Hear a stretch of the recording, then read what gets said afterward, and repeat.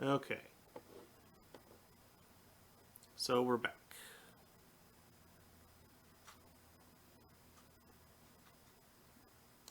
Should be able to close that now. Where did Discord go? Oh, there it is. Okay.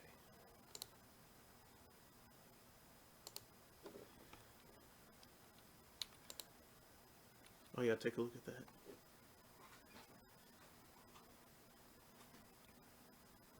Is that some kind of deck pastry? That's a rock. Trump was indicted. Oh. Trump was indicted for the It looks like a documents. It looks like a piece of Yeah. I saw a brief something about that, like just a headline. Yeah, it looks like a sandwich, doesn't it? or potentially a pastry, like a fruit pie with layers of peanut butter or something, and some fondant on top for no reason. Like,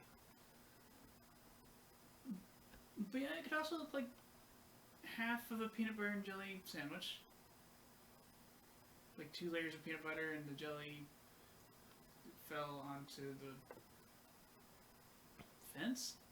See, to me, it looks more like roast beef, bacon, turkey, cheese.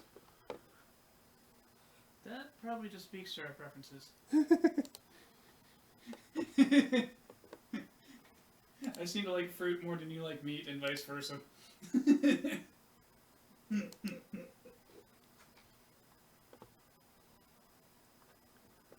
Alright, well, APR has already seen us again anyway, so... and it's... Just like a cop to assume authority when they don't know if they have it.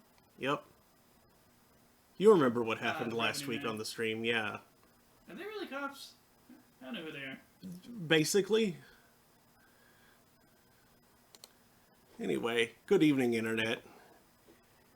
It is 8:32 p.m. on Thursday, June 8th, 2023. Welcome to Thursday Thanatopsis. I'm your host, Mark Amsry, DJ Amstrack. That's Daniel. And tonight we are continuing Sunless Skies. Yes, indeed. Last week we completed construction of the... New Eleutheria relay. Yeah, I almost said Albany. The new No,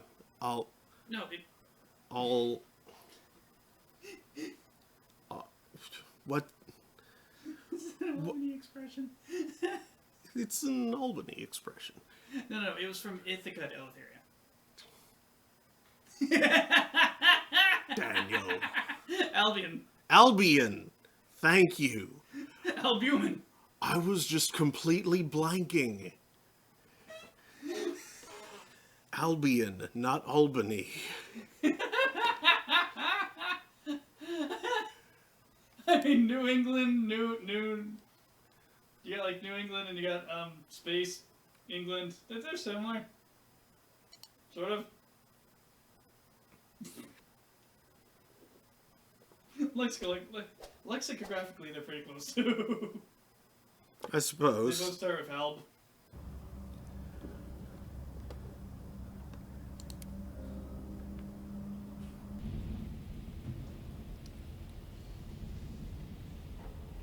Oh, that's what we can do those. Sounds like a good reason to continue amassing them.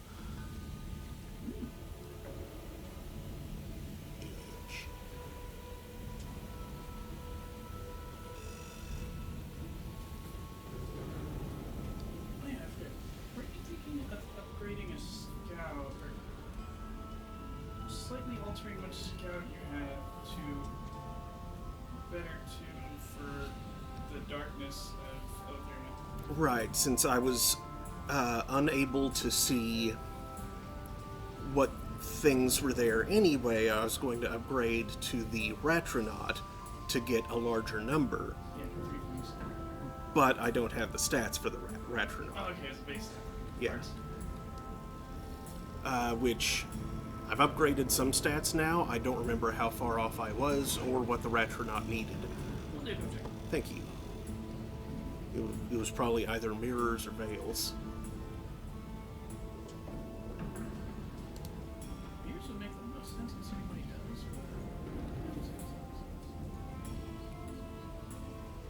Grim says, not surprisingly, CC did not recognize Thanatopsis. Said, then Atlas.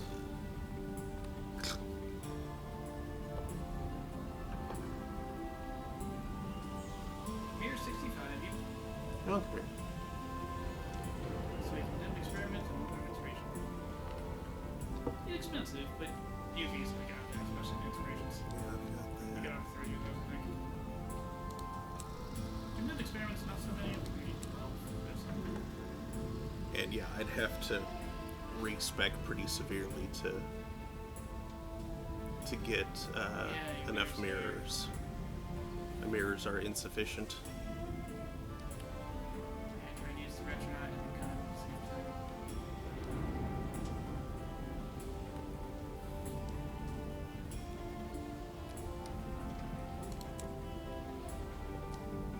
Okay, what were we up to? It uses poetic similes.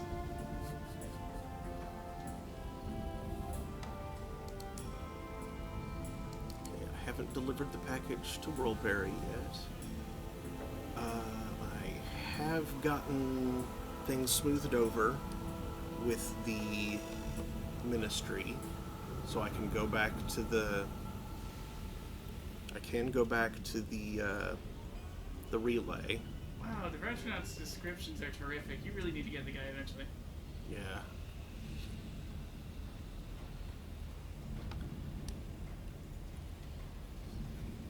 Constituents waiting.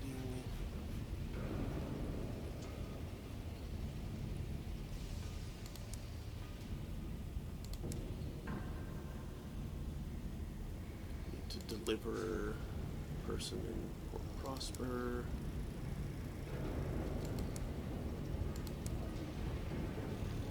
Two rolls of Thirsty Bombazine.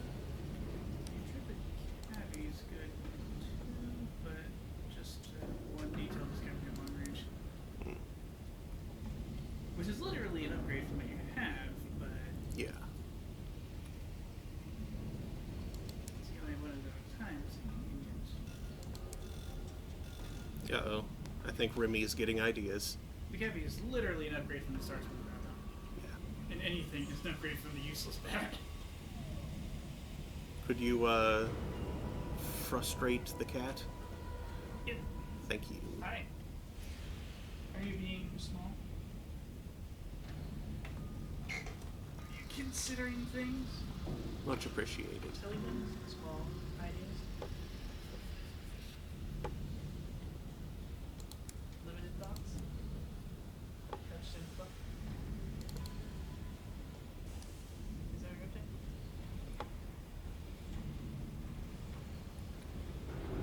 That's a girl.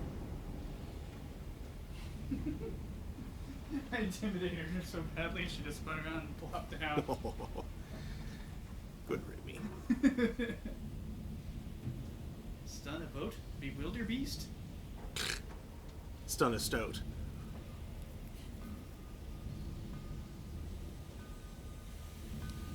If only you'd been a Kickstarter wrecker, you could have had the Cyclopean Owl all this time.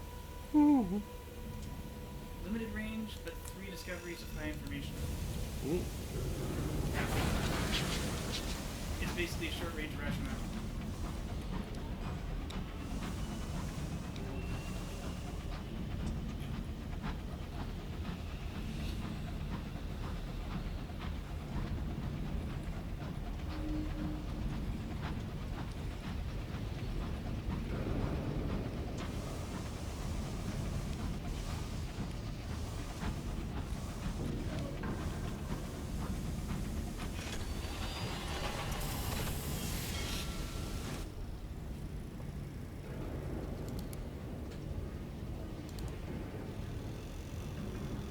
There we go.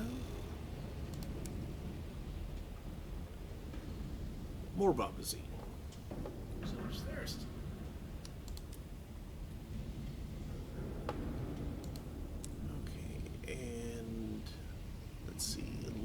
Adventure for Avid Horizon, and T for the Sun. The sun, the sun, the sun, The sun, the sun, the sun, the sun, the sun.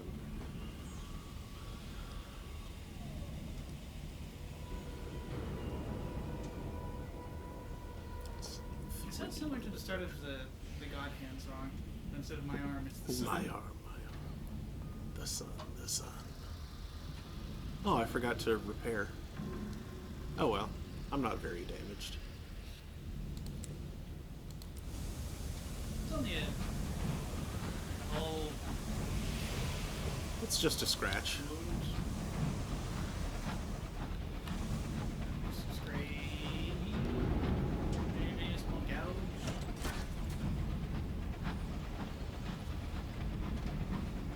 That's fine, you need to respawn anyway. Yep. This time he doesn't want to fight.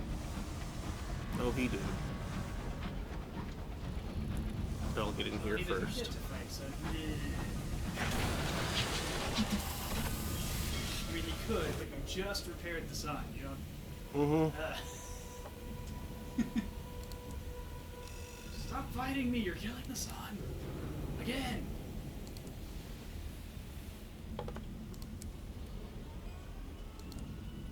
That one lady tried to fix it, but the dumbass thing dazzled her before she could finish the job.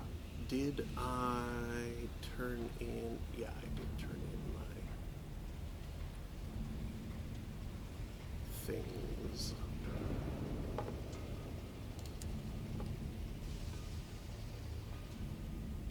And remember the ridiculous difficult quests of finding where in the heck Endurance was? Uh-huh. I think we had like 3 invites before we ever found it. Endurance. I think we might have had more than that.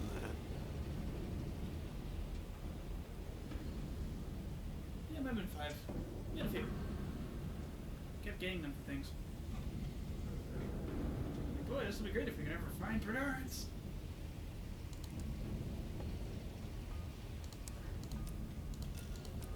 So spoilers, it turns out Endurance sucks. Yeah. It's just a freaking Castle Wolfenbach style velvet prison. Castle Wolfenstein.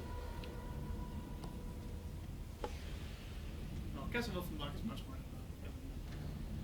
than the webcomic Girl Genius Castle Wolfenbach is where the Baron Wolfenbach, who early in the story kind of rules over all of Europa to keep the other mad scientists in check so they don't break everything. Europa. He kind of runs an on-board boarding school for the children of people who need to watch their step.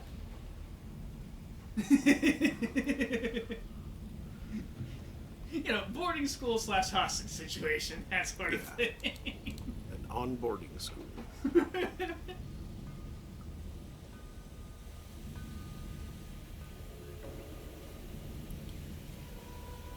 Oh, and the castle's a giant set one, by the way. Because of course it is. Of course it is. Someone heard the song Castles in the Sky and just got the wrong message. Fortified airship. Why didn't I think of that? No, that's not what this... Oh,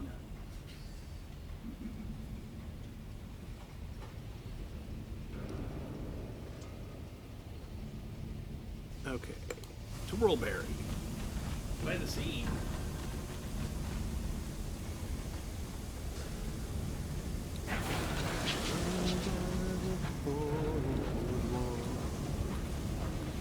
Down by the sea, yeah.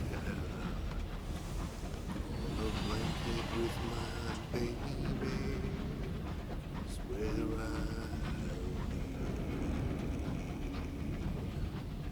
How much energy was in that pizza? I can't tell. It's full of meat and grease and bread and cheese. Full of grease and meese. I realize I basically described the concept of pizza. Yep.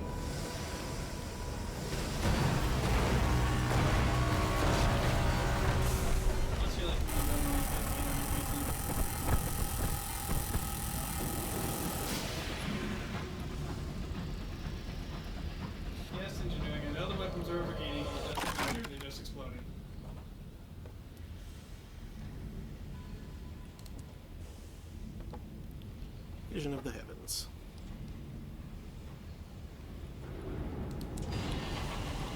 And zero terror.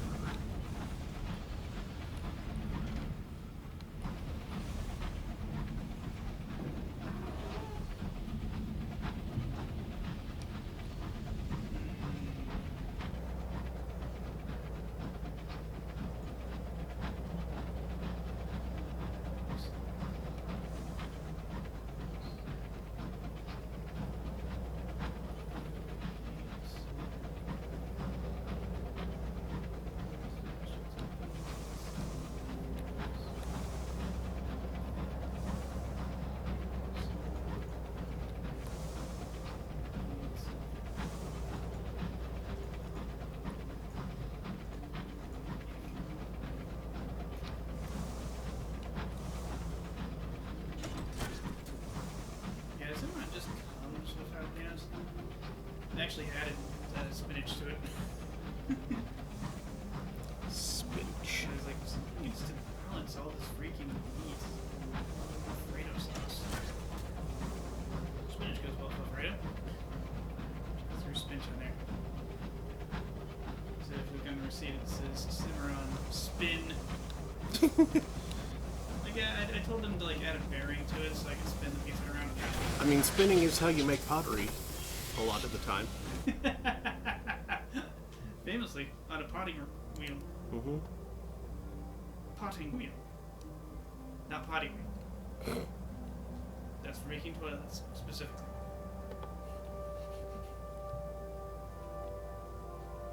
Let's see. Fun fact, when you sit on a toilet, your butt never touches the porcelain. You're sitting on glass. There's a thin layer of glass. Well, I mean, frequently the seats themselves aren't made out of porcelain. They often used to be, but yeah, these days you get a lot of plastic. It breaks less.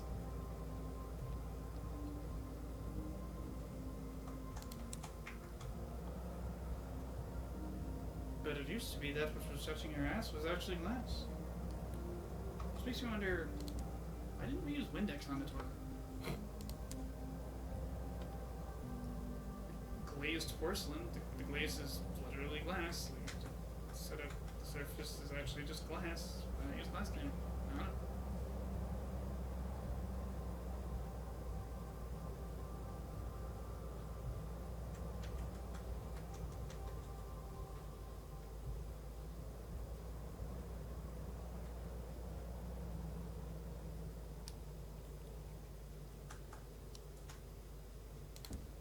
Which means drinking out of a well-made clay mug is the same as drinking from a glass. You just can't see through it.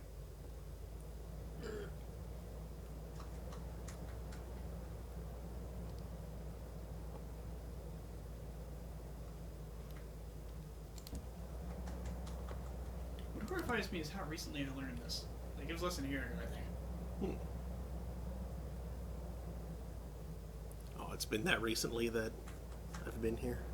Dang. You think I would have gotten it in middle school when I was like reading the Cat Who books, where they literally talked about there was a mystery that absolutely involved a glaze for pie, but somehow I didn't catch on that the word glaze looked a butt ton like the word glass, like they might be related. Yep, the glaze is literally a layer of glass. Like if you have Or a parrot like- tap their beak on it, it'll be like Glass. that's how you can tell.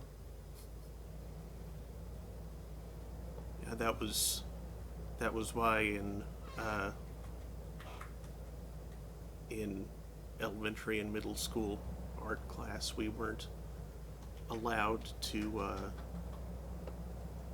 use actual glazes on clay pieces until we were like a certain age.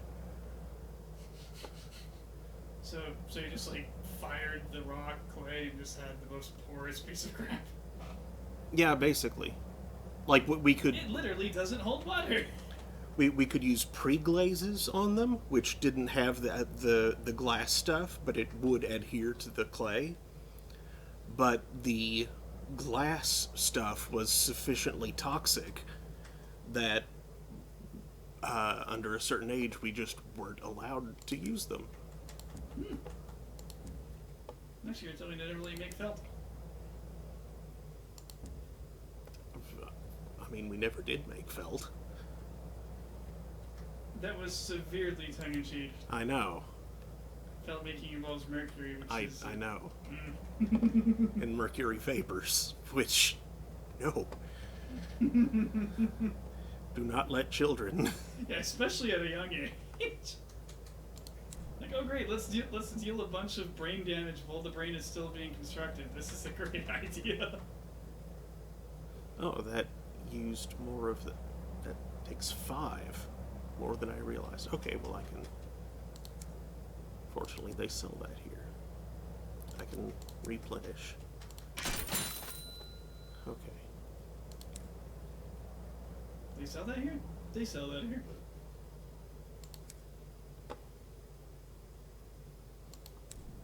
And real quick.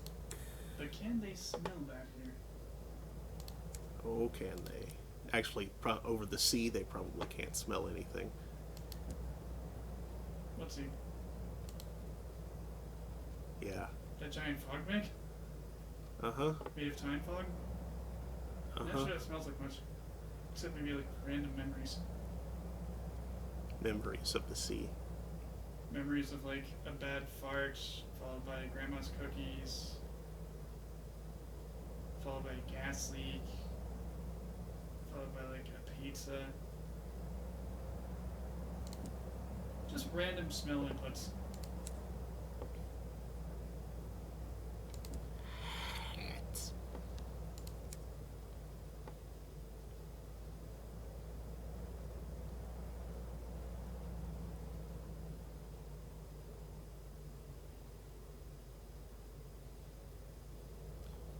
Donkey. I don't get why the donkey ride costs 3 sovereigns, but buying rubbery lumps from a salesman is free.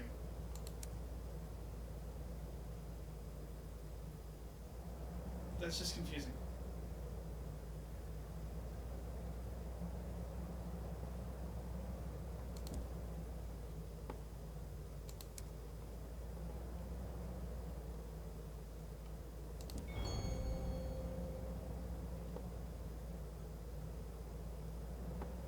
Nectar.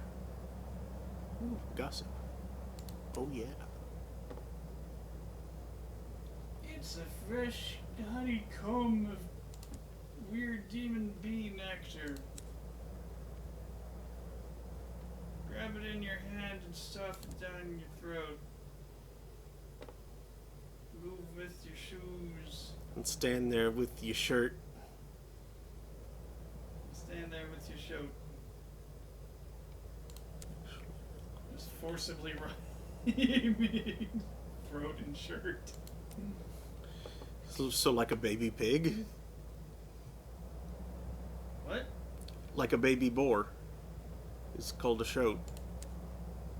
I didn't know that. Yeah. Huh. That's called a piglet. Look it up. S-H-O-A-T. Now the weird part is the way I'm like leading totally made me shove an extra syllable into piglet. Piglet. Piglet. Piglet.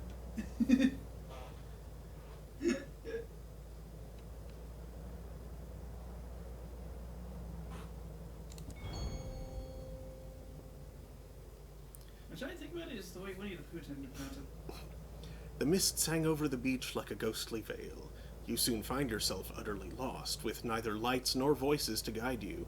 The artifacts you're using as lanterns, ordinary lights fail to pierce the mists, flicker and cast out an eerie pall. You wander for hours until the flickering lights of workers repairing a carousel draw you close. You find most of the rest of your crew a little later. You are at least rewarded with tea for your trouble. What did you do? I got tea. Wait, what do you do? Light men and women cast their lanterns over the misty wreckage, searching for driftwood and other sundries discarded on the shore. You'll need you'll need a light source of your own. Nothing is free here. You must trade some of your artifacts. What the lightmen need them for, they will not say. Ah.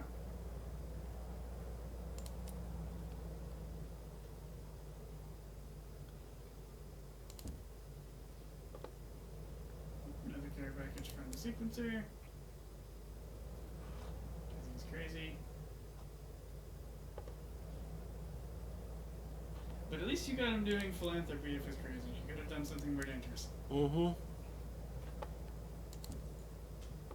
Luckily there was some manipulative old captain standing around in just the right place at the right time to stop that. And trick him into doing something good instead. Mm-hmm.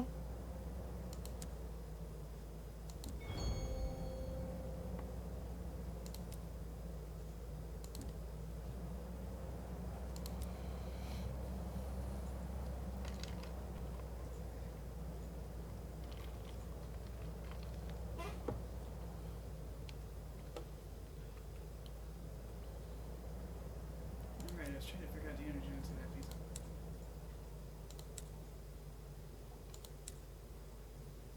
Unholy Bun 239 says you have a cat and a dog on broad. Yep, there's the useless cat and the inadvisably large dog. Mm-hmm. Talk to the cat. He is not good. He falls off high things. He gets stuck in vents. He sits at the exterior hatch and yowls to be let out. He's yours, though, you suppose. The cat sleeps in the hold, in the engine room, in the galley. It is often found asleep, never seen expending energy moving from one place of repose to another. Today it is sleeping on your desk. Cute. Stroke the cat. Perhaps it will be relaxing. For something so lethargic, it has a remarkable turn of speed. Its soft white belly was a trap. Your useless cat yawns theatrically as if to emphasize exactly how little it cares about the blood oozing from your forearm. It stands, stretches, knocking a pot of ink onto the floor, then curls up once more. The ink pools lazily. You'll need to mop that up before it reaches the rug.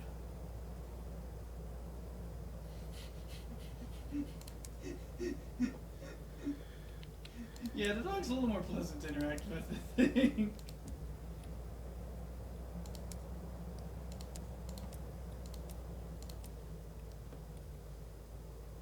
Another 1239 says he's there to give you emotional support.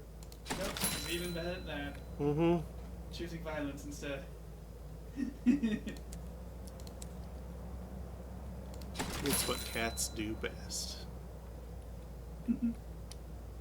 Isn't that right, Remy? Yep. Sleeping lazily, doing nothing else in the house.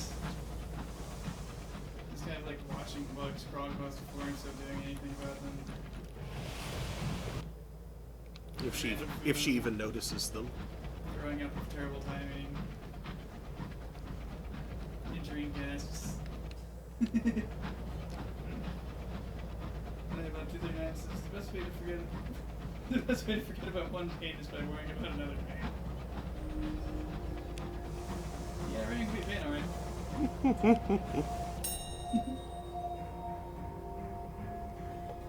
Nothing new there.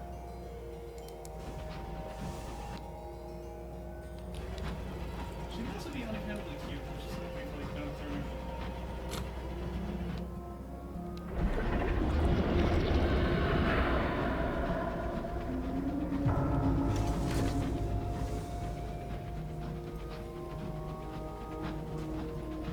The Vince is demonstrably better at it.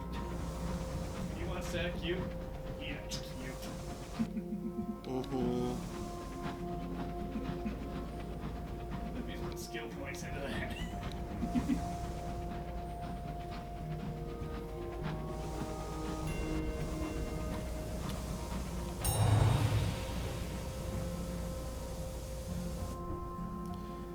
Ah. There is a certain homemade quality to the transit relay at Dusking's Deep. The buildings are cottagey, the sequencer wheels are under constant repair, and the customs procedures are lax. But it is the most direct route to Eleutheria. As a co-founder, your arrival is treated with the pomp normally afforded to a town mayor or local celebrity. Caps are doffed, forelocks tugged, the insistent surveyor will not let you leave until you've shared afternoon tea. Ooh, travel first class for free. I guess I didn't need to come here to get that guy off their backs.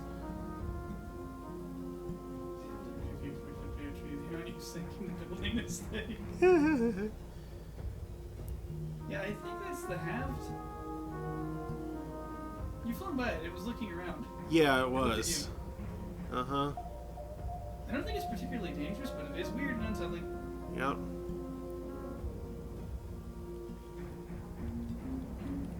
It's looking at me, Mr.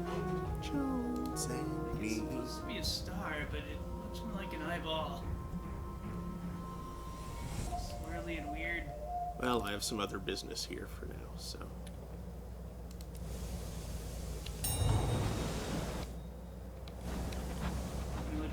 What's the rhyme?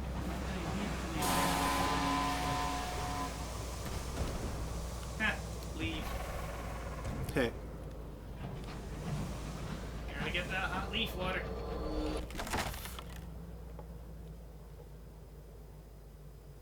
It's like hot bean water, but tastes less terrible.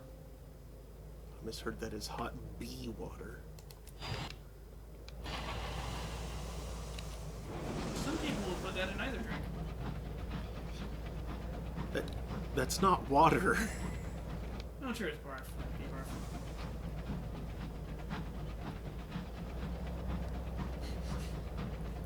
And now Boy, for that's some... not something you want to hear. We'll take you a drink. Now for some reason my brain has gone from that to singing hot jumping bees. And ham. You can't be hungry. We just had like a significant level of pizza. Yeah. Oh look, ours. Could possibly something angry. Yeah. The bolt cantankerite, slamming itself violently into the nearest object it can kill itself on.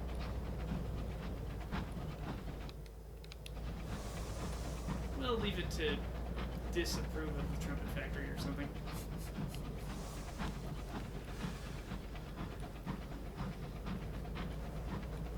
I'm sure it does.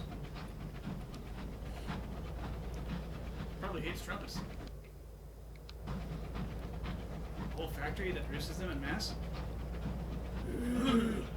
Blaring at all hours of the night. Probably thinks there should be a tax on all things that fly through the sky.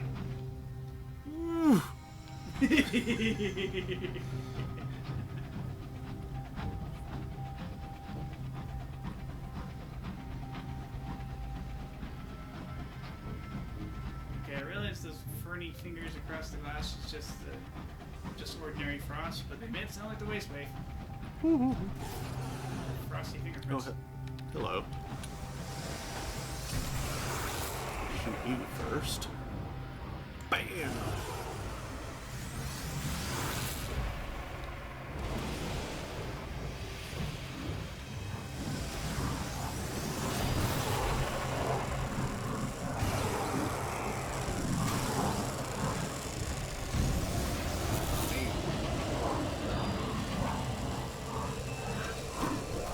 Yeah, you shoot that rock, dummy.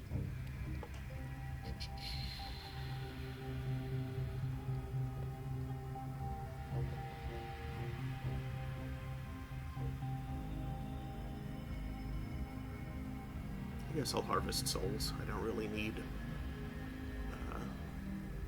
trophy. And I don't really need repair. Create another Wrath of Heaven. Not What? theirs. Not enough nightmares. Yeah, losing lumps.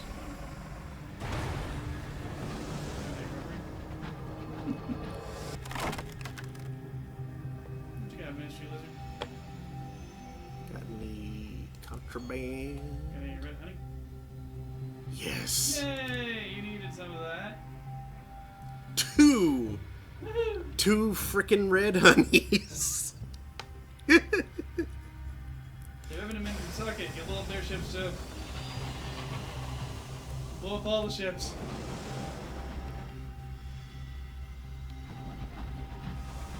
Paint the sky in correspondence to the shattered hulls. Everyone explode. Oops, I think you just became the baddie.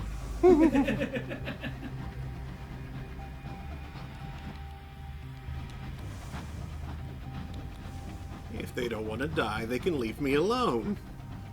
And the hero of some of a different story starts coming after you.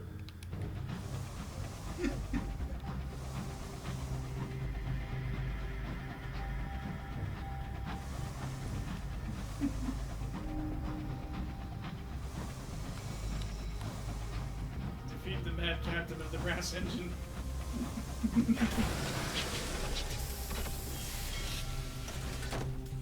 Meanwhile, you're not mad at all. You're just like, stop attacking me! Mad Captain of the Brass Up. Go away! Quit it! Stop. Oh no, it's Captain Anderson. I hear it hurts to be Captain Louis. Oh! Port report. Ah, that port report. An evening of frivolity. Supplies. That's not frivolous at all. That's loot. Shoops. 1, 2, 3. Yeah. So delicious and free. A squandering of time. I don't really need hours. Too many hours. I'll save room for what I might pick up.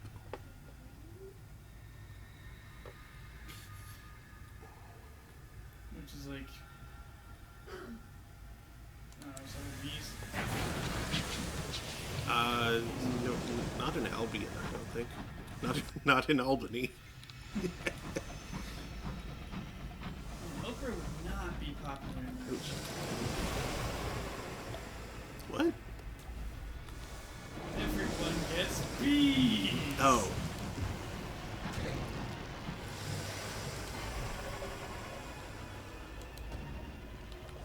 Looks like one of the older librarians. Mm-hmm. Attacking a rock is there now. Not rare me. Gosh. Your controls not working? My keyboard controls are working. My mouse controls are... I thought the dodge button was on the keyboard. It is, but I was flustered by the fact that my mouse controls weren't working. Ah.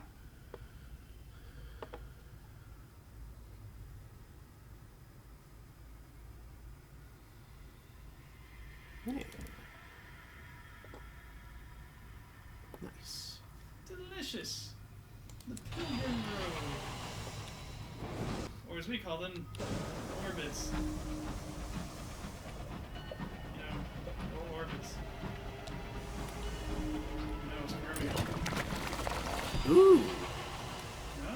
Oh. Okay.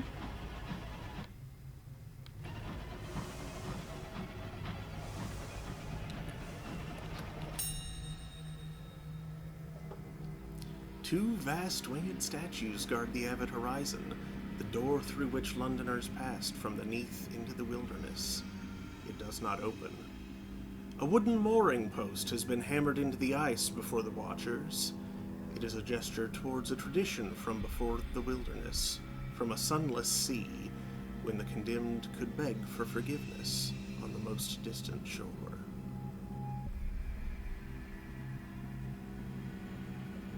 Sure. Let's take a look. I didn't know you could, like, roll right up to it like this. This was only ever a place to pass through, never a destination. Bitter cold rhymes every surface. A merciless wind passes without effort through even your sky suit, your flesh, your lungs. He will not stay here long. Two vast winged statues guard the avid horizon, the door through which Londoners passed from the door. Right, that was the same as before. I think it's all the same until The you get to desperate this- make pilgrimage to avid horizon. They write confessions of their misdeeds and wedge them in a crack of the mooring post. Sometimes the gentlemen of Pan will stop by. They read what is written and recruit a chosen few. The mooring post flutters with paper. It is stuffed with secrets. Who has been to beg the gentleman's aid?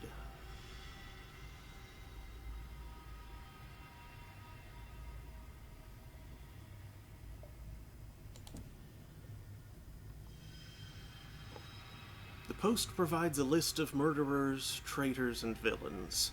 To earn the trust of the gentleman, the confessions must convince as testaments of absolute truth.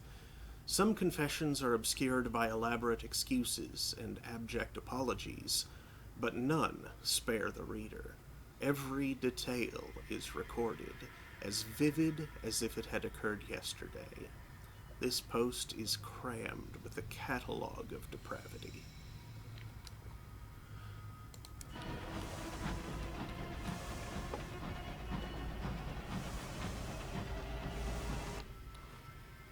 That's an expensive way to get a savage secret. Mm-hmm.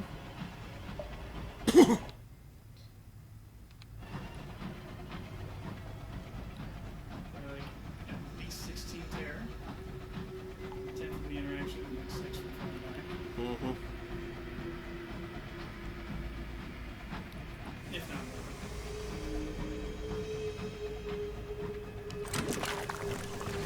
Nice.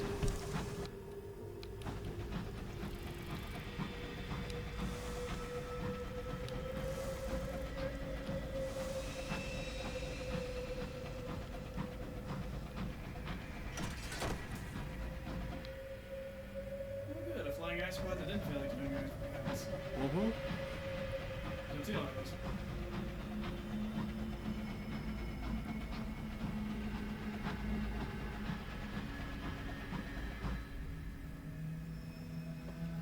You are not where you thought you were. Keep going. We good.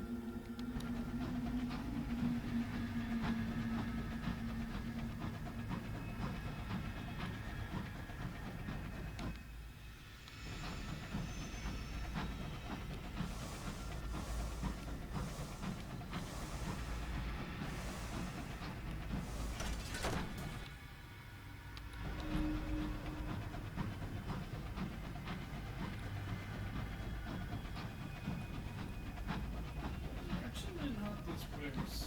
There are a bunch of jacks.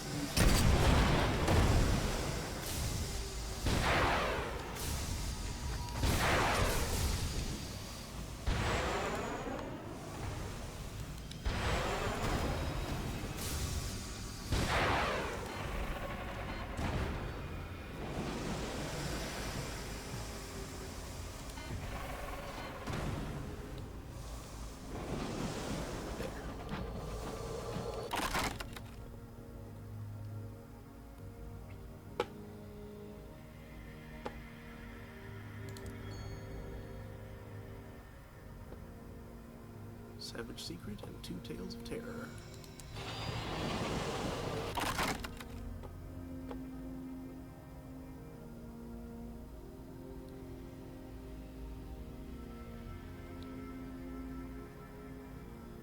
Let's look for a minute, actually. Oh, I can't open the... Let's try it. Red gold! Red honey!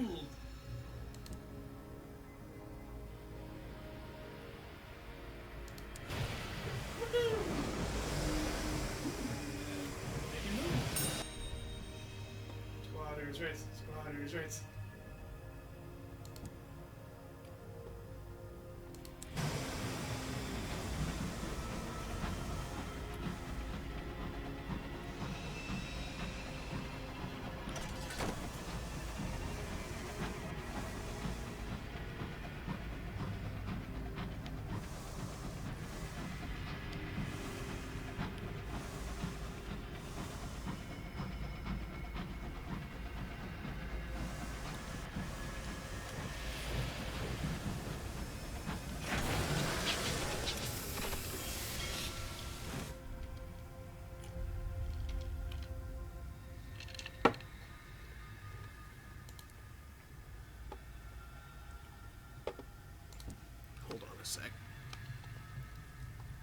since the mouse is being kind of janky. He keeps laying out a key to that.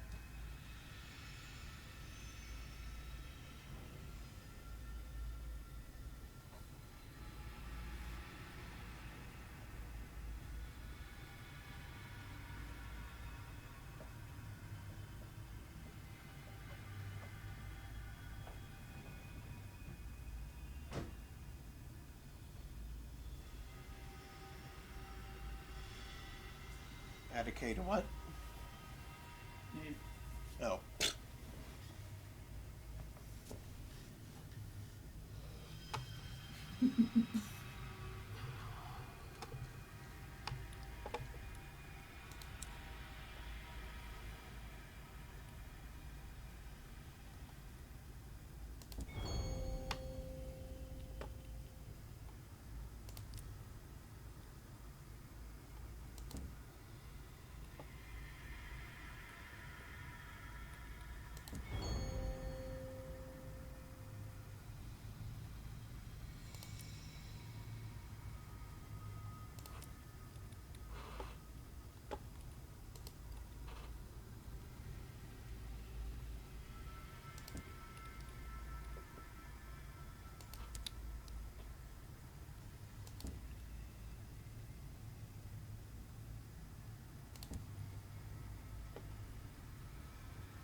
It actually did cost it that time.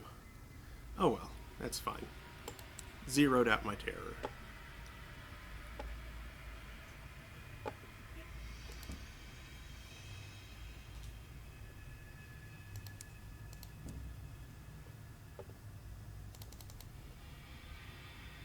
Oh, they only needed 3. Mm-hmm.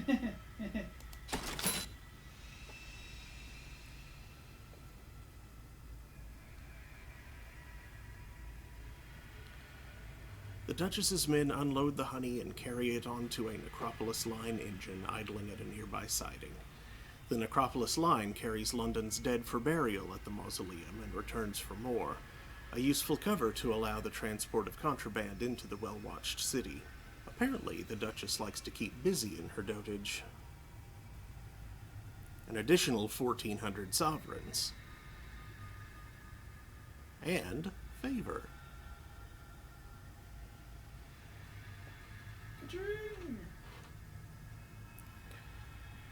And since I'm headed straight back to London now, may as well get these hours.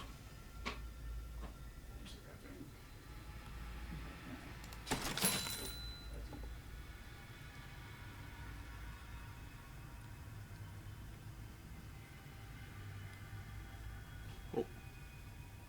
And as soon as you got up, somebody said something.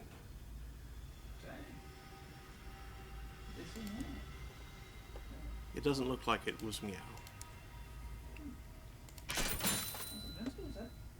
That is what Vince would have said.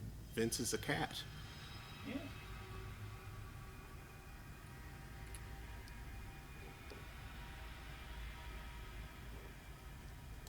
These things are true. Got it in. About 294 goes 1 season hours. Well, they have to be processed. Time comes in these strange geo formations. Each of these big old crystals is about an hour's worth, so they call them hours.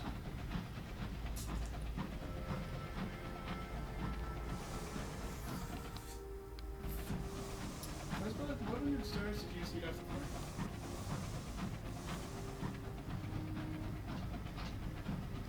Probably something that you dropped. A little bit of pizza. Hello. Hopefully it was a bit of meatball or something. Hang on.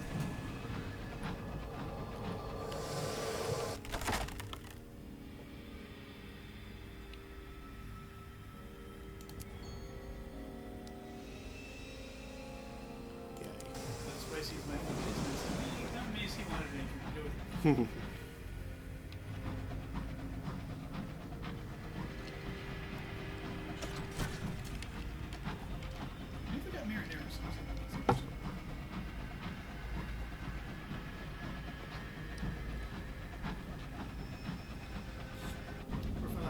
most undeserved bad experience of marinara sauce. What's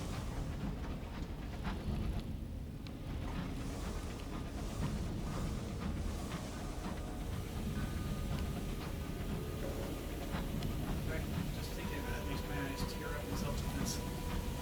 Nope, that doesn't go there.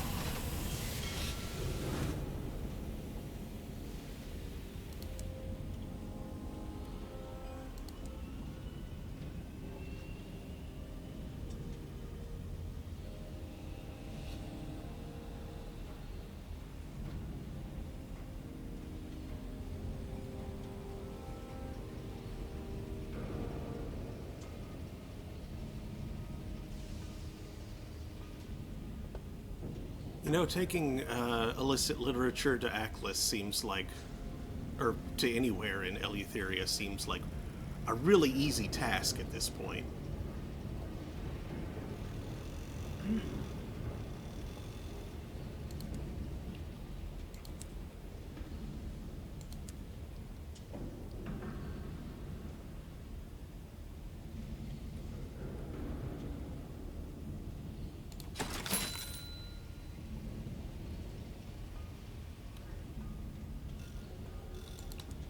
So you know what?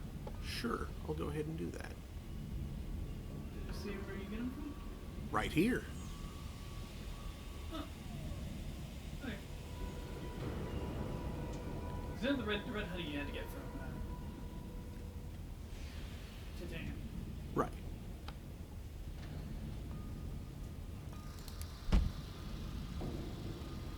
It'd be really funny if you could get the red honey from right here. Th- This is scarcity smuggling, isn't it? Yeah, that would be pointless.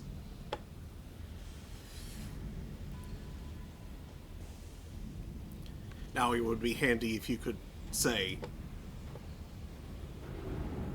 stow contraband with them. You know, like, Like a bank of illegal grammar. mm-hmm. Like that doesn't transfer between zones, just... First bank of the family.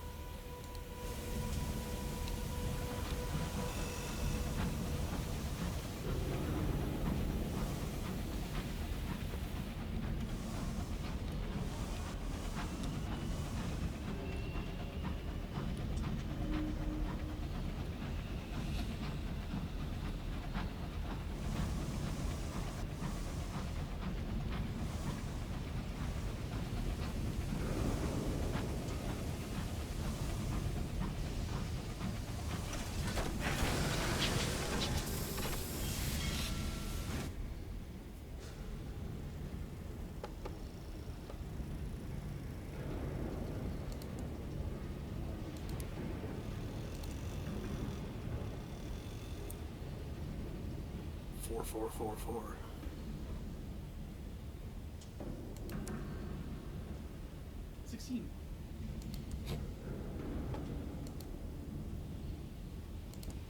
Port reports.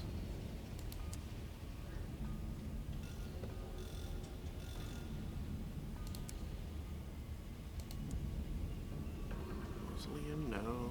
Stop that! That's highly profitable, but we need some for something. Game. Sheesh.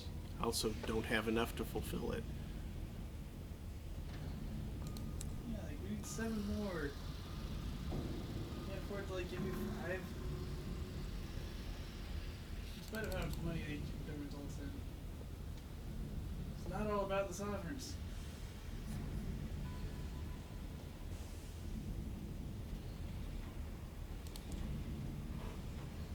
No adventures.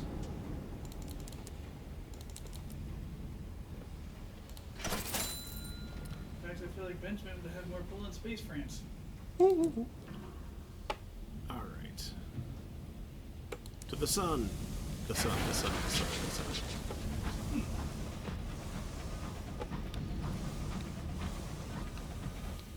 Apparently France could not in space last time. Like, Well, they They didn't into the underworld, at the very least.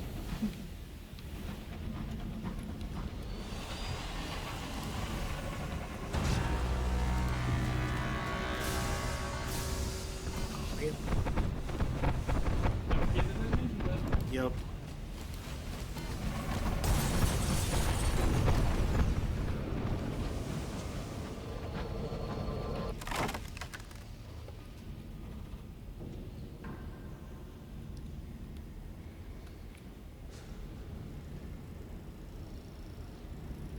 Only 61%. I'll take the sky story. Or a vision of the heavens, rather. That's what I meant. If you want to get weird stuff in the place right now, back on a little extra. Oh, I can't really do that because I need to be flying with enough stuff for the gun.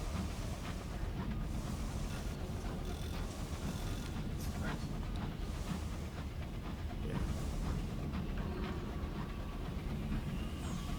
Parts for the gun.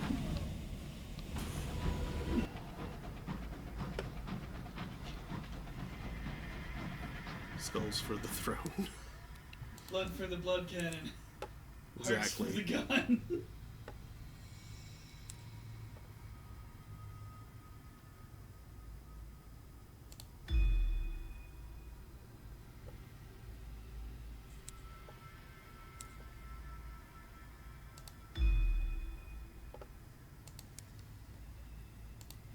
Hey, your base starts at 60.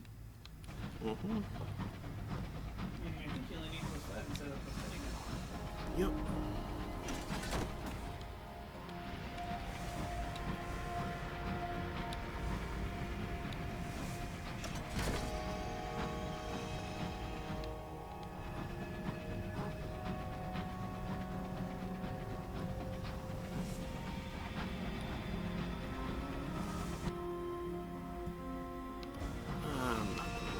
You. I think they managed to Their lights were red, so they were. They might have been. I'm not sure.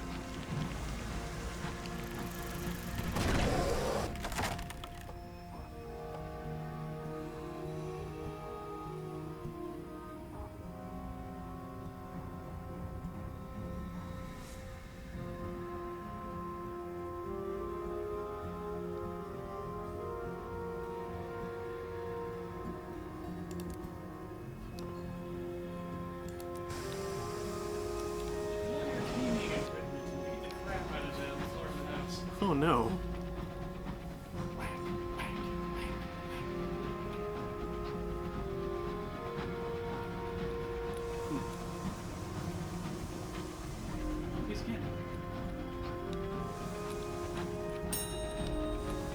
Oh boy.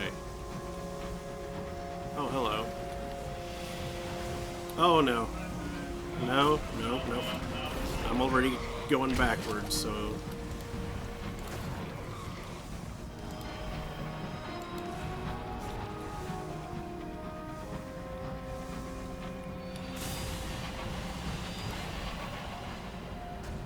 Gotcha.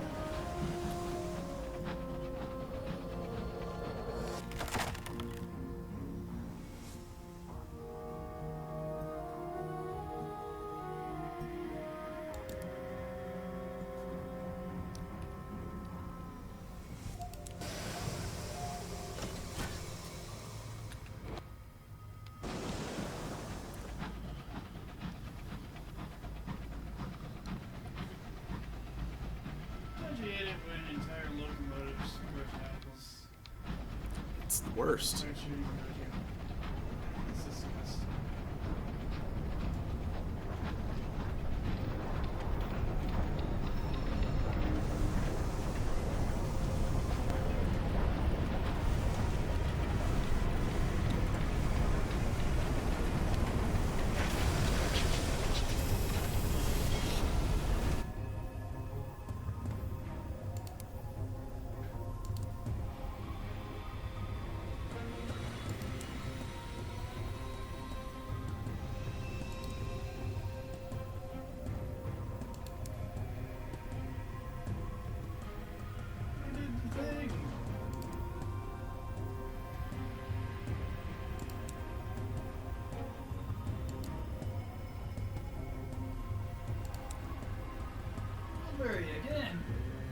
It's like he's forgotten there's other locations.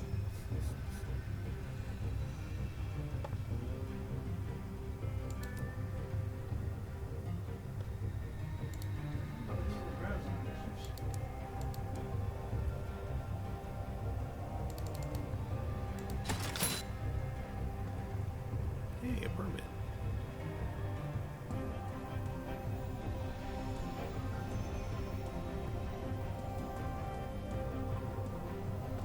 Well, I have room, and it's cheap.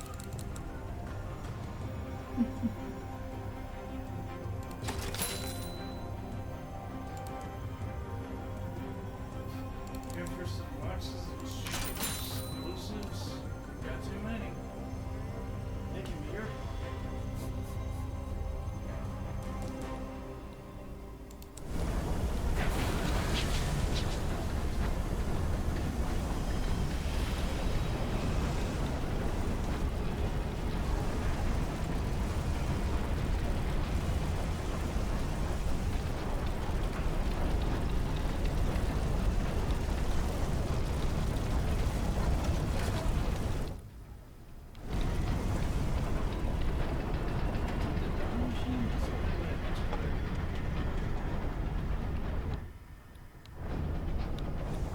Well, the Dawn Machine was surrounded by a geode, so...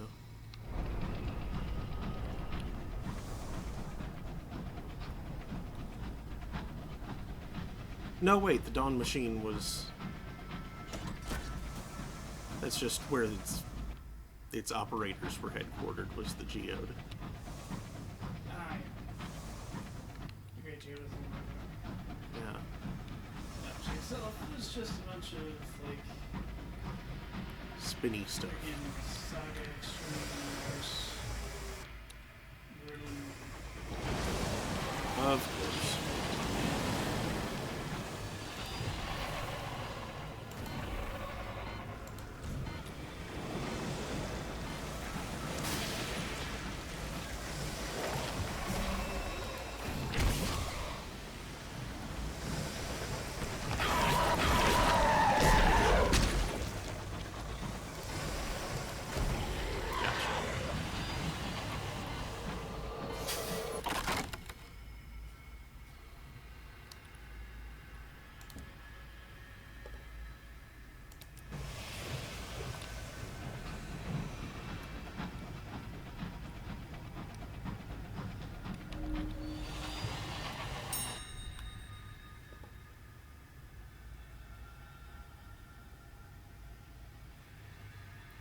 %, chance of success. Success. Munitions. Great! Great. That's just what we wanted. Munitions mutual.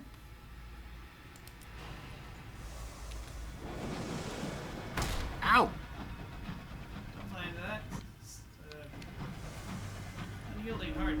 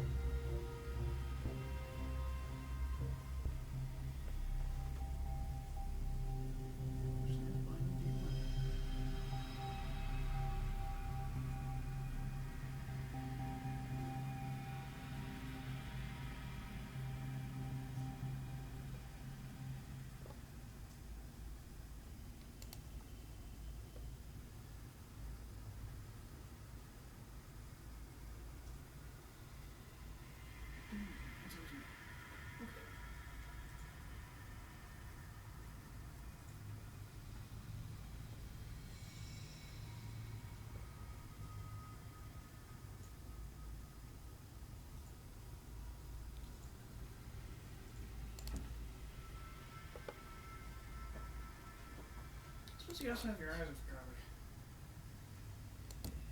Say what? Season.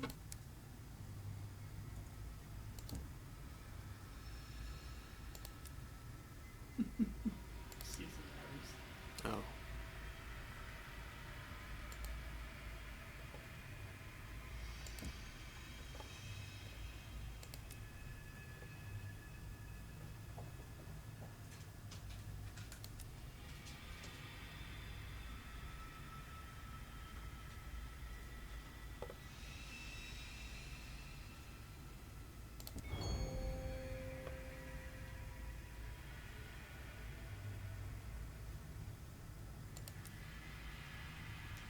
Ooh. A caged catch. Nice.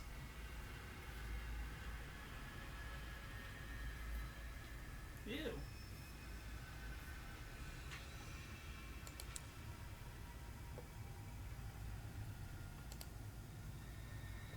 Visit the mellifluous president.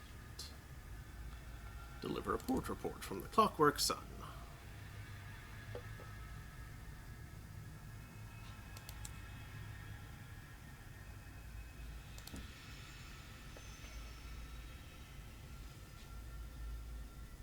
Set this on fire. You gotta spec for iron before running your guns. Say what? You gotta spec for iron before running your guns. That's what I did. Okay.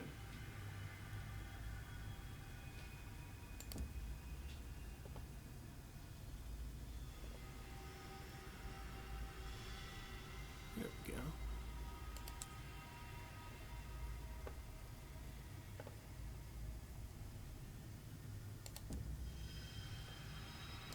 The Queen's Astronomers.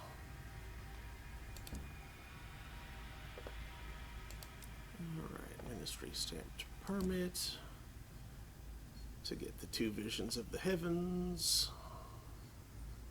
My lack of imagination. Yep, same report as usual from that one.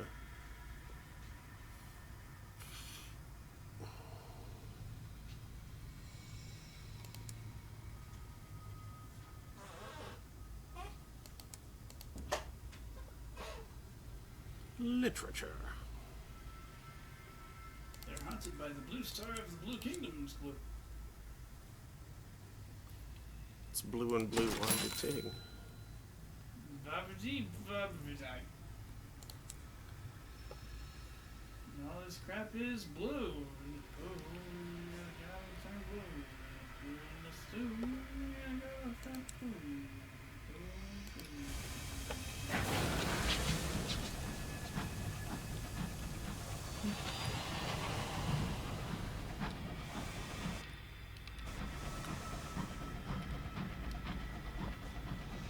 Blue is the hue, dude.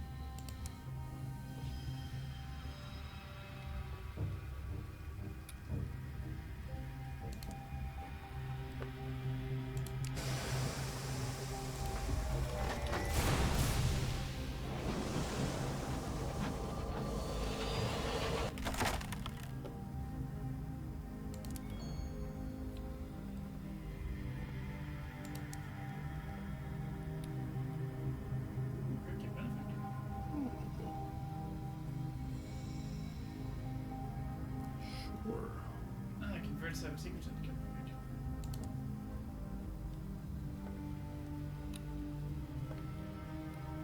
Oh, it does. Yeah. It does. A strange opportunity.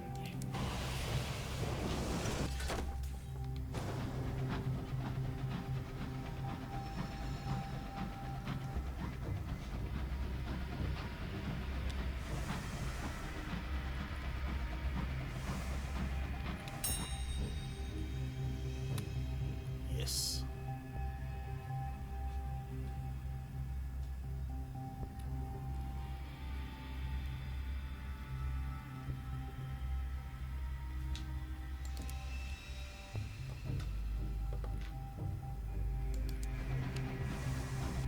That's a trade-up. Mm-hmm. You can use the free coup, free crew, but visions that there are other places to get free crew. Mm-hmm.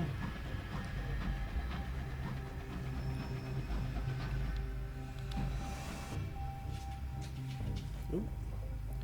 Oh no. No.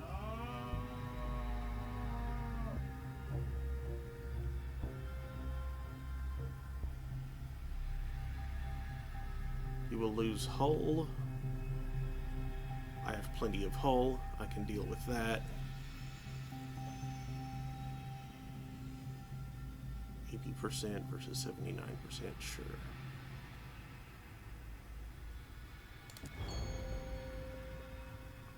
Yeah. That's fine.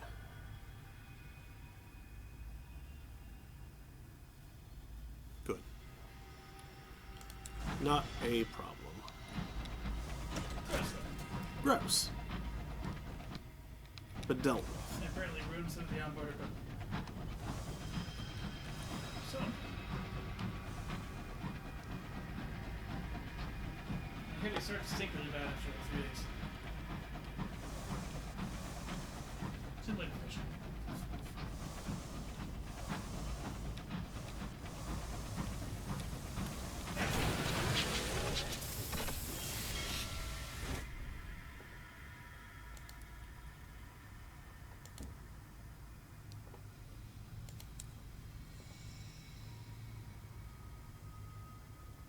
Can't contemplate the dead sun again yet.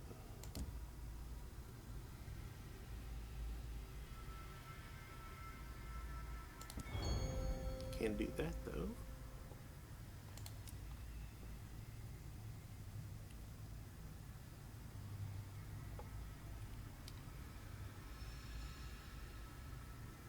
Sure.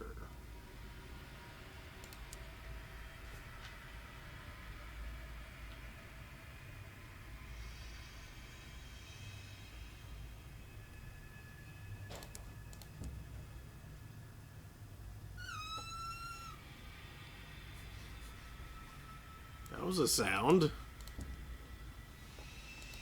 It's just funny that like donate literature for sale literature.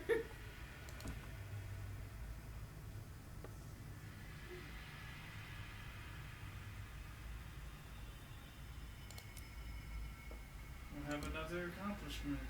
Duncan with the Deathless. Jerks. Duncan with the donuts.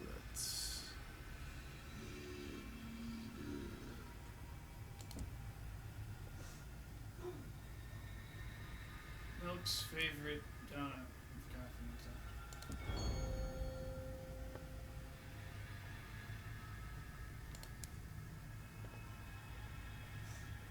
Oh, doing 2 in a row doesn't give me 2 opportunities to do the thing.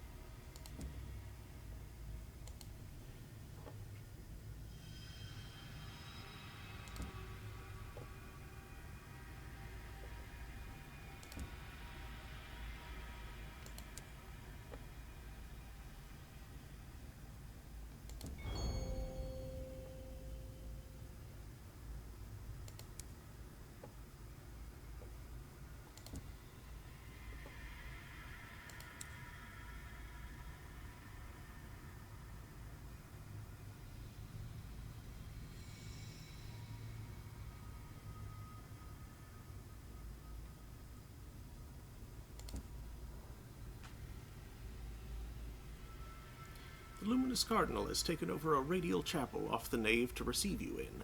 It is the Feast of St. Blythe, he tells you, or it will be if he's able to send the papers back to the Holy See for canonization. There is a special liturgy. Afterwards, wiping his mouth of communion wine, he asks for your opinion on the question of revelation and the division between vision and temptation.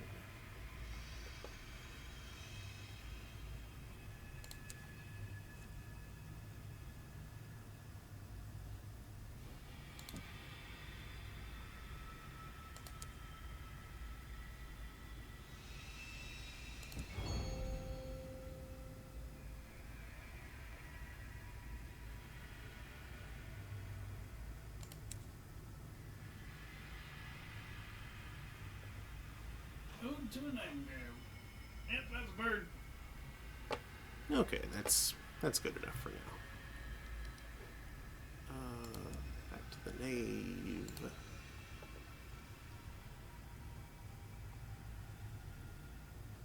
Bird, what does a heck in your chart?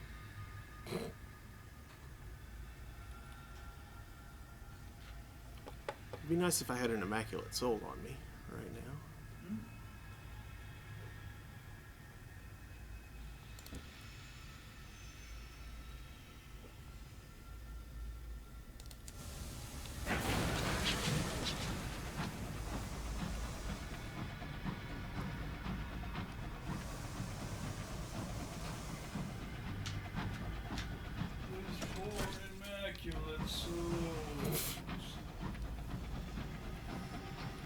That sounds like an oxymoron. Or a contradiction, at least.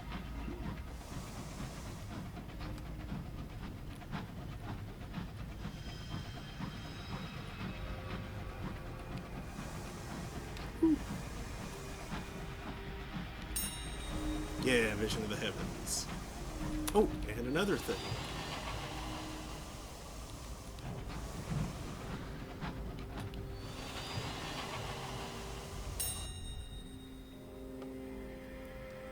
Rest and recover.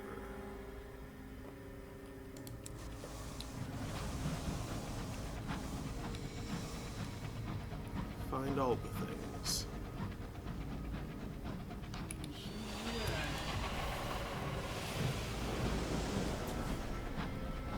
Swipe or no swiping.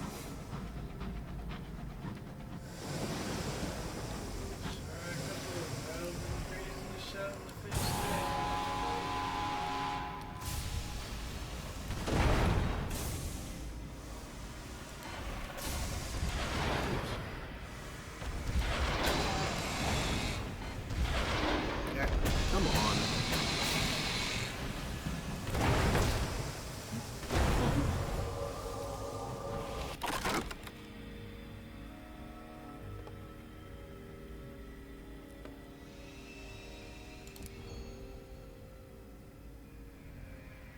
Hey, Bombazine. Cool. Take it.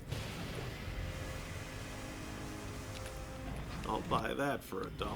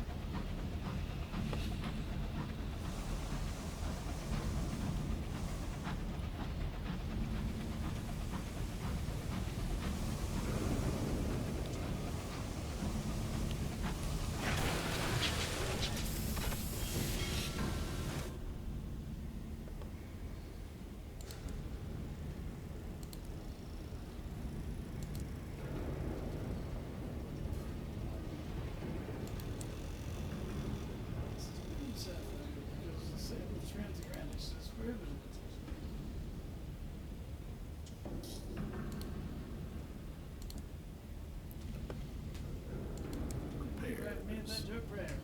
Probably.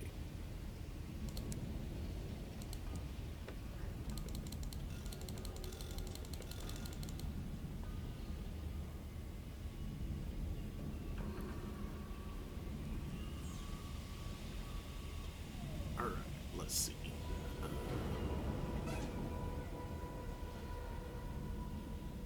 I should...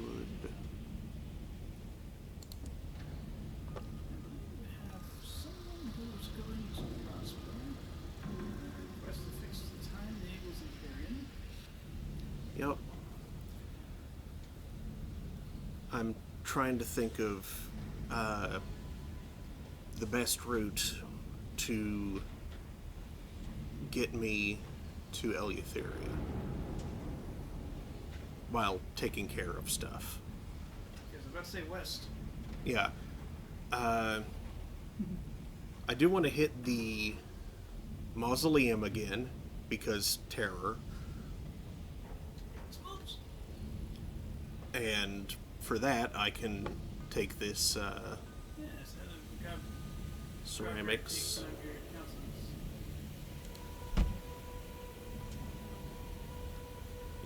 Hey, want crockery? Take it, please.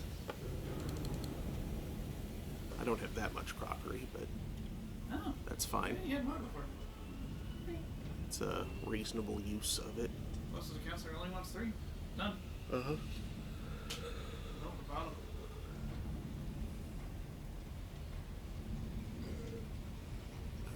Grab one selection of souls.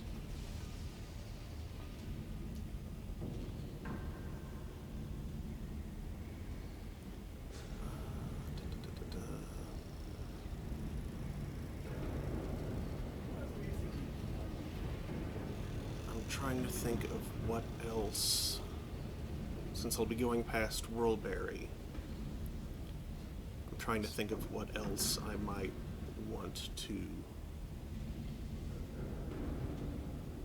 bring.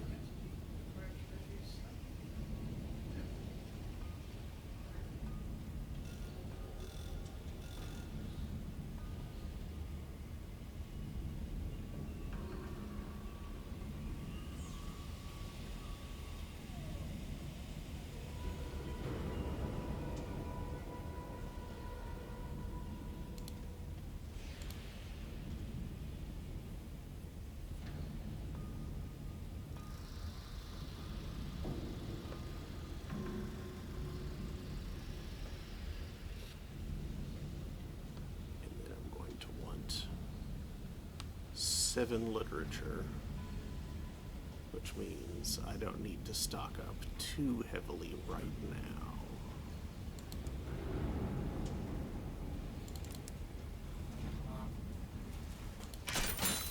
So that will do for the moment.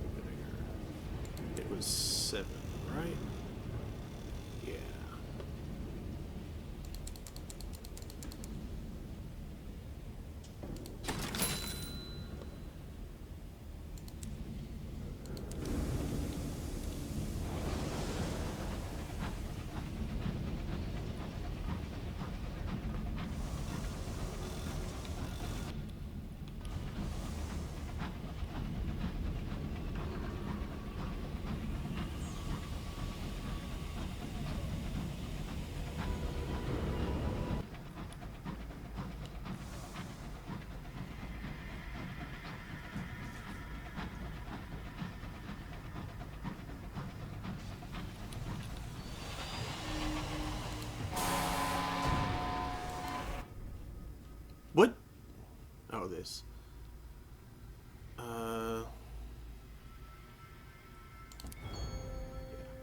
Endure this lean, cruel hour. Questions worry at you, chasing away sleep. Later, there is a knock at your door. One of your officers is outside. Comrade, we need you. Duty calls. The doubts must wait.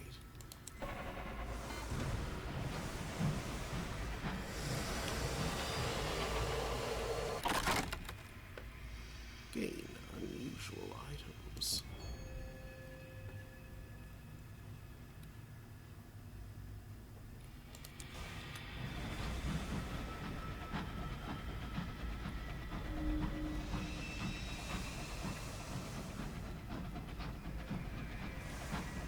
So many freaking tales of terror. Mm-hmm.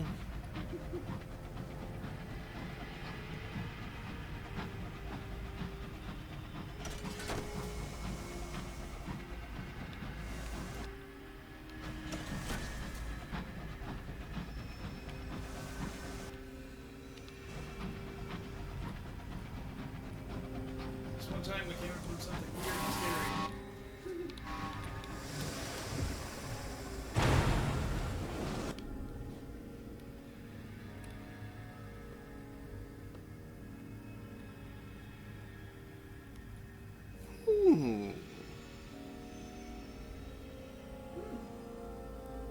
The Shepherd of the Winds. All day, a series of insistent winds have been tugging at your engine, trying to push you off course, and into a less traveled nook of the sky. The crew blame the Shepherd of the Winds. Who knows what you might find in a quiet corner of the heavens? Success. You are born to a recent wreck, silent in a frosty hollow of the sky. It wears a jacket of untouched frost. The winds die. These, then, are heaven's treasures. A cold canister of steel and bronzewood, a handful of corpses, and the cargo and possessions they bore to their grave. A vision of the heavens. The one useful thing the Waste Wave does. Mm-hmm.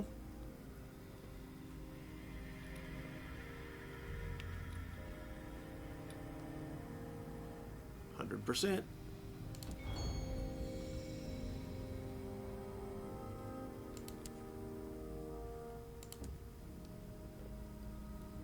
T.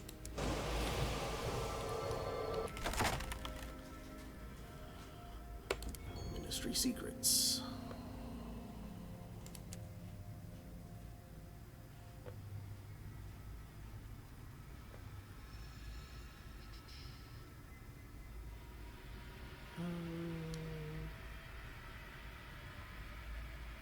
Sure. Another benefactor.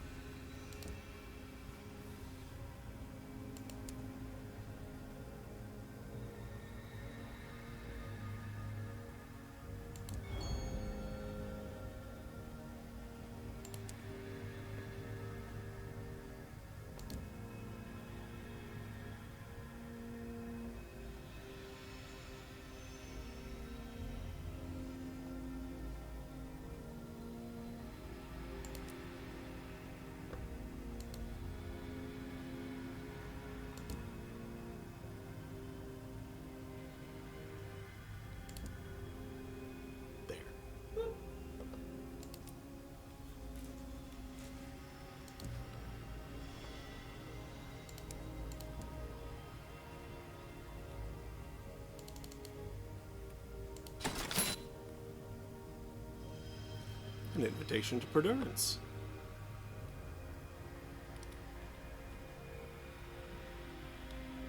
And nothing new to buy here.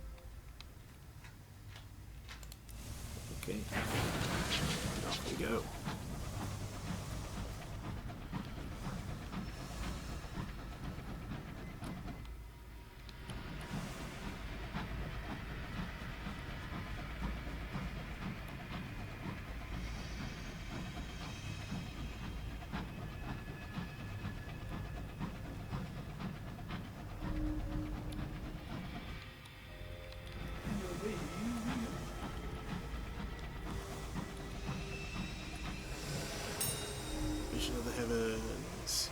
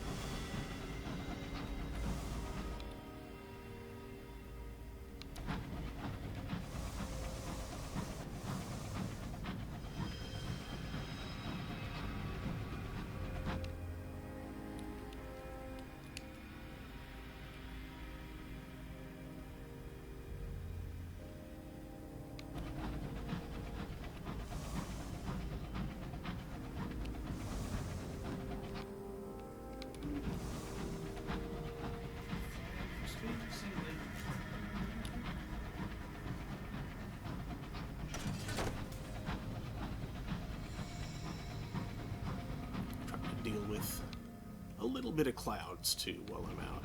Not that there's going to be much behind them, but I have found a few landmarks in mostly explored areas.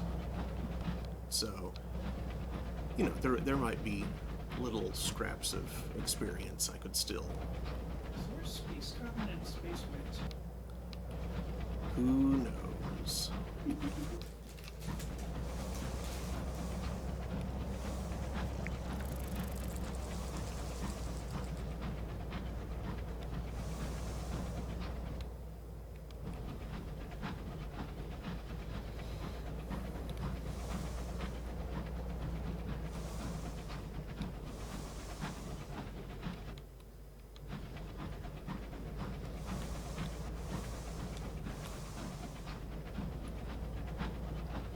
What are all those pipes?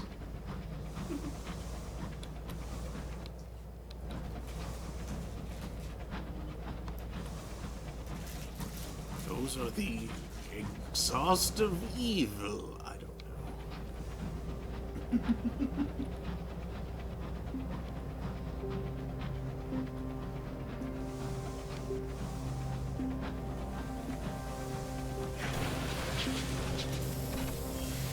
So, beyond development.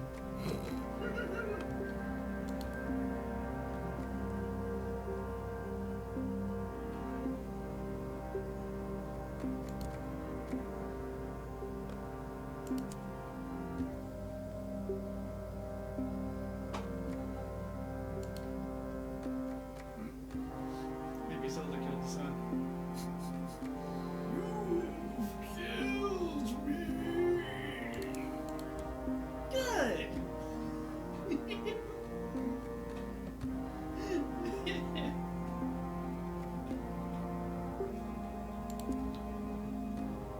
Here, there's a trade in throats. Throat trade.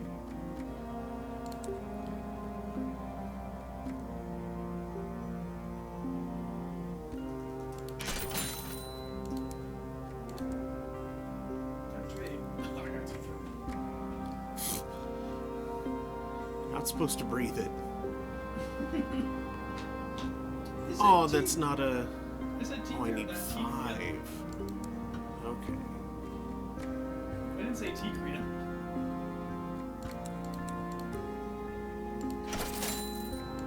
Tea down the old tree.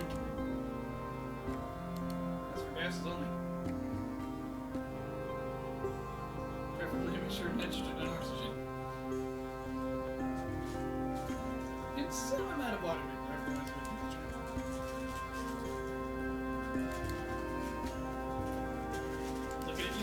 oxygen masks.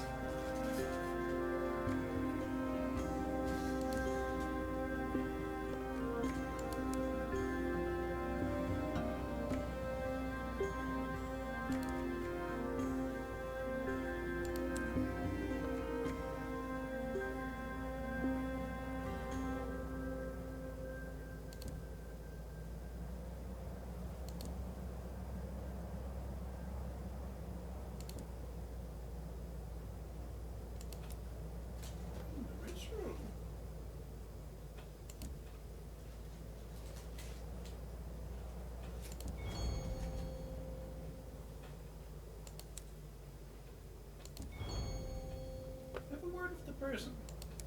You know the one. That guy. Oops.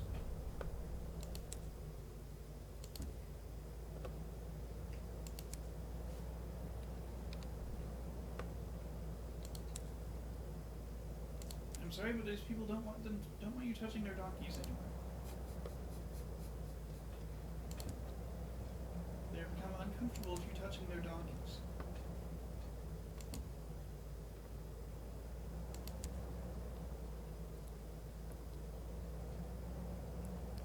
Here is a path to the beach.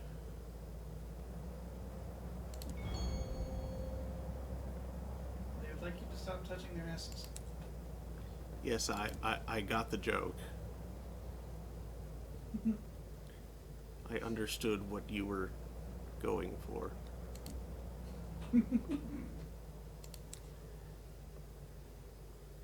Lumps.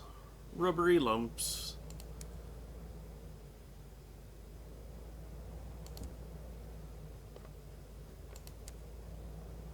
You are scruffy. Donkey. Not sure why. Your terror is 0. That has nothing to... The scruffiness has nothing to do with terror. No, I mean, I'm not sure why you did the donkey right. Their terror was 0. Right. Then you'd spin them through 3 sovereigns.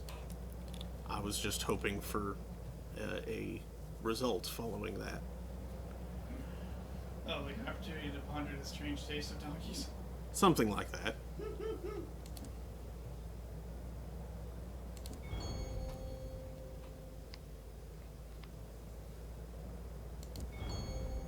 Pretty sure these are mutated crabs. Pretty sure these are mutated crabs.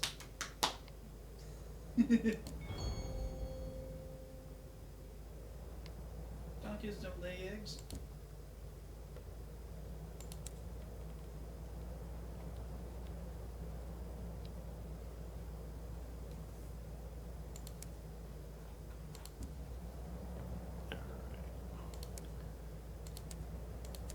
Fuel up to be sure I can get through the relay and to another port.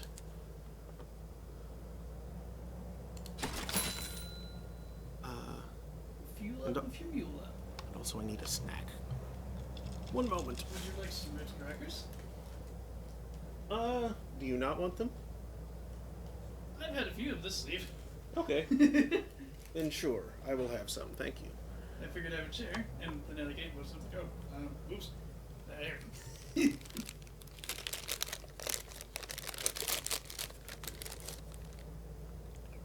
Something about simple starch with salt and fat.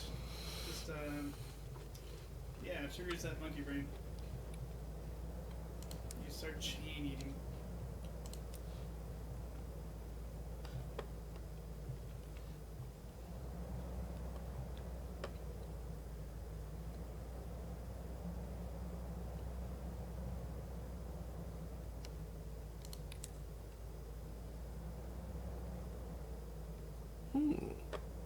So I do have 67 mirrors now with this current loadout. I could get the Ratronaut.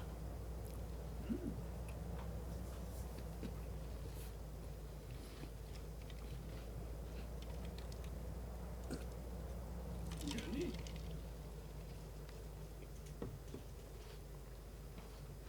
You could run back to London and grab yourself a rat.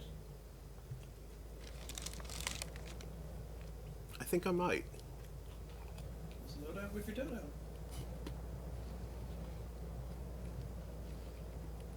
Just kind of hopping and flopping around the floor.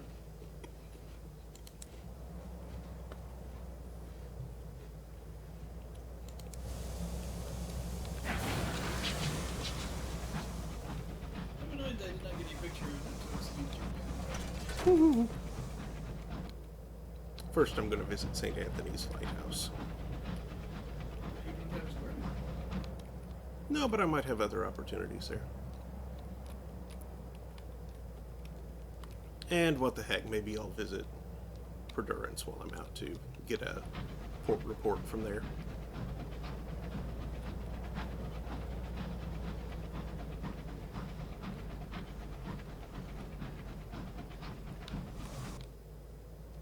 Oh, there's a thing there.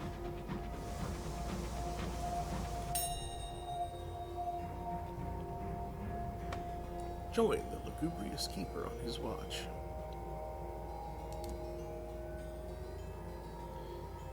You find the lugubrious keeper is out on the roof. He shambles toward you, a frown upon his face. He indicates the mists that teem over the lighthouse before gesturing you to follow him. He leads you around the upper gantry with surprising dexterity for his bulk. Before every ladder, he stops and points down where something swells in the mists. An arc of light from the beacon slides in like moonlight under a storm cloud. As the light touches the mist, the swells subside and bob away.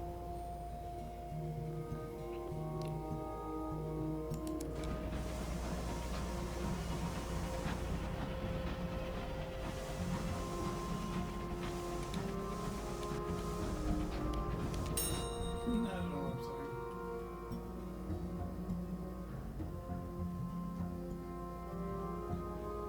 sorry. 99%.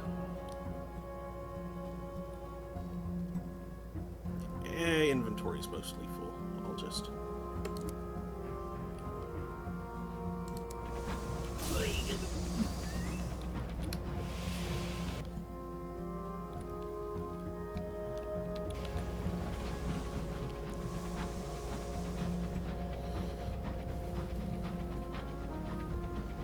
Something of a habitation on that rock. Yep.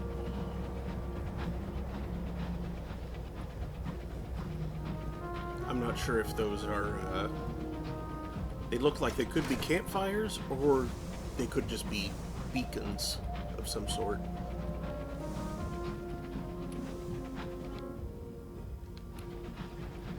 Like to keep captains from running into rocks. Generally, you're supposed to avoid that.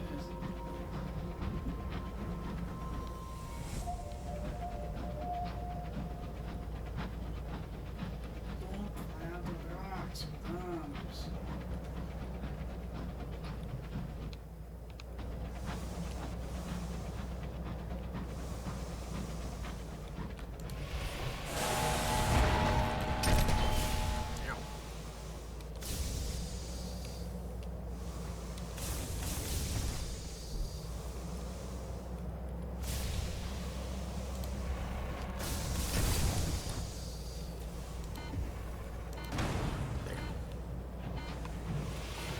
That didn't go nearly as well as it could have.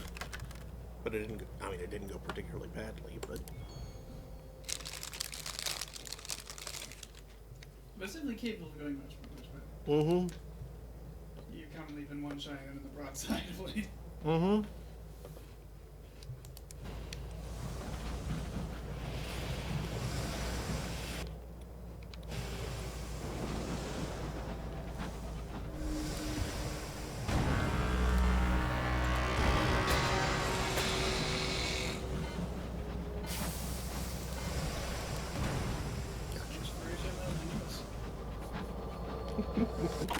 Genubis. Unusual cargo. Mold for mold. Another permit.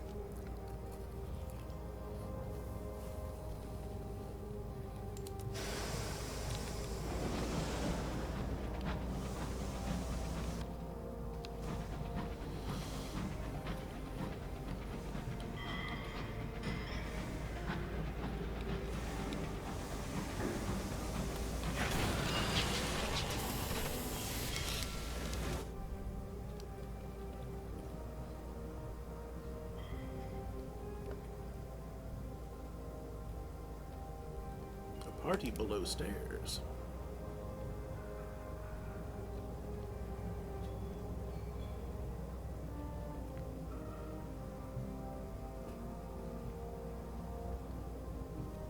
Gossip with the staff. Turn your soul into your gossip and savage secret. You can play it as like an Mm-hmm. We could actually use more gossip. Neat. Like that.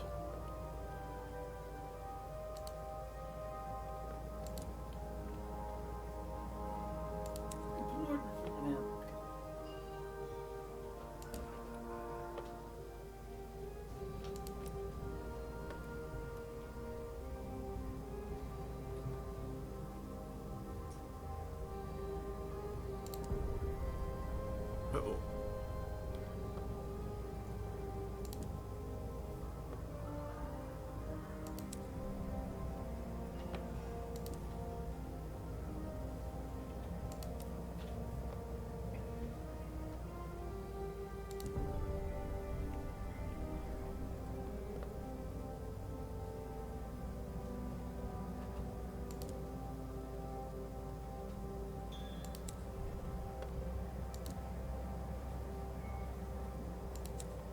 Keep kidding.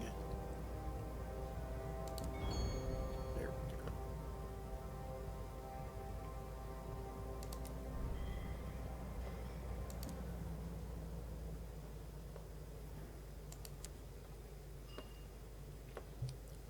A servant tugs at your sleeve.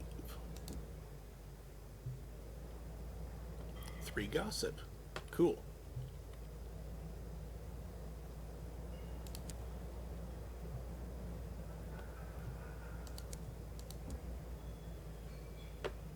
Crockery.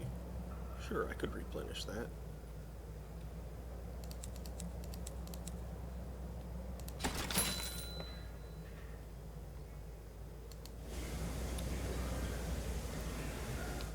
And now back to London.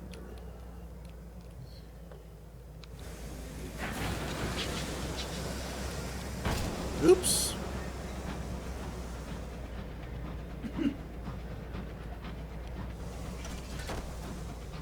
The Half-Life, oops.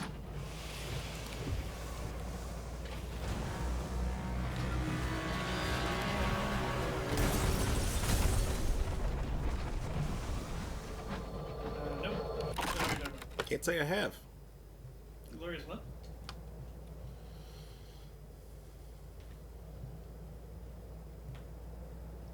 Sure. Immaculate souls.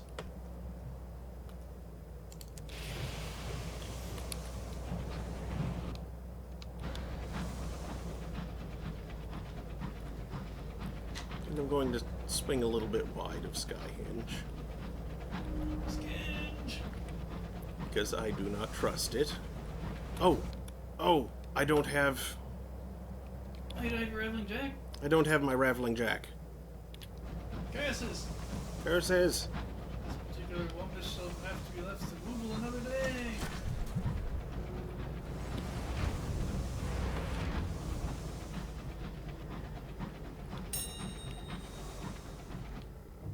Repairs.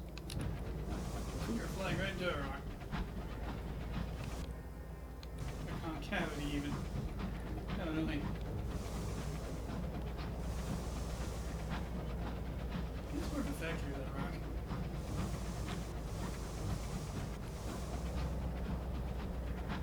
There's probably a rock at its core. My microphone is tilting.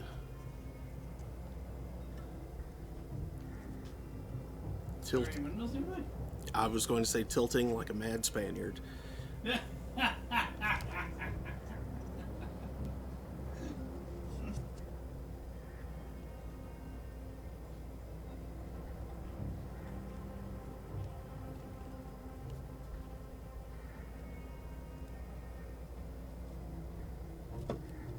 Come on. What's he so mad about? Keeps getting ganked in the wilderness? There. Goodness, that RuneScape joke feels almost as ancient as the Cervantes joke. I keep forgetting to order replacement elastics for this thing.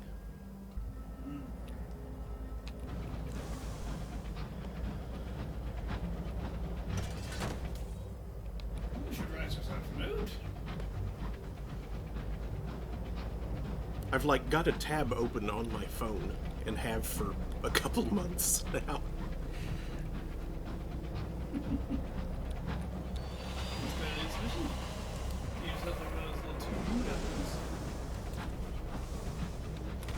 I guess they aren't that interested in fighting.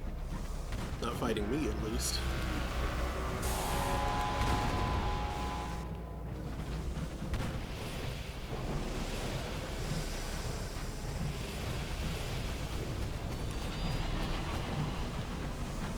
Defenestrator!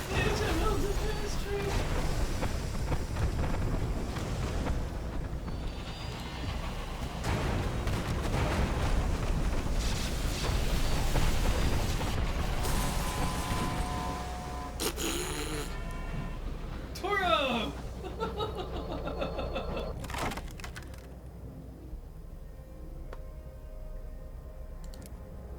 Failure. Heck, Oh well, I lost one crew.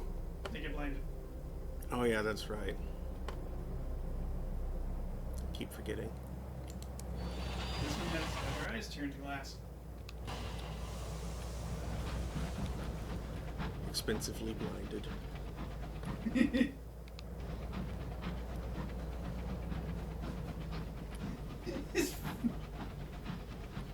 The guy's not even bad. Where they got lost? Just launched themselves into space where their enemy was, and then now elsewhere. We're now careening off into who knows where. Depths of the sky.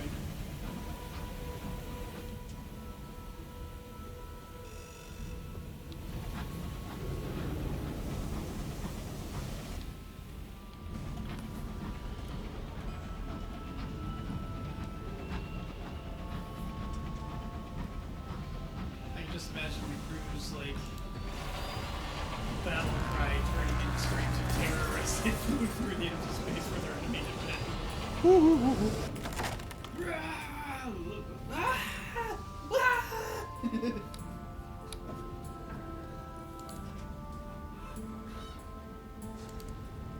What find we?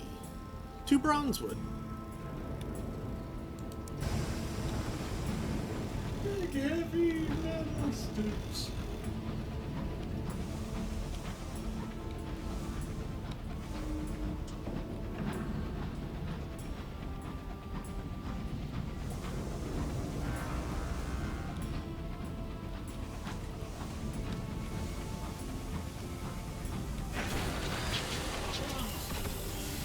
Let's advance in Ironwood.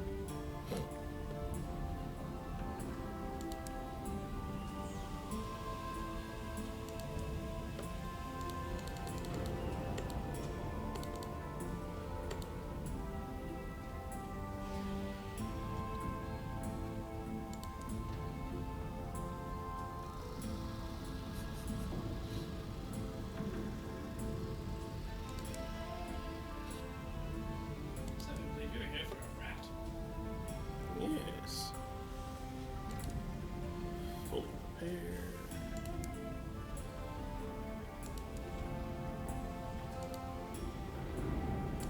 Report reports. 300 good. And now. What's that, Mr. Minaj?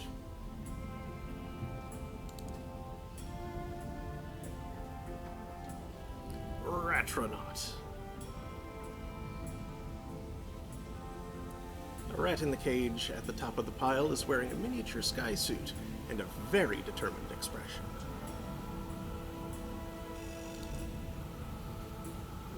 The Ratronaut glowers as Mr. Menagerie scoops it from its cage.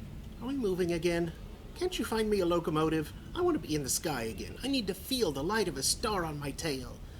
Mr. Menagerie holds the creature up and introduces you. The Ratronaut narrows its beady eyes, considering you. Its decision is made. It jumps onto your shoulder and prods your cheek.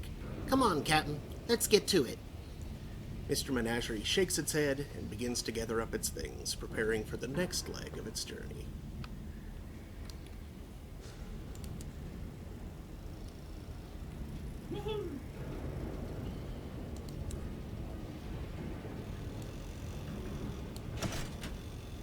Yay. You now have one, the Ratronaut. Then we can put the star spin bet in the bank. Because that's totally cool. Yep, 2 bats in the bank. It's like bats in the belfry, But they're in the bank. but more fiduciary. They went free.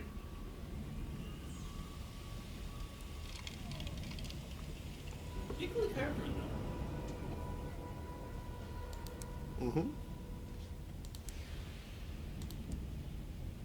As one would expect. Yes.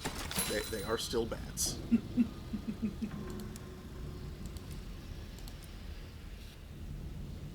The level of chiroptery is unchanged.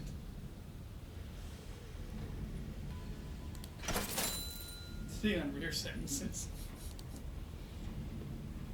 Chiroptery. One of these so I can get a port report from the place on the way out. You have the correct amount of tea gained. Nice. Invariably.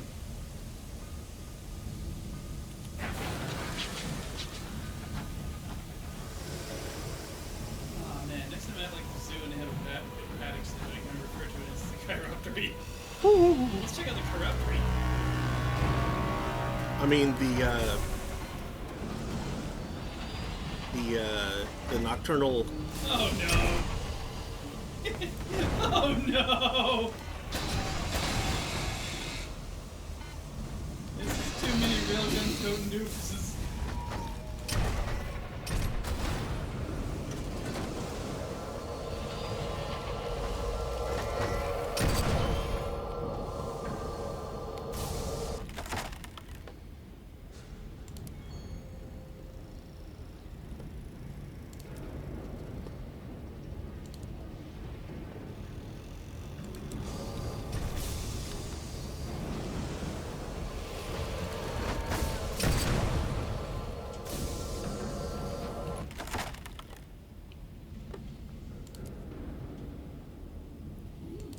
Faceted. Thirsty Bombazine.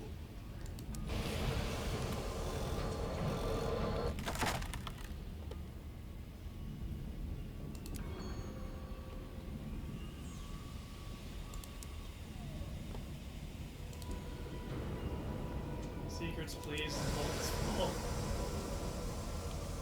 I'm close.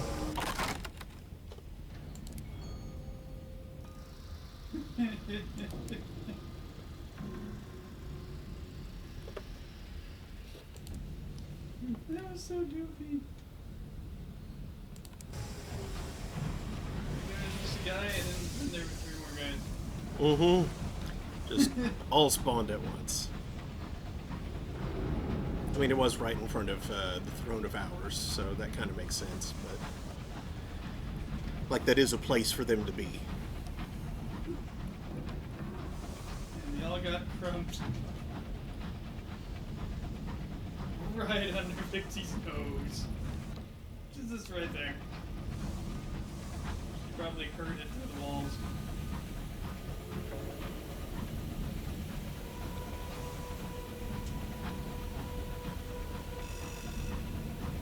She's probably more disappointed in them than anything.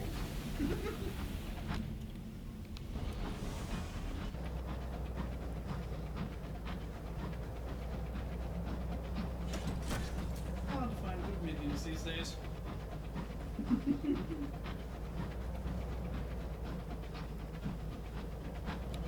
And she does an Ojo laugh and says something goofy about having all the days in the world.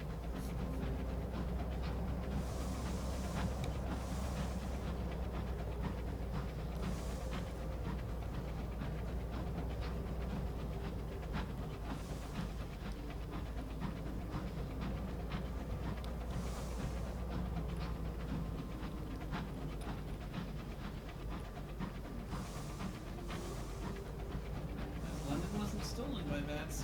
She sold it to them. Mm-hmm. She sold out everyone.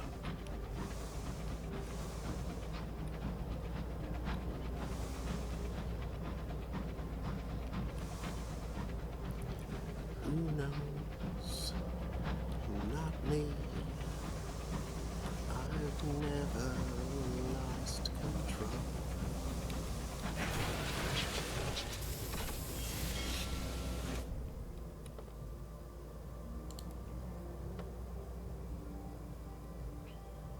She didn't sell the world, she just sold London. Well, yeah, but you get what I'm going This for. is not smart.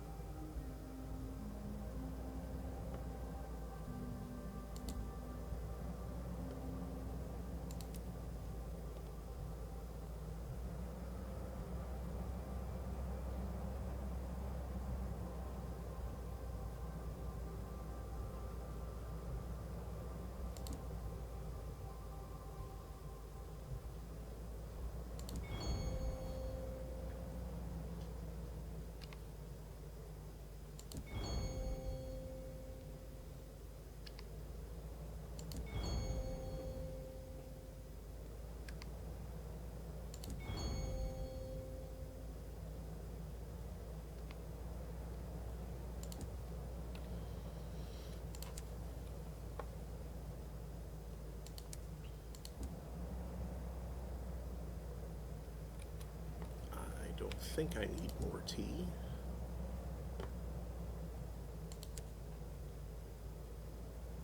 I will need a little more of that stuff, though, before I go through the thing. Just to be ready.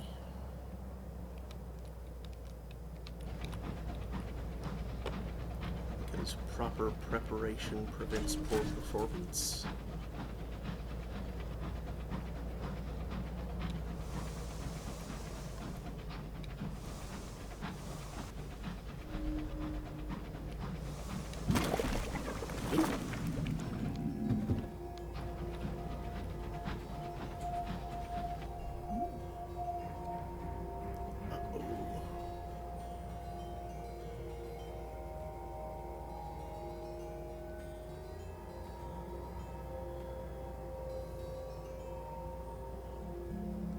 The hull is a smaller cost than the crew, even though the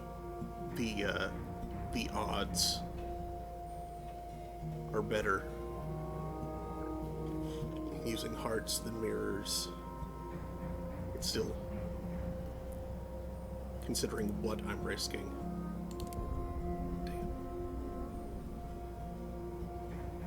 Whew. In the end, you have to cut through a section of piping to clear the way. Shell begins to emit a sizzling noise. Hurrying it to an exterior hatch, you fling it out. It spins away into the mists. You wait for several long moments, but there is no detonation. A dud. Phew.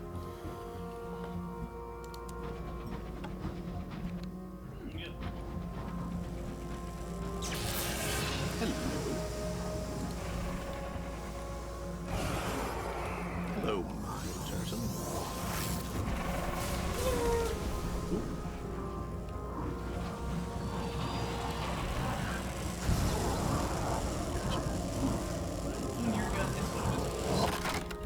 They probably just pass through each other.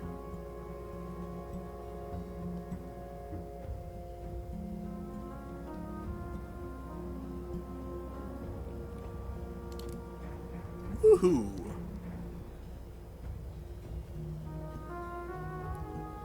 The fluke's blubber begins to deliquesce. Your sky-suited crew hurriedly cut several spines free with bolt cutters. You have them used to brace weakened points on the hull, then you excuse the crew so they can scrub themselves clean of the Fluke's rainbowed ichors.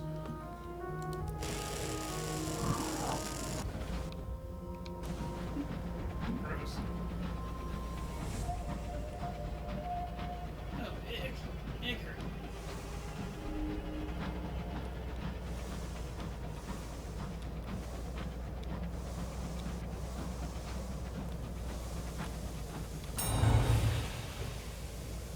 It's full of weird goo.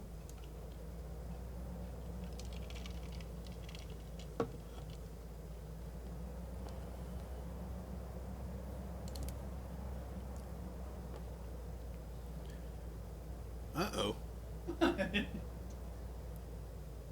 A differential manager escorts you to your engine. A number of the relays workers have given her a scrub and a polish while you were doing the rounds. As you climb aboard, the staff line up to wave you off. The arms holding the sequencer wheels clank to jerky life. The hour looms rattle, spinning a fold of hours about you. The sigils begin to burn, first like embers, then like gas lamps, then like suns. With a noise like the sky breaking, you are cast across the heavens. Why is the Burwer below displeased? Roll the dice, I think. Annoying though.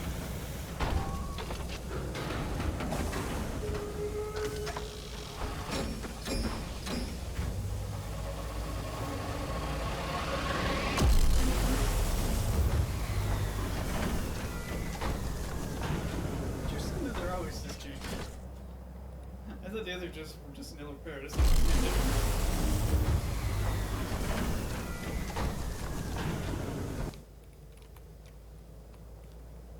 Okay, Piranesi over there. Let's see, it was Aklis that these were bound for, right? Yes. Yes.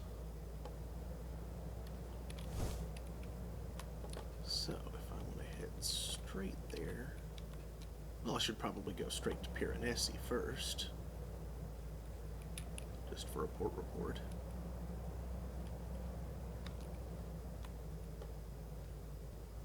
And clear some clouds while I'm at it.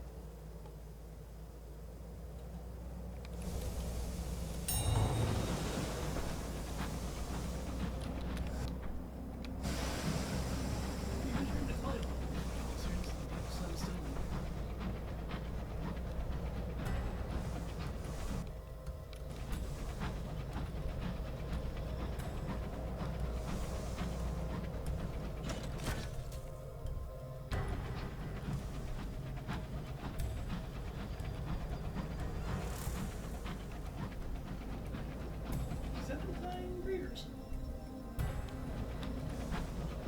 Possibly.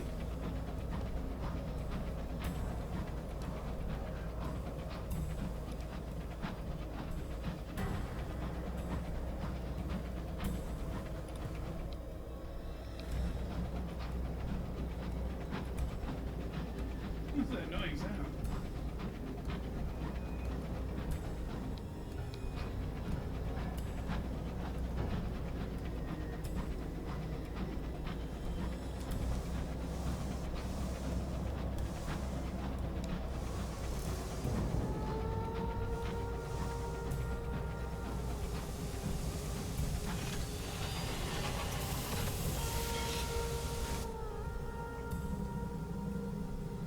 Things were quiet outside the prison.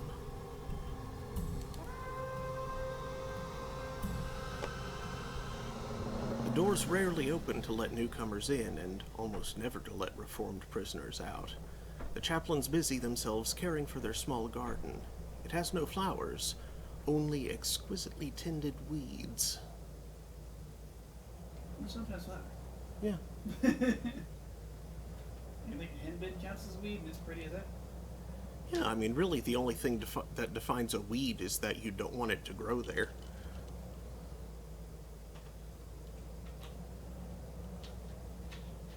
Plus, most weeds have tap roots and will drive out other plants. Mm.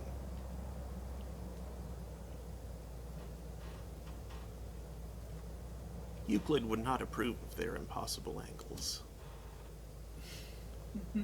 The sculptures of Piranesi follow no law but chaos. The chipped marble juts in and around itself, its polyhedrons offering no perceptible start, end, or often middle either. Fascinating. You could stare at them for hours. In fact, you do.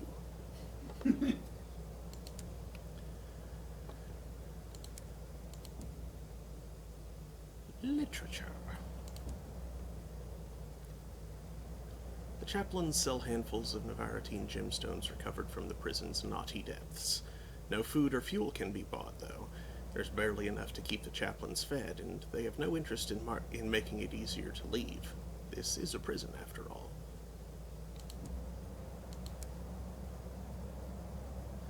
One of Pan's recent Cyprus kings was a poet of the neo-nocturnal school, who wrote this slim volume during and after his brief reign. The book is, in fact, in no way ministry approved, but the forged stamps are exceptionally convincing. That's funny.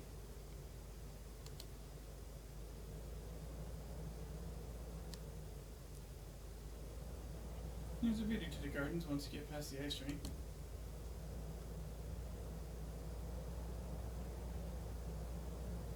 Alright, who have I toured with? You've toured the Reformer and the Deformer. I figured I probably would have gone in order, yeah. So let's go with the Grey Conformer now. Gray hair, gray eyes, and a gray expression. More cement than steel.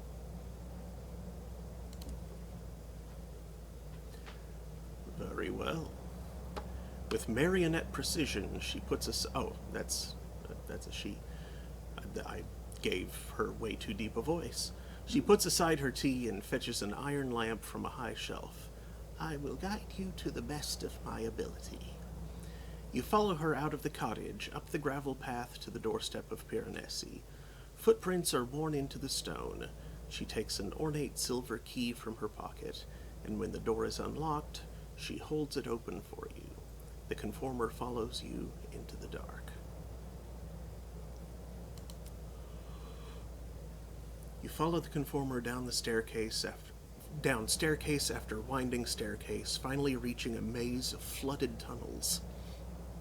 The walls bristle with fierce black mold. The water is opaque. You can't see your feet. Here the most deeply condemned wallow, says the conformer, like this servitor, too inflexible to change on its own. A twig-limbed creature slumps in the corner, raising its head only fractionally at her words. She wades past it without a second glance. Ask the Grey Conformer to tell you what she knows of Piranesi. Politely, or she'll just instruct you on etiquette instead. By its very nature, Piranesi is impossible to measure, so I apologize in advance. My best attempts will only be broad estimates, says the conformer. We keep at least 12 and perhaps more than 600,000 prisoners. Including the gardens, the exterior is 22 square miles in size. The interior cannot be measured conventionally. For some prisoners, it is the size of an island. For others, a continent. What of the prisoners? Any new arrivals recently? Any recently released? How did they feel about their imprisonment? What were they punished for? She shrugs. She can only offer her vague measurements.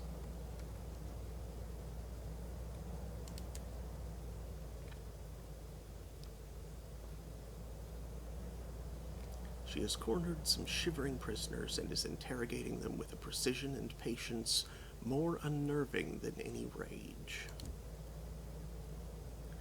When did you last feel anger, regret, grief? Why were you condemned? What did you do wrong? Would you prefer to forget? She listens to each answer with the barest hint of revulsion.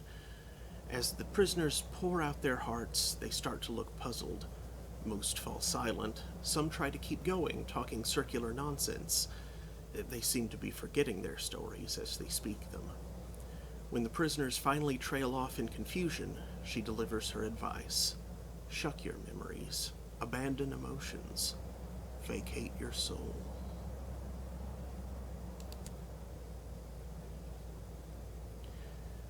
Approach the brittle servitor. Its face, or mask, is expressionless porcelain. Its lamp is shackled to limbs that are twisted and blackened like burnt wood. Even as you step closer, you cannot tell if it's wearing a mask or if its face is made of porcelain. Luminous eels swim around its feet, but they vanish when you look at them directly. The lesser being has come to offer obeisance. Oh, no, that's it. The lesser being has come to offer obeisance. Its voice issues from a clay urn slung across its back. Its words are the thudding echo of a stone bell, or perhaps to marvel at the disgrace of its superior. This servitor lacks the malleability to escape the aberrant twins' prison. Will the lesser being assist its superior? It's referring to itself in the third person. That threw me off. This servitor lacks the malleability to escape the aberrant twins' prison. Will the lesser being assist its superior?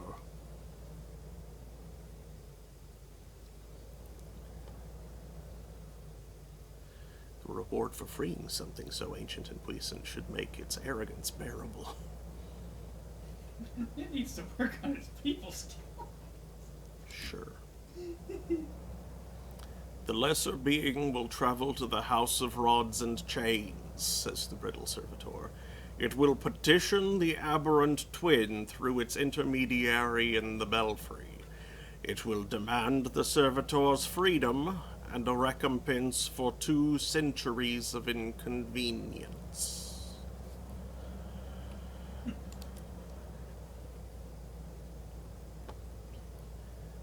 My business here is concluded. The conformer does not quite smile.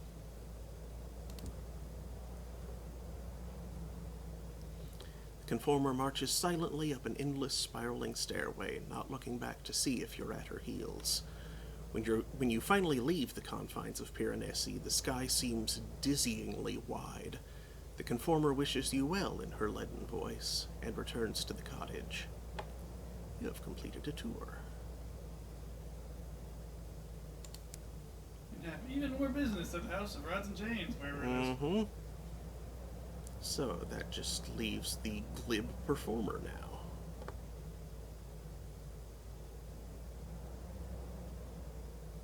Second of your 3 tours. Oh, The this other- one lies a bunch. Cool.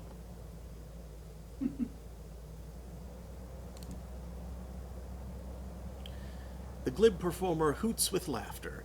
He grabs an iron lamp from a high shelf and hurries you from the cottage. We shall be the very best of friends, you and I. He prods and shoves you up the gravel path to the doorstep of Piranesi. Footprints are worn into the stone. He has no key. He simply stands back, whistles sharply, and the grand oak door opens without further protest. There is nothing and no one on the other side. You follow the performer as he dashes into the dark. Come, the performer leads you up a staircase so steep it rapidly becomes a ladder. Down below, the others stop me having my fun. At the top, you find yourself among bridges and precarious ledges. Vapor swirls below your feet. The performer dances across dizzying drops, and when you come upon a cluster of prisoners, he begins tripping and prodding them with glee. One is knocked from her perch and only saved when she clings to a gargoyle. Join in, he says. It's a terrible good time.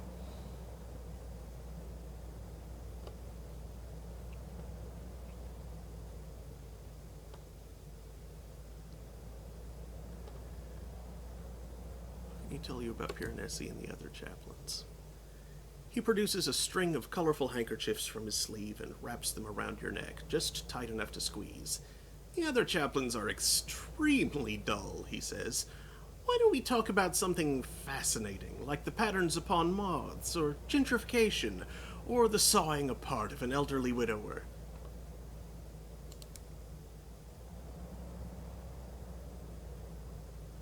You're not a brute, not without reason. I understand, says the performer. Not everyone enjoys my little games. We should ascend. He bows low and sweeps his arm. After you. As you walk past him, you feel a cold draft of air at your back. When you turn, he is gone. You're stranded deep within a prison the size of a continent, and you're alone.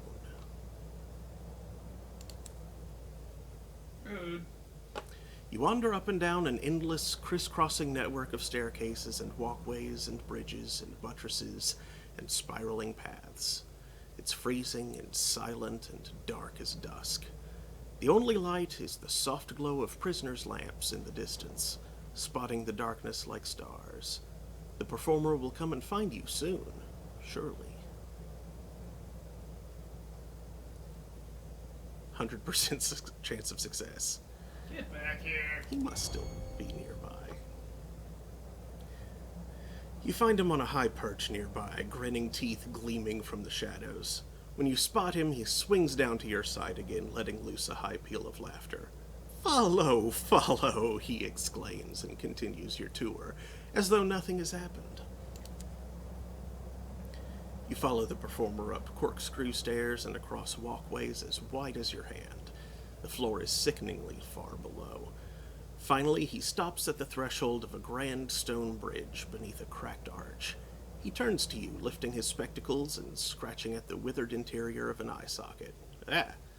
It's too dangerous for us to go further unless you've learned the first and second rules of Piranesi, he says. You haven't learned both the first and second rules. Then we should return to the gate, says the performer, grinning. Come back when you're a veteran of this place. What are those two? You have the second one. But not the first. I thought you had two rules. Don't give names to the nameless and I might know the third rule. What's the first rule of the Star Onion Brigade? Don't talk about the Star Onion Brigade? Probably not. No.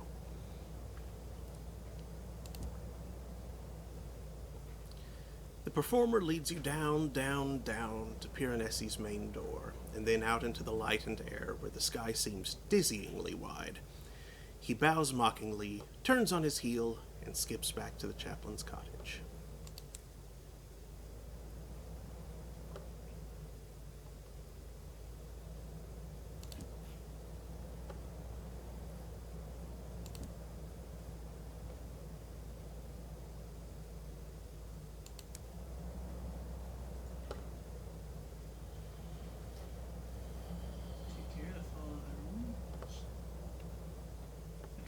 Treacherous port, not amenable to local visitors.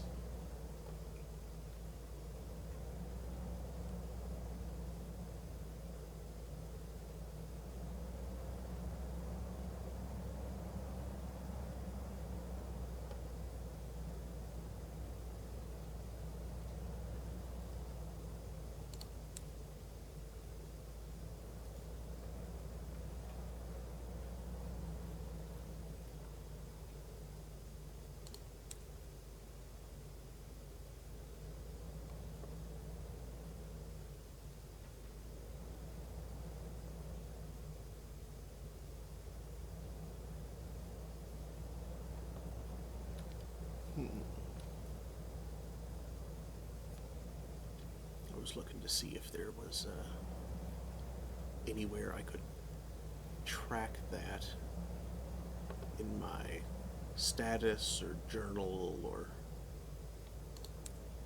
possessions, but I'm not seeing it anywhere. Unless I just overlooked it.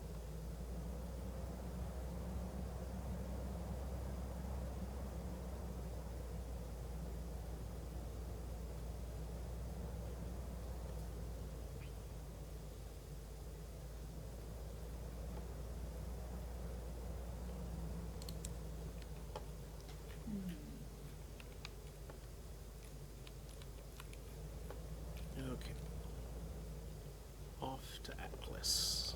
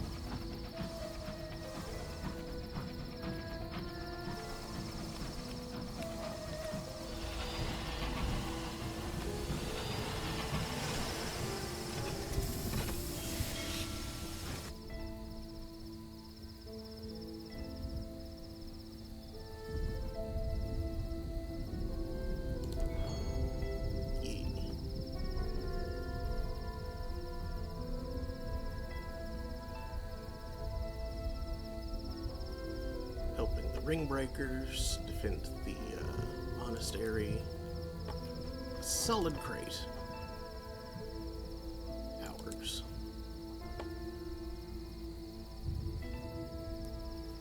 Patrolling with the ring breakers.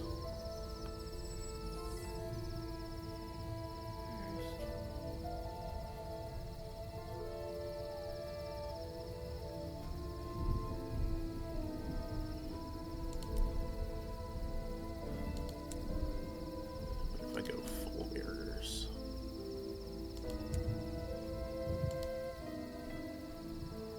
The Much deformer better. knows someone who can teach you the first rule. Okay.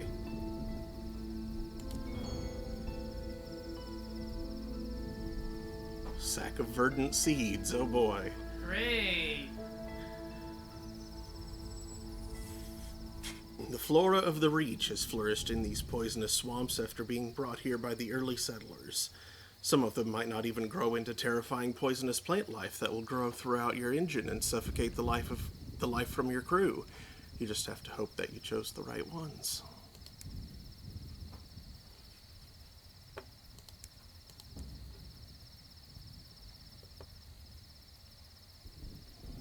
Word has come to the Blind Bruiser from the gentlemen, the merciless gang of smugglers who operate in Eleutheria.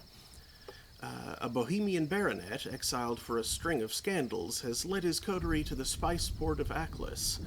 He considers himself a poet-philosopher and a devotee of the unspoiled word. As a result, he and his followers refuse to read works censored by the ministry. They want only unadulterated originals, and will pay for 7 trunks of illicit literature to be delivered to them at Aklis.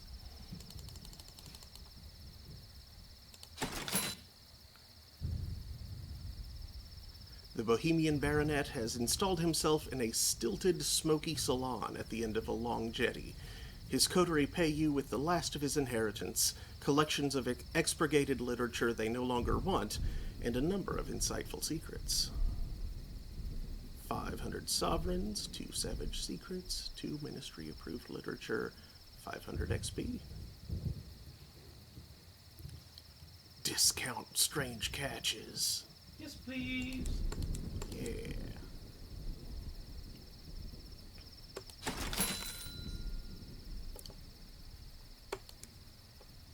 I'll buy that for 170 space dollars.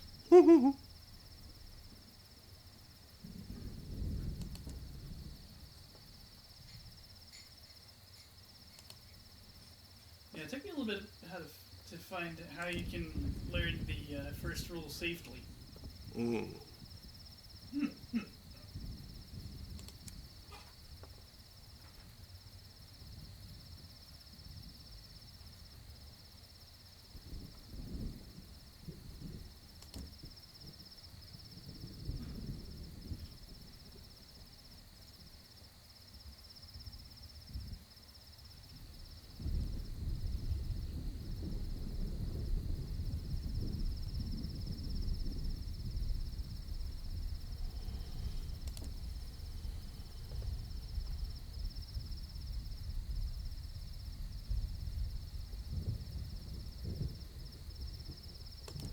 forget what we got out of this tea ceremony last time. Nobody gets to have seconds? Oh. Not even themselves? What? Huh.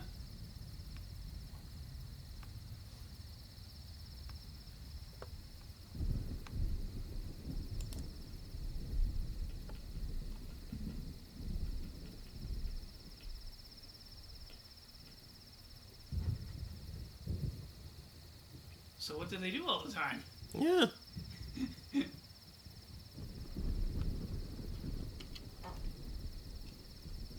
They just like appreciate other lesser teas and reminisce of the next day?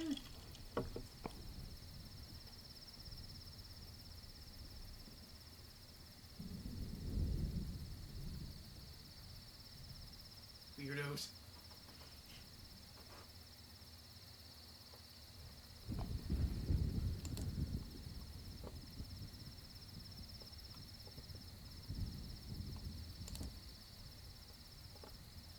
It's not some sacred he gets the friggin' leaves of a psychic plant monster.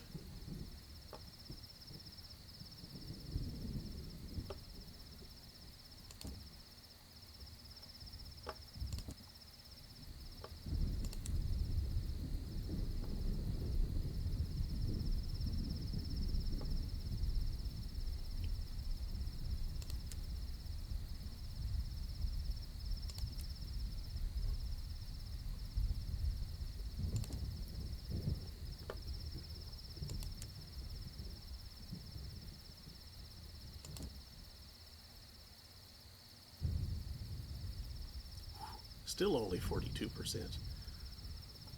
They tough. Are you actually at full power? That's as much iron as I can get.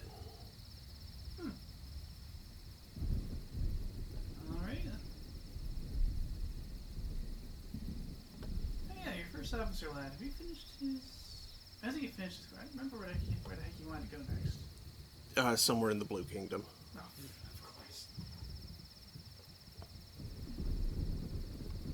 Blue Kingdom this, Blue Kingdom that.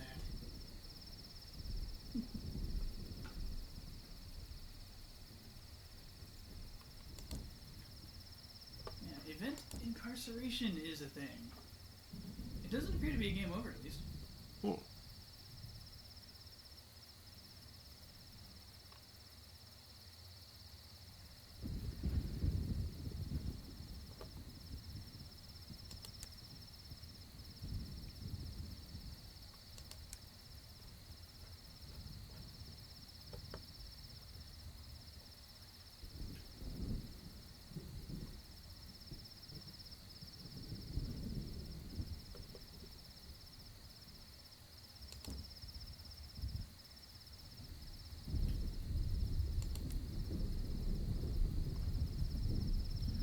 Okay, let's see what we can find out in the marshes. Choose a direction at random. An encounter. Something looms out of the marsh mist. An ancient obelisk. The writing is weathered correspondence, softly flaring violet in the mist. Its meaning is likely lost to time. Certainly it is beyond your current understanding. Aw.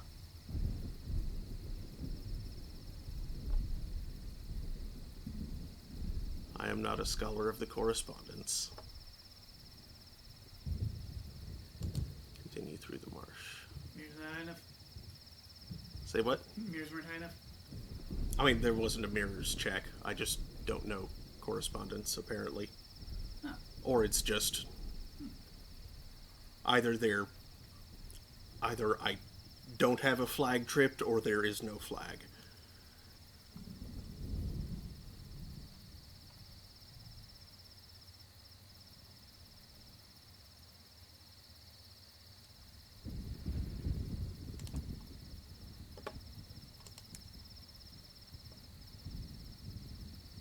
An encounter. A fallen log, nothing of consequence.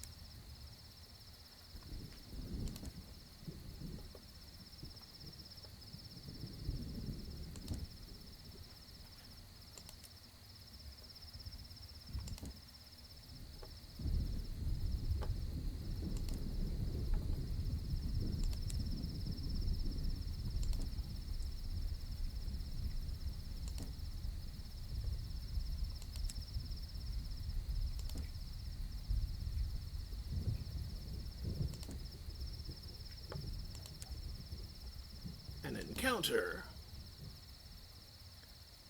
Obelisk again.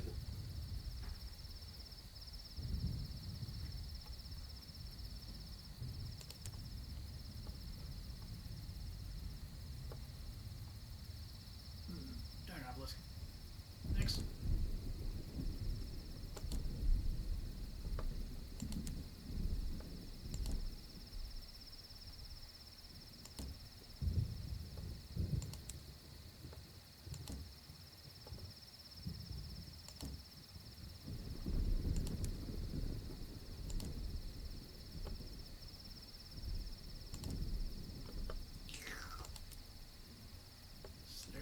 so mad. Don't mind if I do. Dreams melt behind your eyes, your legs stretch with every new step. The cursed sun shines down, and it appears to indeed be wearing a fine new hat. When you wake up, it's back on the train with your crew worriedly looking you over. They have questions, quite important ones. Did you really try selling them to a forest nymph, as you shouted in your sleep? Are the rabbits here? Why were you found running naked through the market, covered in rabbit's blood and screaming excerpts from Wagnerian opera? Most importantly of all, what happened to the locomotive's mascot, and why won't it come out from the signaler's footlocker?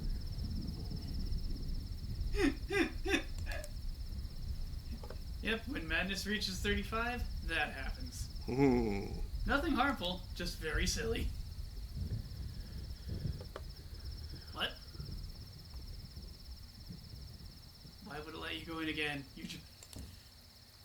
What? Sorry, I can't let you out now. Sigurd's orders. You got mist in the bone box. All the spores and stuff out there. It wears off. Come back when you're not dribbling so much. Okay, you can't. That makes sense.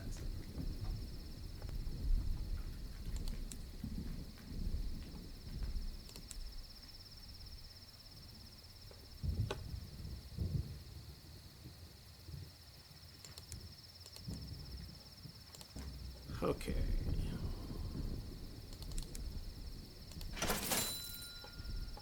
Now, where to from here?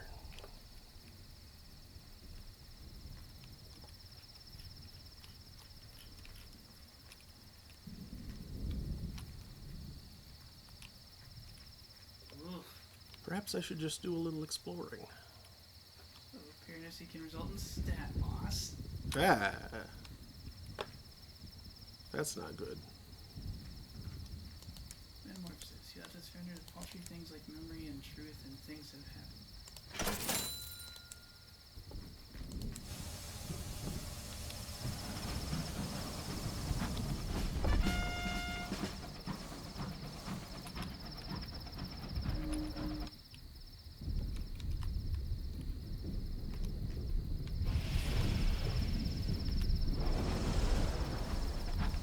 That's a cute sound that the Ratronaut made. Oh yeah, and Uh-huh. the little blurbs that it does are great too. Did you see it?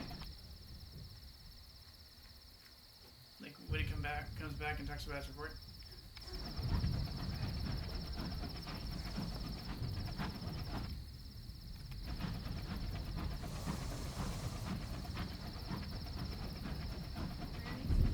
One sec.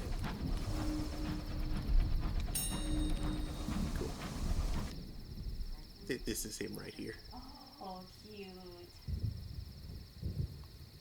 Partial to a particular kind of cheese. Yeah, did you read his text when he came back? I missed it. Could you please? Oh, that's some of the best lines that this one has. Hmm. He's great. Like, launch him again and watch closely. Well, hold on a sec. I still have results to investigate.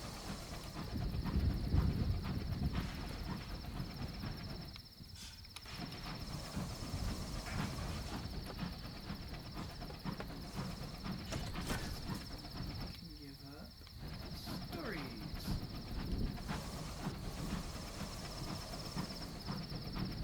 Specific. Huh. Specific facets. Regular, please. Game start flash. Start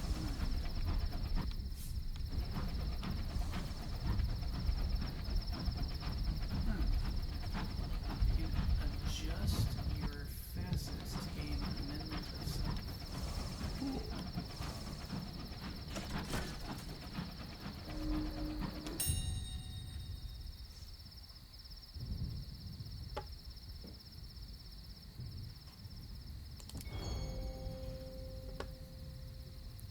Thank you. Thank you again.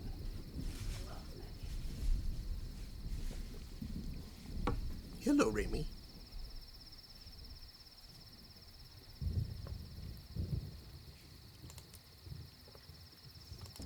Ooh, what have we here? Chorister nectar. All right. The Knaresborough kindly.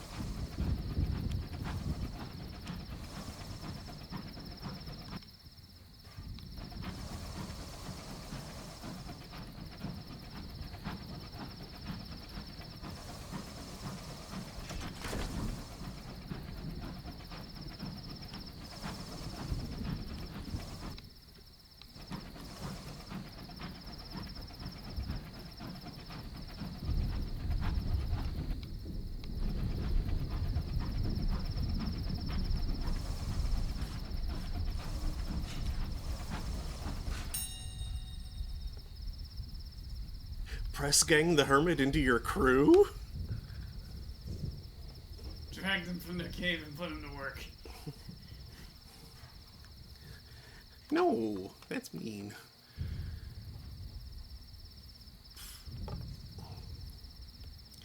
Seven savage secrets for a crimson promise, an Eleutherian mystery, and a little more. That's a good deal.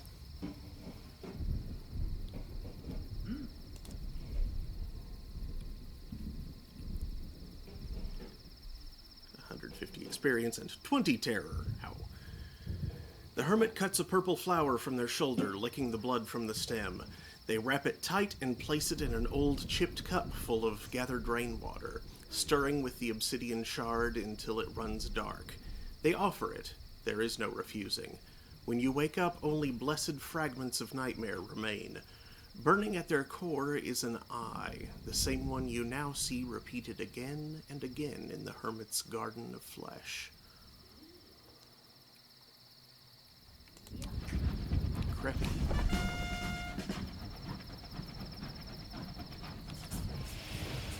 Your Retronaut returns with a dashing new scar. Ice, fire, wind, mere inconveniences. Its eyes are steely.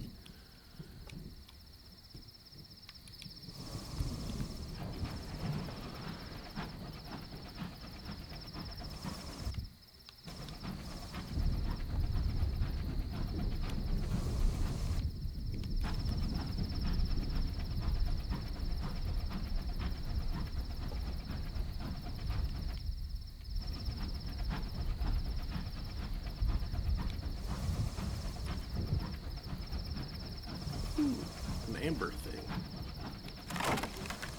An amber thing.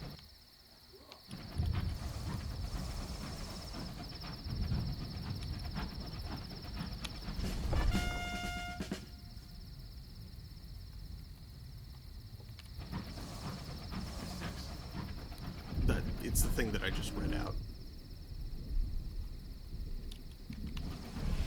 Your scout has discovered something out in the sky. Credit, I didn't. I think I was looking at Fury's.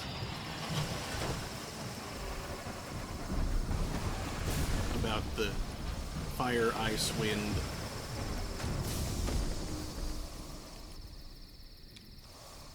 Mere inconveniences.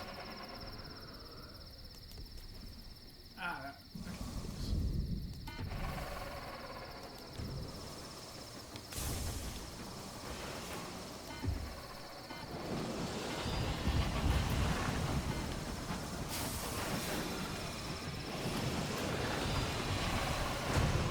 Gotcha. There we go. Failure.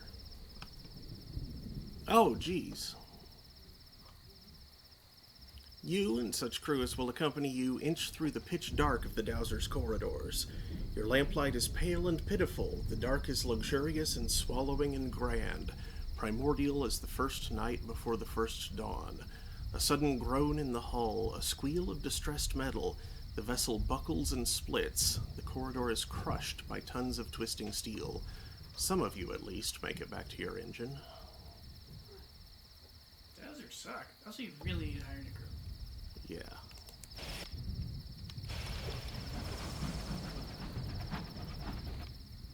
And deal with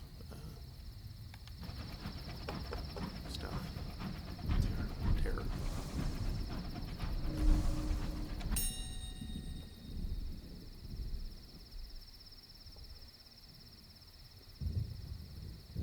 100%.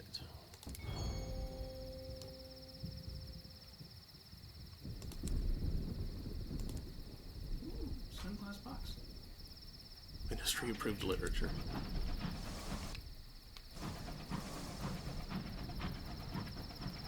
Traveler's report. It's a comprehensive exploitation.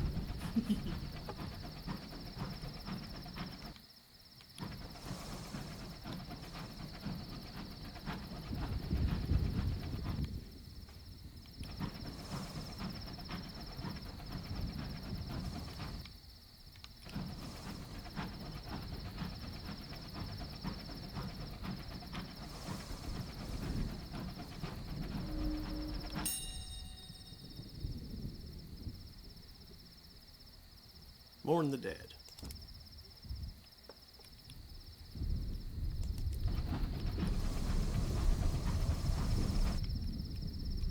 Now I need to head somewhere that'll help me deal with terror.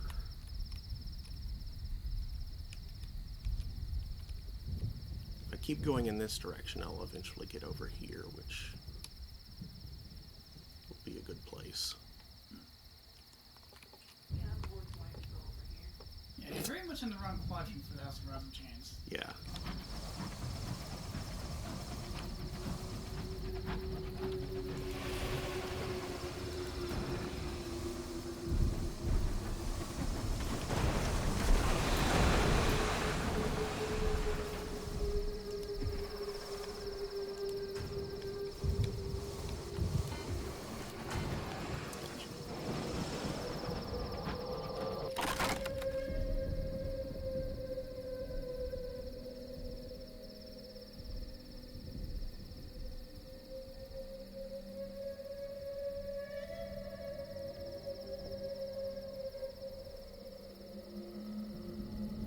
Actually, just perhaps not.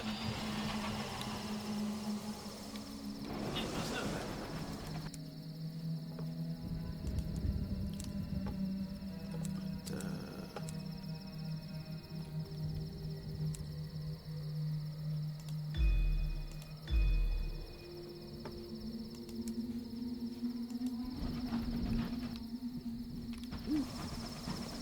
He's a kid.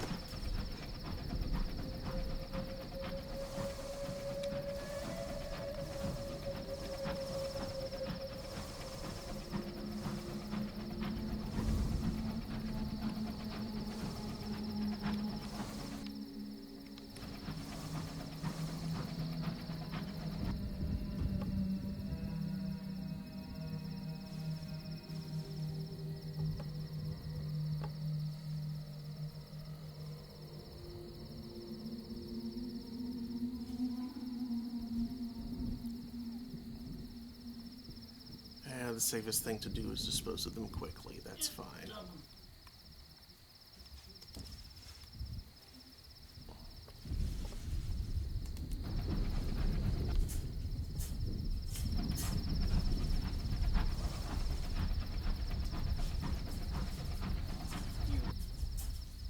Aw, really?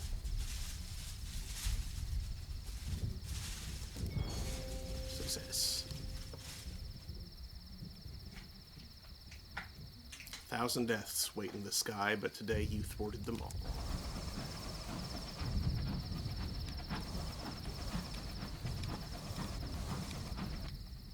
Or at least that one.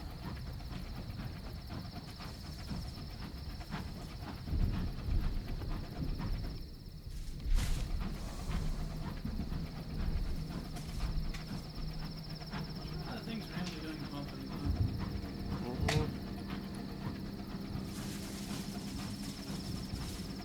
I agree. My God.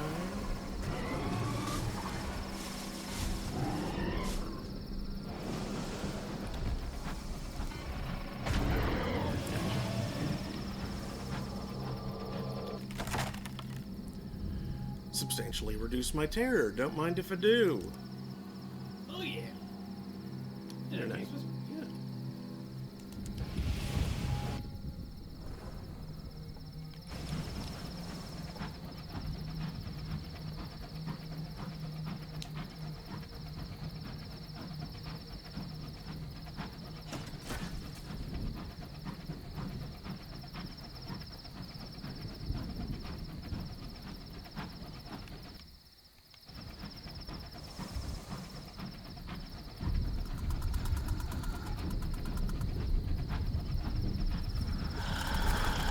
That is one of those guys.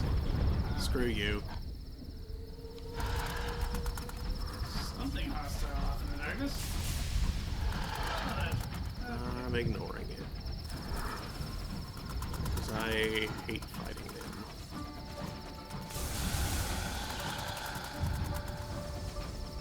You can get gems out of their eyes. Like they're the reliable way to get gems, but yeah. At least at the moment. Yeah.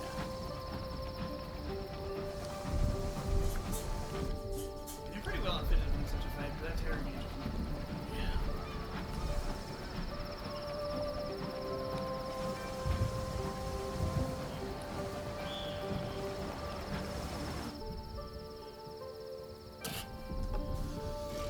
Timing.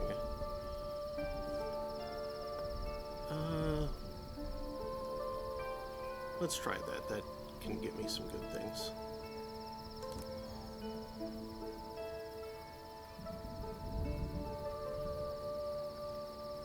Moment of inspiration. A little more terror. And keep storm that speaks off my back.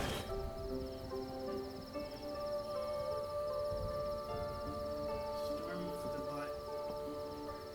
Says things.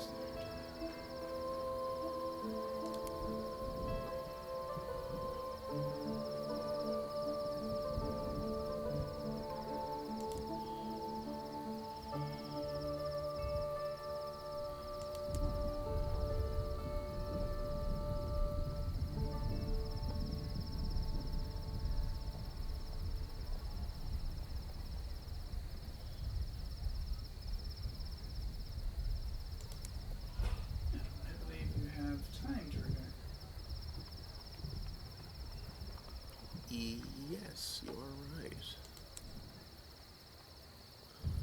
Mirrors. Mirrors.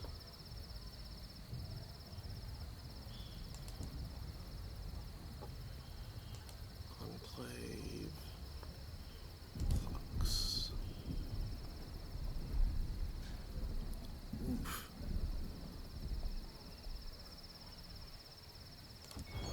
Good. Hooray! As you finish your work, the Khan's enforcers are wasting no time tracking down London diplomats whose domicile rights have expired. The richest are welcomed to settle the matter with the currency of their choice. The rest soon find their visas claimed by the Eagle and are deported on the first available trains with little but the clothes on their backs. and no thought given to the damage to the London Embassy's schedules.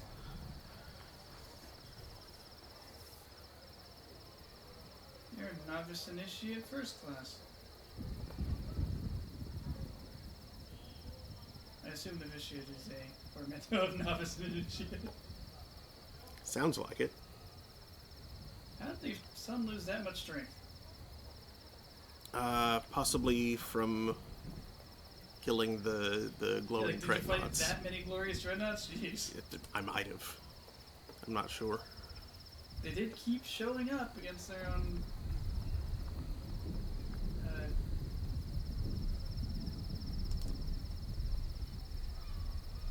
interests.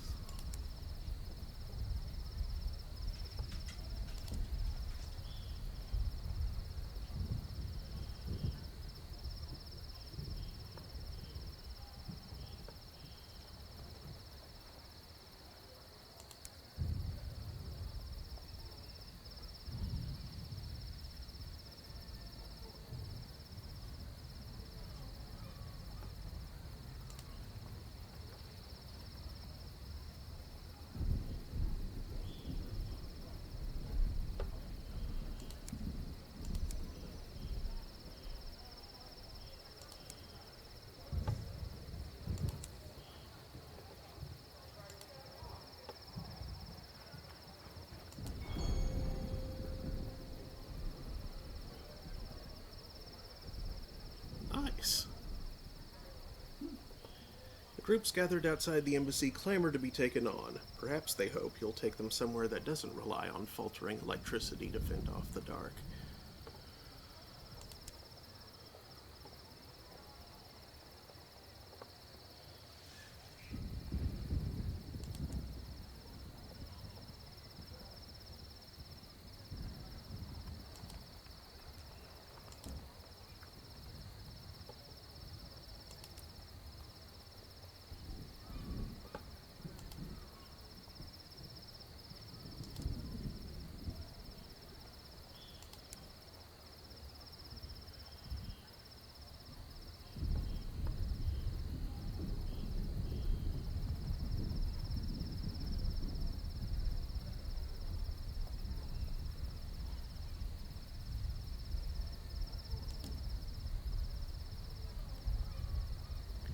The electric purple lights of Shangdu can be seen even from the lane. The sound of laughter carries on the wind. Laborers finishing shifts, guards just off their outriders, courtiers fresh from the palace, all form a throng streets away from Shangdu, headed in one direction alone. You'll have to pass through the quieter places of the city first, however.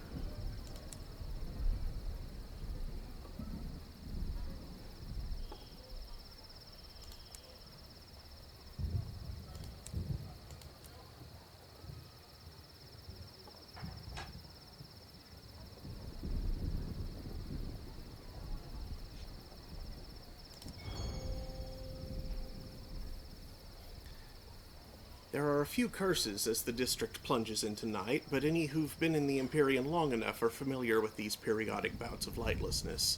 Citizens grope their way down the main thoroughfares, traveling in numbers and down familiar routes. You stick by a group of guards visible by the light of a lantern hung from a nearby window.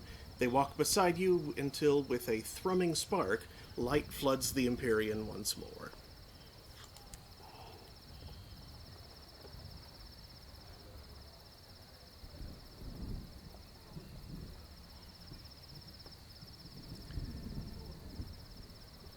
Traditional games of wrestling, archery, and horseback racing.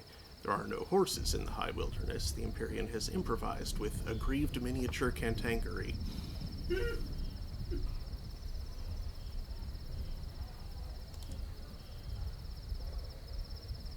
5 sky stories, nice. The mahjong boards have been updated to reflect the War of Midnight. Polished tiles of white, black, and blue do battle at rapid pace. Do battle? That's not how mahjong works.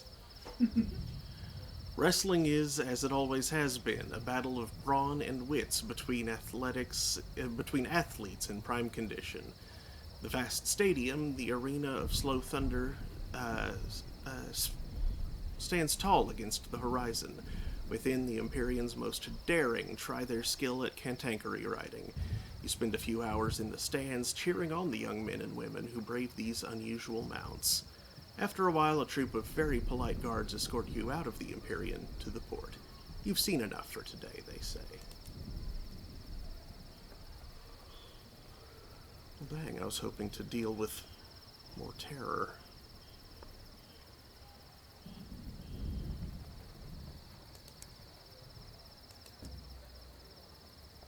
Ooh, bombazine.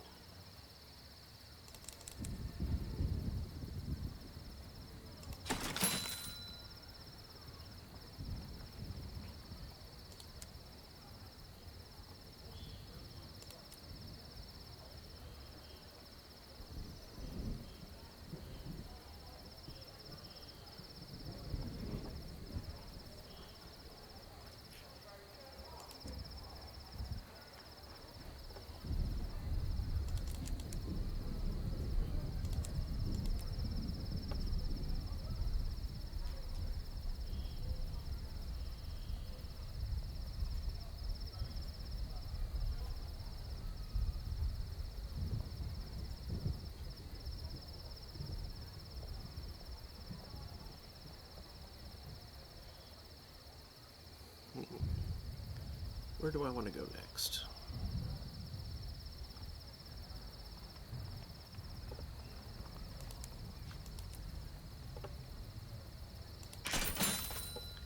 Emerson Terror, finding an point for the first time, visiting Penn, release 25 Terror every 15 days. Ah! Atlas's House of Silks, the hook across 10 sovereign, release 5 Terror. He lives 10 by returning Ringbreakers. Ah! Watch the outrider launch. They'll drop 10. Oh, okay.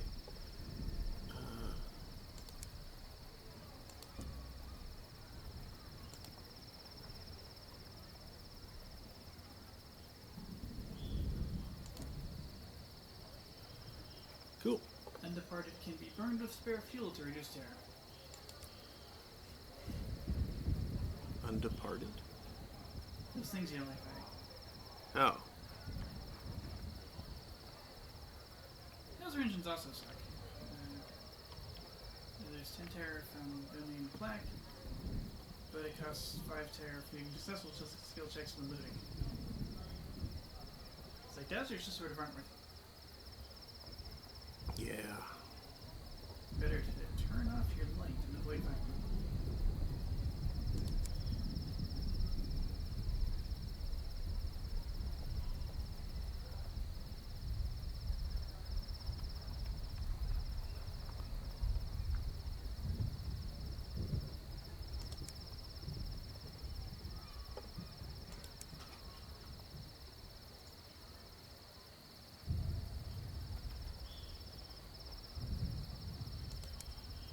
Definitely have business at the House of Rods and Chains.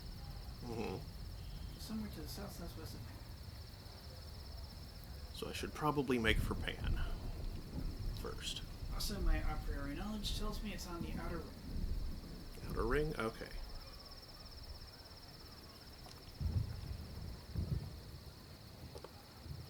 You know, the most inconvenient place for it. Of course.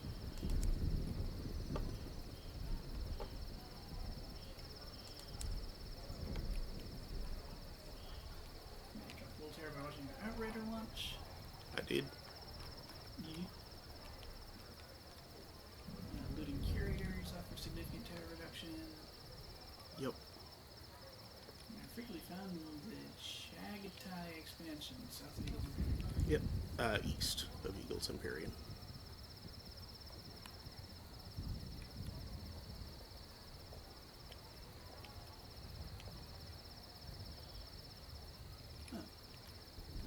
Is there a compass rose somewhere and it's like rotated? What's going on here? No, it's just that's where it spawned in this game, in this seed.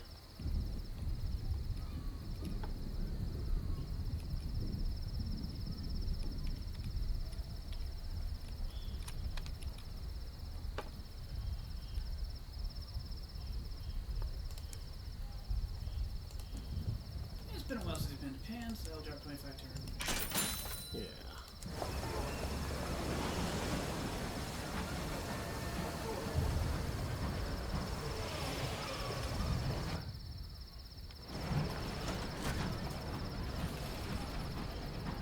So Failbetter?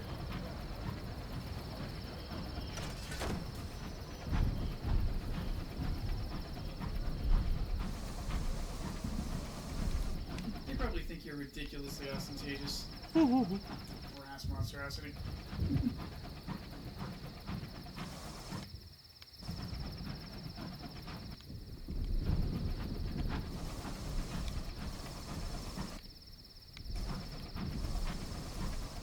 I haven't seen anything like that since we left the Z.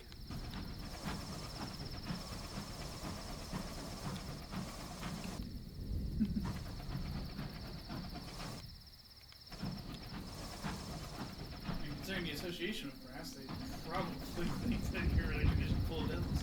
Yeah. Nope, only one. Yeah, just one. Just let's get infernal passengers too. For some reason, they're always going to the wolf.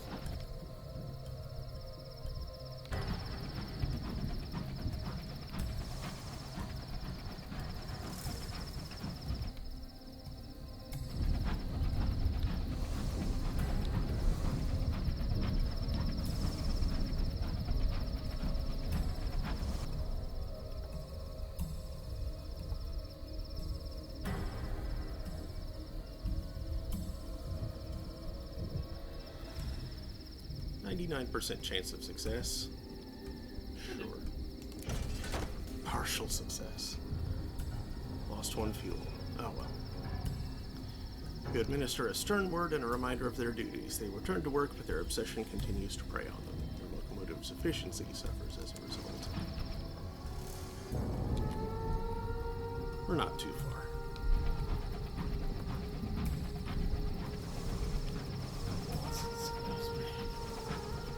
And I made sure to stock up. Hello. There it is. And once it scrolls back, I'll unfortunately, it's just going to explode. I can give it some correspondence.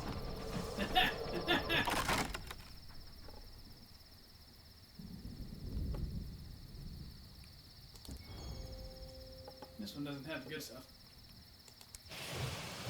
Chop it up and take its run.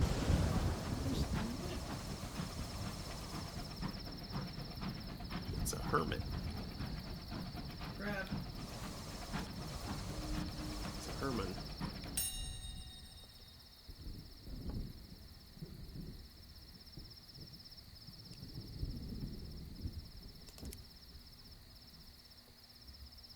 And same interaction again.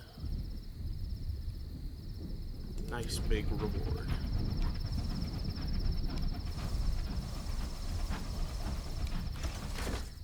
I forget, does the more passive interaction not come with so much terror?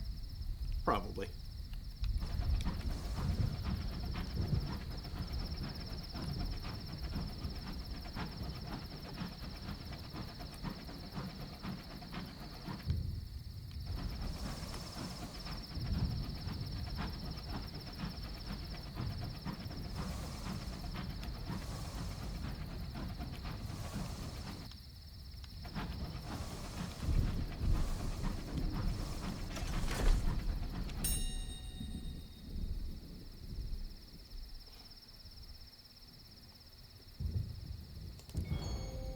Yay.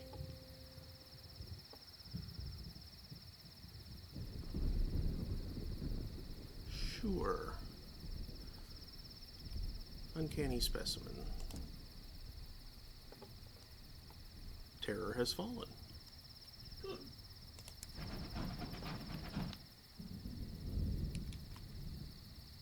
The whistling apes.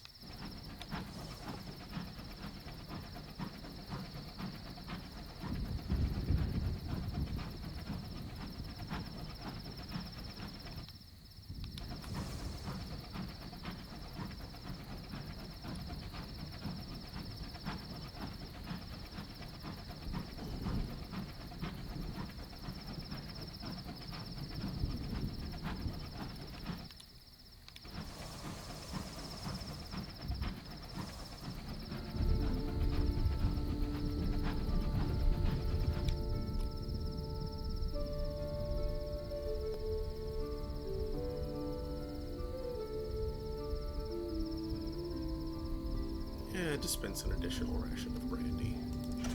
It's fine.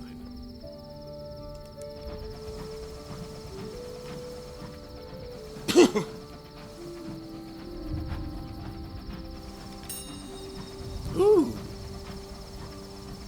Tasty. Was it Carl's ones?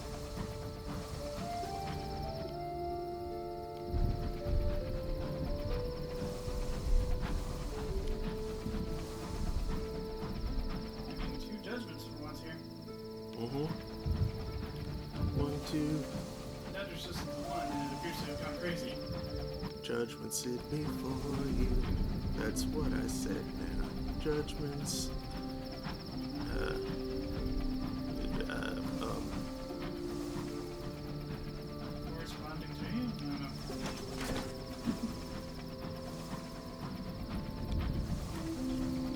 Judgments who will bore you.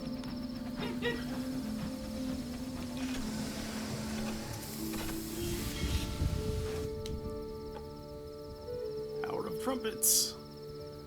Is that what London's factories are for? Prisons are forbidden in Pan. Instead, those who aggrieve other citizens too persistently are branded with the calf sign. Then, during the Hour of Trumpets, the Brazen Brigade hunt. Their quarry is supposedly only those bearing the calf sign, but when the devil's blood is up, they don't always discriminate.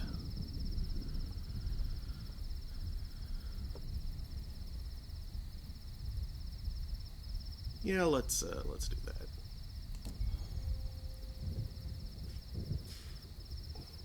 You huddle in the galley over Murgatroyd's fungal crackers and a ration of whiskey. Outside, trumpets blare. A scream interrupts your forced conversation. You finish the crackers in silence. Eventually, the idol's merry piping changes to a lilting lullaby. The Hour of Trumpets is over.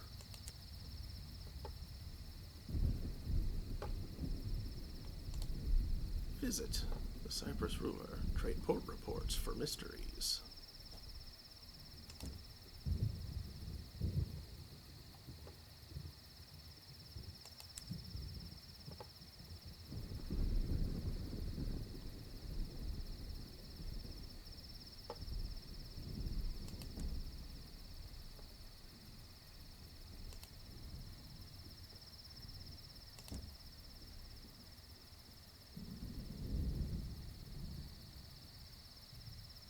Is not the hour of leaving. Well, I'm okay for now. I'm okay for now, I think.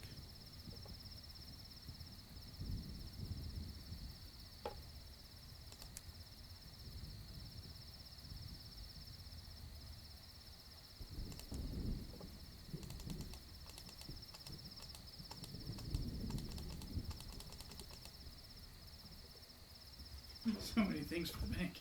Mm-hmm. So much loot. Bombazine to the Eagle.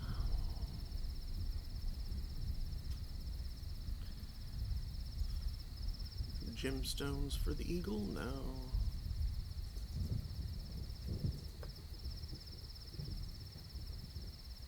Although, I mean, that's in the opposite direction from where I'm going now, but I can go ahead and take it. Yeah, how many do they want? 3. Easily done. Yep. Next time you're headed that way. Yep.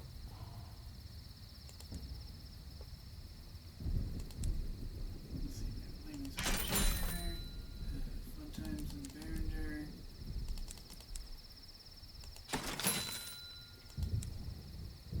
It's a good place to get mysteries.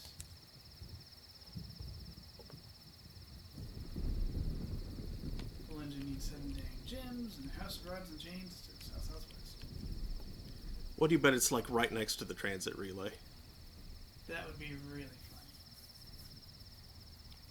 Well, it's just somewhere west of the Claypoles. Well, that would also be right next to the transit relay. And it could be further west, like down after. Yeah. Yeah,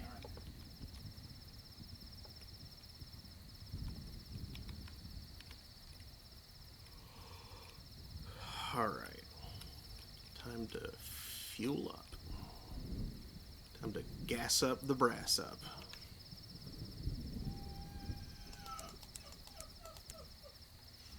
Does the show know you did that? I don't know. You should tell him.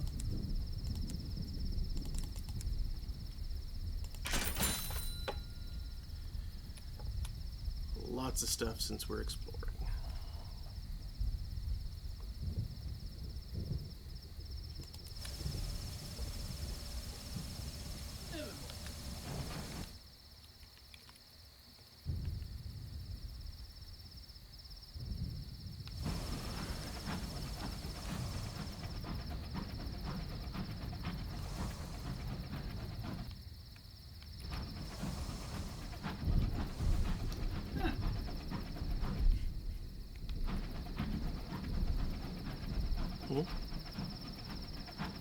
Interesting little pattern in the way Wizards has drawn Cyclopses across the ages. Kinda telling the tale of Polyphemus there.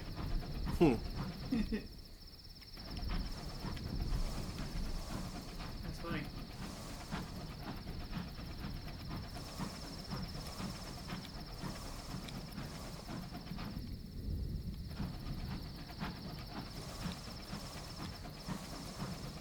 Oh no! In New York City, the sky becomes covered in red mist, blocking out the sun in the middle of summertime, which becomes known as the Scarlet Mist Incident.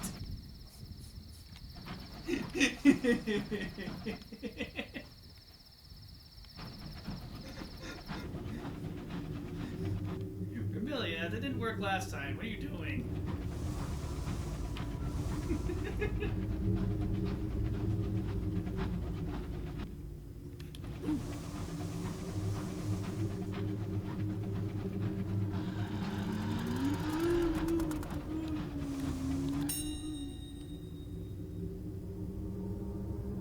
Nope. Crossroads, not accepting a gift. Nope, not dealing with measures. They suck. Terror has fallen. Good. Ruins of Tartarus.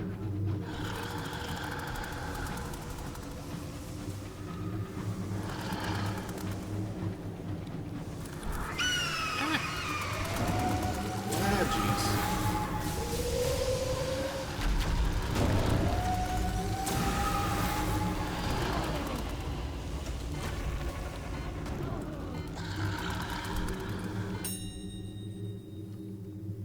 Seriously? Observe the hermit. Same amount of terror. Really? Okay, I guess we want to do the thing with the thing. Or not interact for Terracide.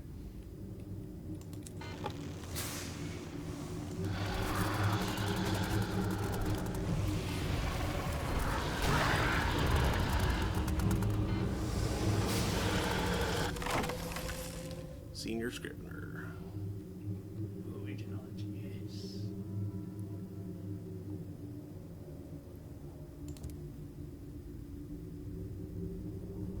4 scraps of ancient knowledge. What was that weird one you had? Like, whisper something to it as it's dying. That was exchange ancient knowledge for Searing Enigma. Oh, neat. By DMing your enemy.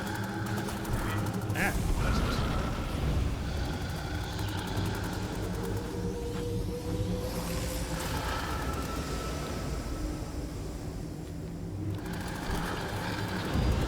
Where are you? There.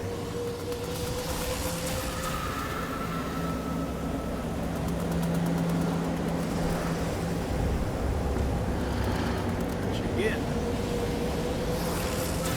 And again. You win.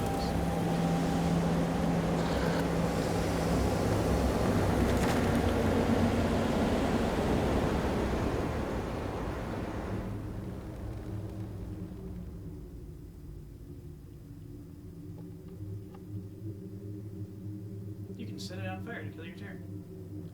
That's not a bad idea.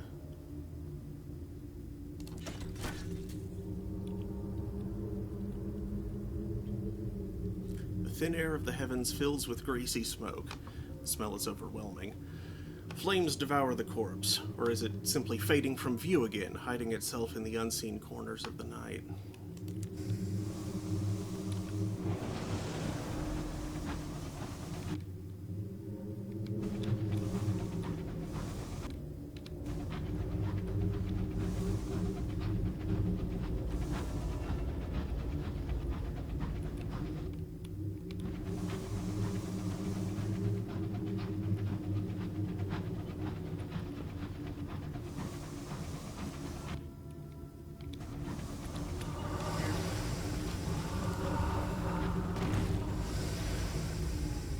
What griever? Well, there used to be it. There's one. Or seven. Or a lot.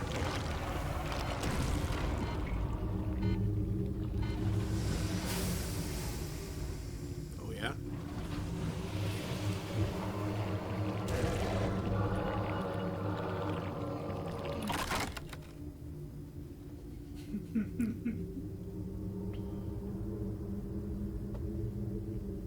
Okay. Gemstones.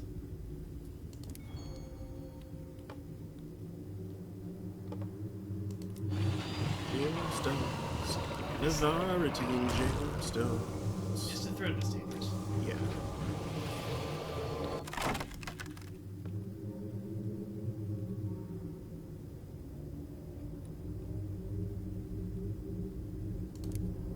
Failure.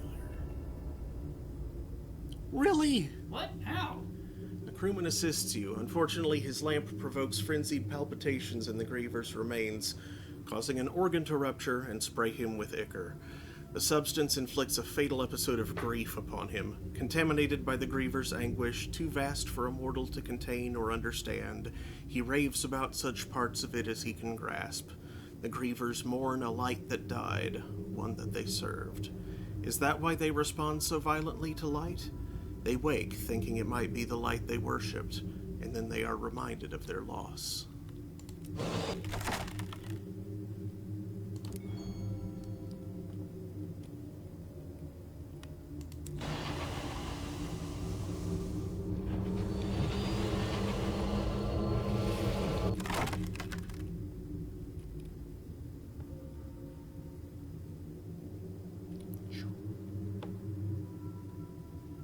Now, 80%, that should be... Yeah.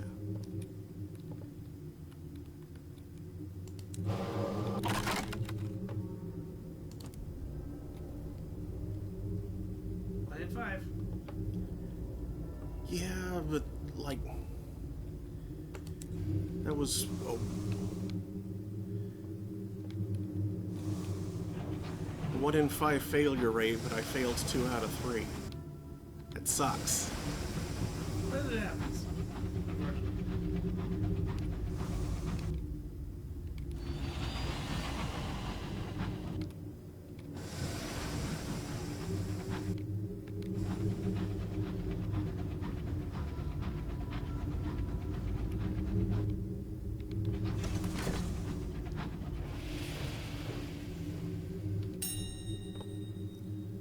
Nope. Refuse.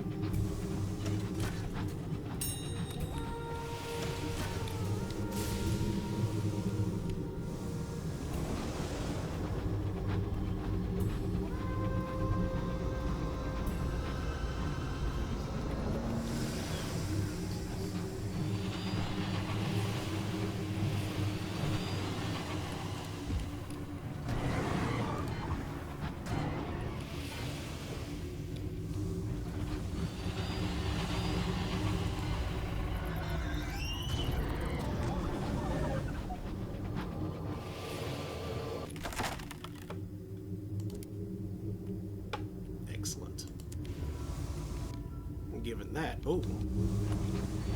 It's one of these.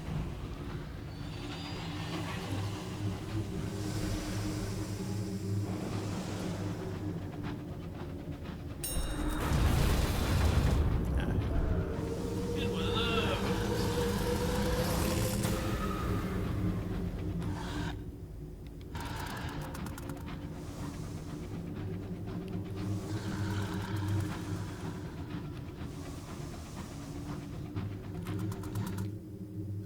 Oh, of course this is a dead end right here.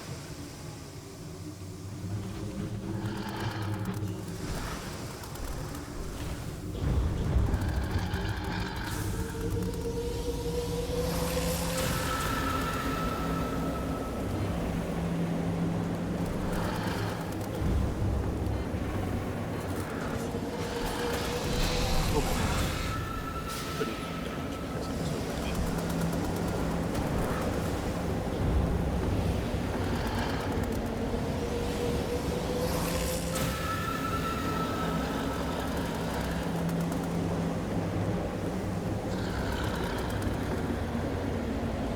Where are you, bastard? There it is. Gotcha.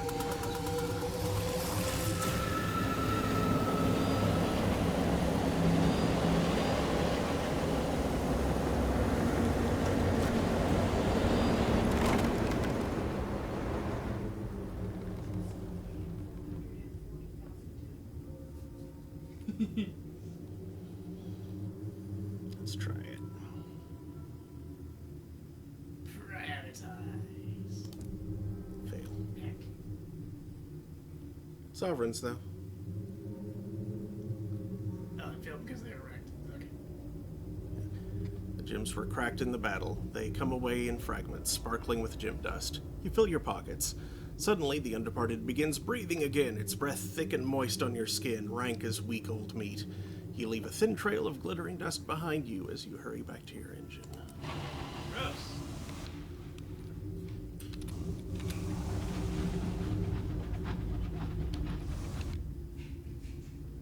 I'm glad that that has very little narrative dissonance, otherwise you definitely get aboard and shoot it again.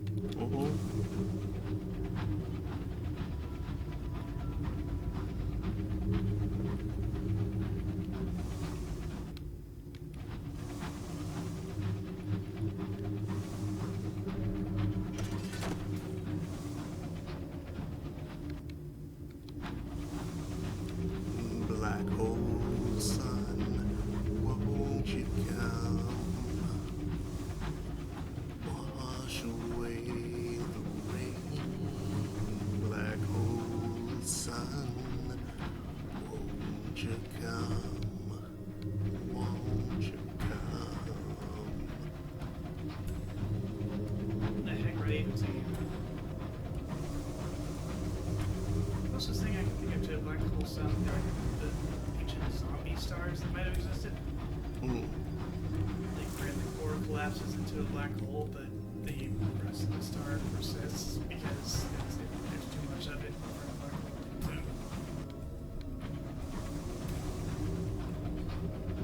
to so like shines on doomed.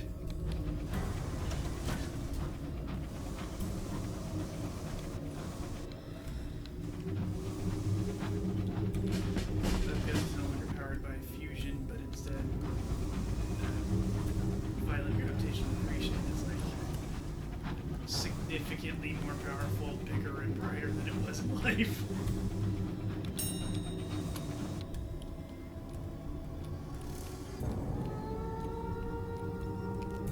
Okay, well, there's something straight ahead.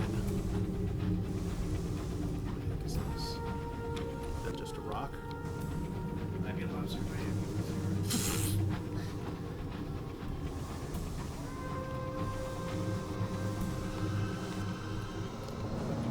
Rocks here are weird. They are weird.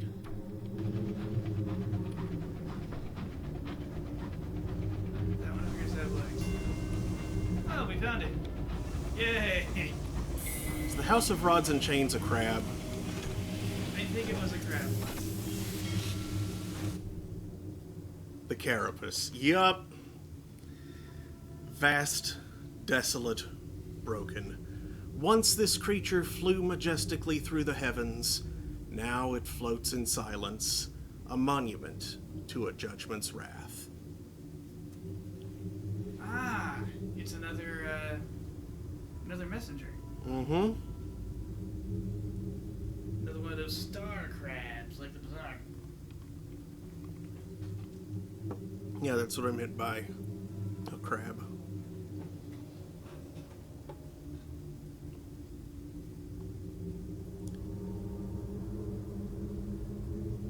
The Spire of Inches. 7 obsidian spires once stretched into this sky. Only this one remains. Dim light oozes through a single window at the top, occasionally flickering as someone or something passes in front of the fire.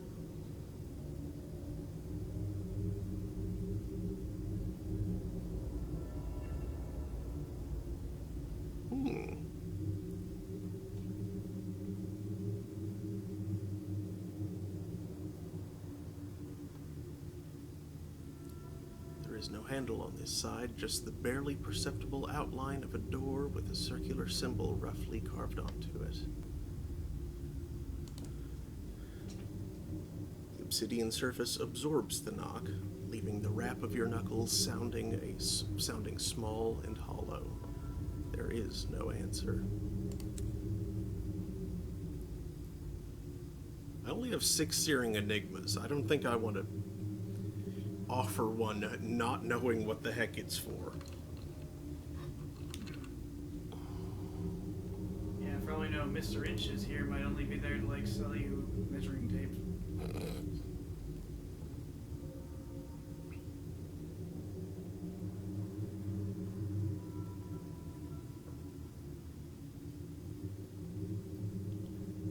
The air tastes of salt and rot. Up close, the carcass of this ancient crustacean resembles a battlefield. Its carapace is pockmarked from the impacts of sky detritus, and cracked open from the impact of 6 spires. Doors of leather, rubber, chitin, scale, fur, flesh, and feather lead inside, each of them carved and branded with a letter of the correspondence. Ew, there was a Mr. Flesh?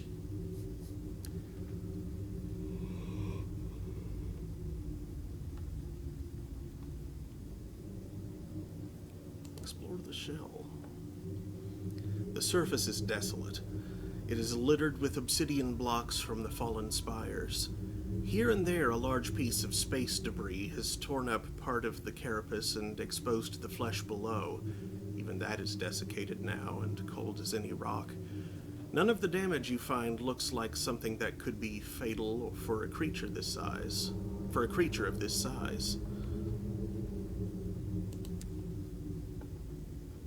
Explore the ruins. Most of the spires have collapsed and crumbled. 7 obsidian spires once stretched into this sky. Oh, this is where I just was. Turn to the carapace. Attempt to open the chitin door. The other doors are tightly closed or too high to reach. This one is slightly ajar. It takes every last drop of your strength, and the chitin door fights you all the way. It is as thick as armor plating, and almost as heavy. Inside, 100 rubbery men carefully ignore your arrival. Refugee Londoners you recognize, the giveaway being their hats on their tentacled faces, and the yellowing copies of the Gazette under their clammy armpits. Such earnest social camouflage never helped them fit in with society back home, but it seems old habits die hard.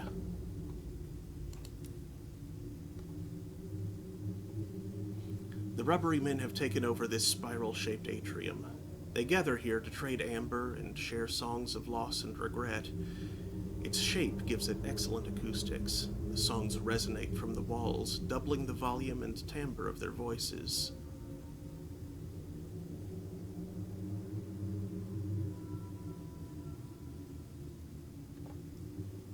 The rubbery men are far from home, even for the high wilderness. The rubbery men show little interest in you as you explore. They shuffle around on their own business, polishing and cleaning and preserving the corpse of the house with equal parts elbow grease and embalming fluid.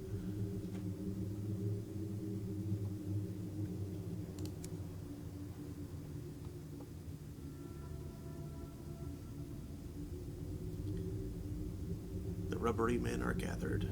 They lower their heads and raise their voices.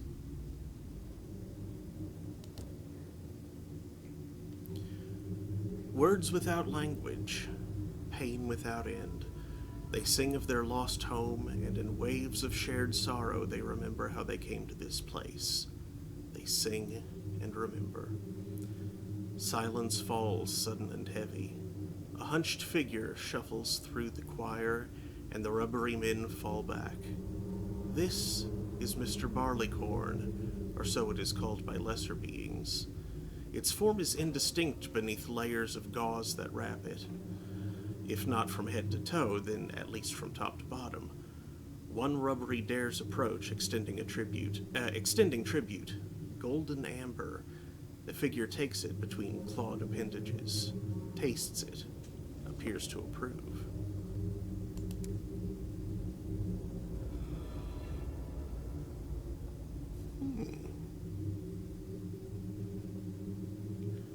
Offer passage to a rubbery band. Not all of them are happy here. They mumble of opportunities in Pan.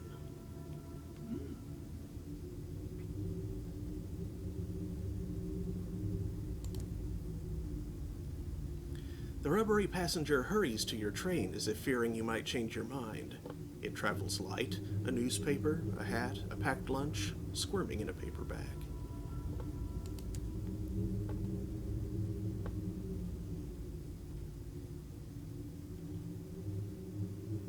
The rubbery men sit around the edges of the atrium, ready to trade and offer their services. Polished ivory bones carve the walls of the throat into convenient alcoves. Each has been appropriated by one or more rubbery men squatting on Hessian mats and running stalls inspired by their time in London. They trade in amber, a naturally exuded substance of their kind, making trade more ceremonial than commercial.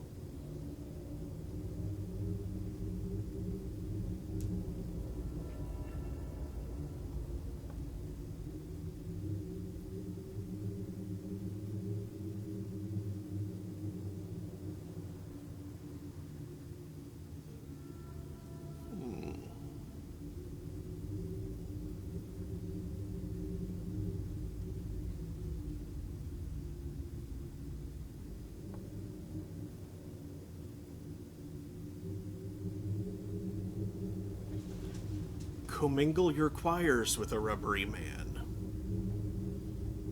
Uh-huh. You have the red amber and the blue amber, but not the green amber. Yeah. Do you have her? Like, how many each do you need? One.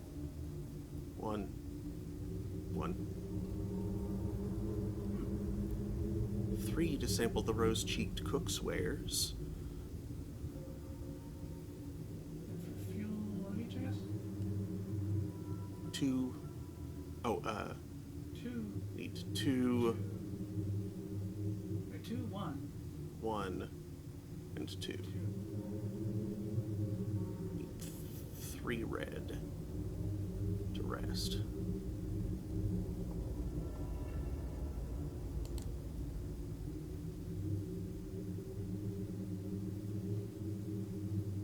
This rubbery trader sits on a mat strewn with oddities, baubles, novelties, trifles, curios, gewgaws, beads, bagatelles, whatnots, and junk.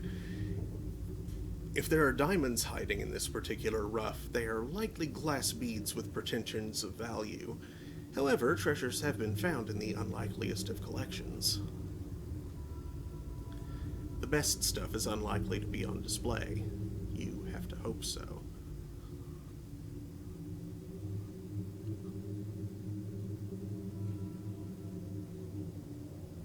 This will trade your amber for a random trade good. Ensure you have up to 5 spaces in your hold. 1 red and 2 blue for something. decent opportunity later in the game when we have more amber. Yeah.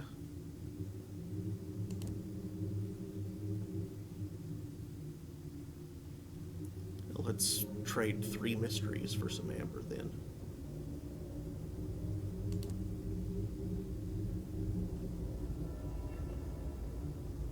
There we go. It isn't clear if it understands your words, but something in your tale speaks to something deep inside it. It gives a watery, wistful ululation and begins humming a song of hope.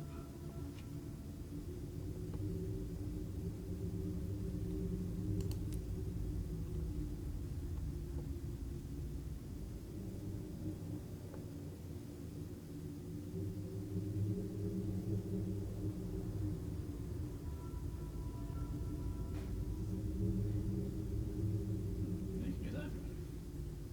Sure, I'm curious. A commingling of lands. In a dark, moist alcove, you sing softly together. The harmonies are intricate and intimate.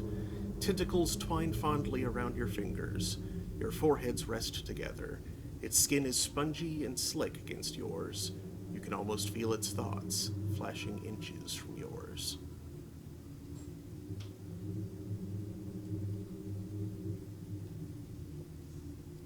The Devils of Carillon claim to be experts in the assessment and improvements of the soul. They would describe yours as pungent, febrile, and unappetizing. What did you just get? Is it fermented? I didn't think. No. I didn't think that would be bad, but okay.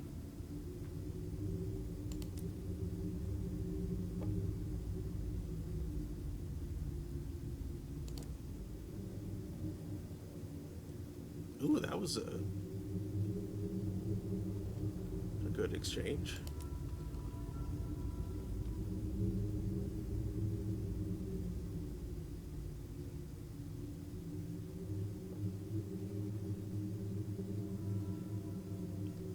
Let's see what this does.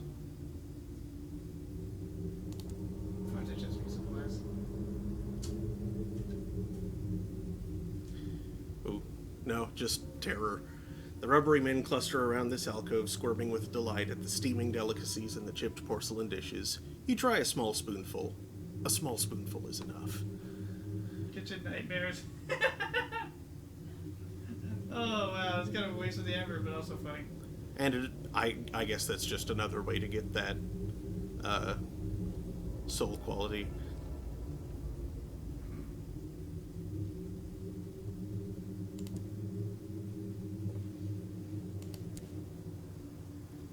And then let's also deal with terror. The pillow turns out to be stone. The curve of your assigned alcove bends your spine until your head almost touches your feet.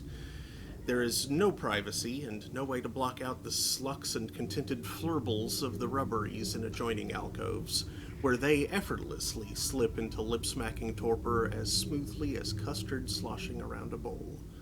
Slucks and contented flurbles. Well, that's just really. Yeah, I couldn't sleep with that going on. They're weird. They're weird critters. Yeah. Mhm. Descend deeper into the house. The house's arteries are the size of corridors, many of them filled with stagnant sweet water and held open with arches of bone ivory. The walls are primarily polished chitin that resembles mahogany, though years of rot and decay have left many gaps to glimpse the dried out fat and muscles behind.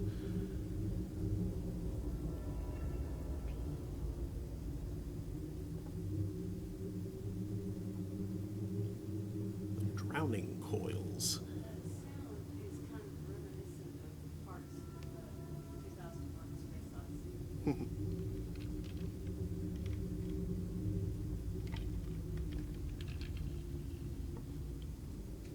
The rubbery men here are less civilized than their topside brethren. They wear no hats and carry no newspapers. Eyes watch you from within the walls.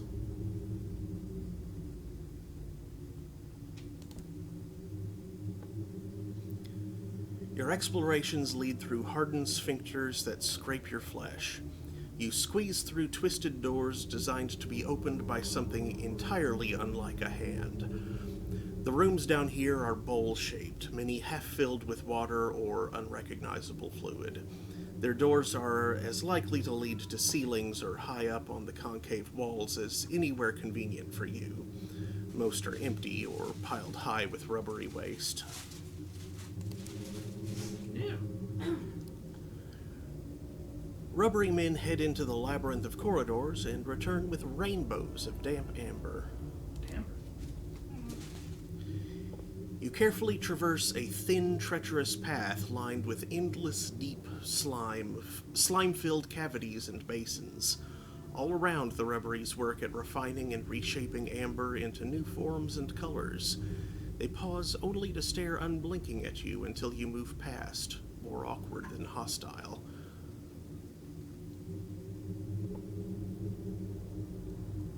Observe the rubbery men. What is the purpose of their work? The exact relationship between rubbery men and their amber remains their own business. In London, amber is all much the same. Here they experiment, combining it with other materials to transmute it. A few flute excitedly as golden amber pours from the vats. It is the rarest and most beloved flavor. Sometimes amber emerges treacle thick and black as tar. The effort and resources that went into it is wasted. The effects of different substances will be the same for each captain. They may not be the same for future captains in your lineage.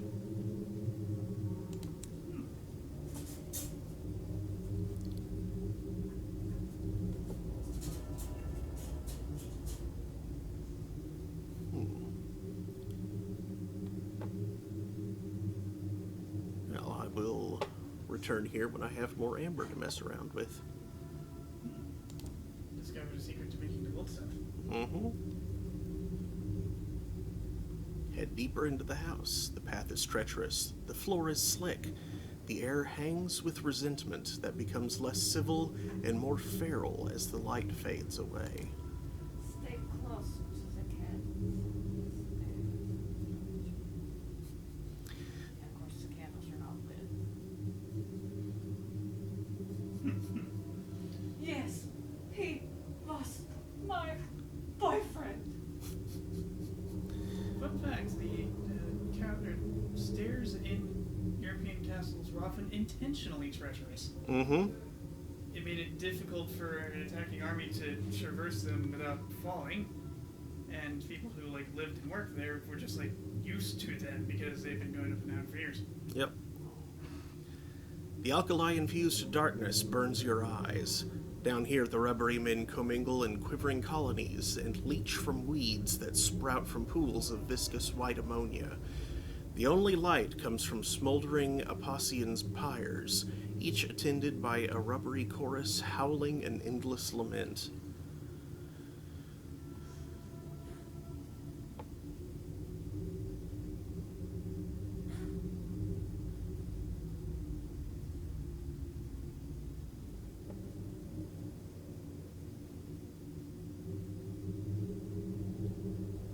Feral rubberies stare at you from their nests.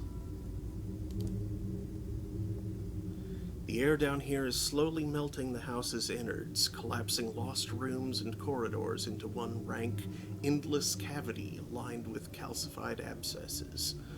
The foul liquid regularly rises to your knees. An itchy rash develops where it touches. Occasionally your feet kick against chips of amber in the mire. There must be larger pieces here, but hunting for them is not a one-person job. Not one for a captain, at least.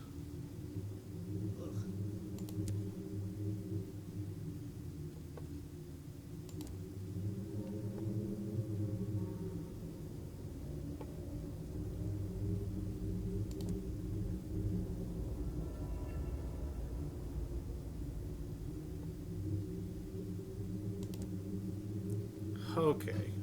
I know you had actual business here. Yeah, what, Let me see here. what did the rubbery souk.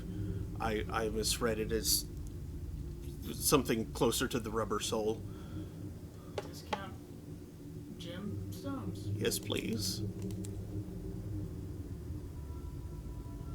Yoink. That felt a bit like ceiling.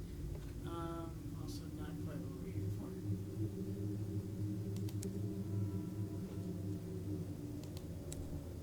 Something we're here for. A few things, I think.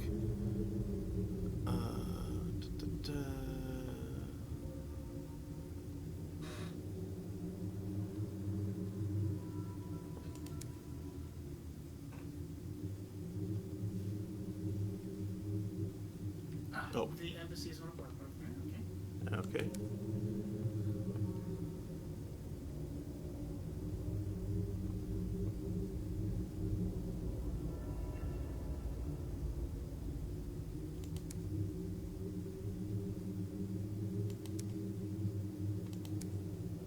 Oh, right. The Bill Servitor wanted you to talk to something here.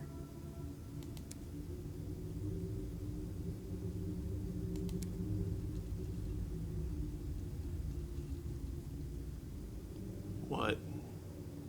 Probably the creature in the spire. Ah. Well, May require the use of a setting name. okay then. Well, I guess if that's the only way to it. Was there anything else? Forge of Navigator's Souls. Promise. Looking again. Yeah. That one's Blue Kingdom.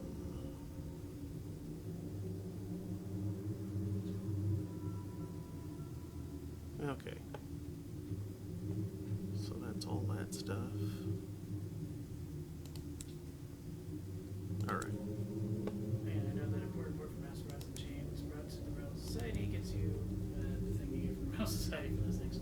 Hmm.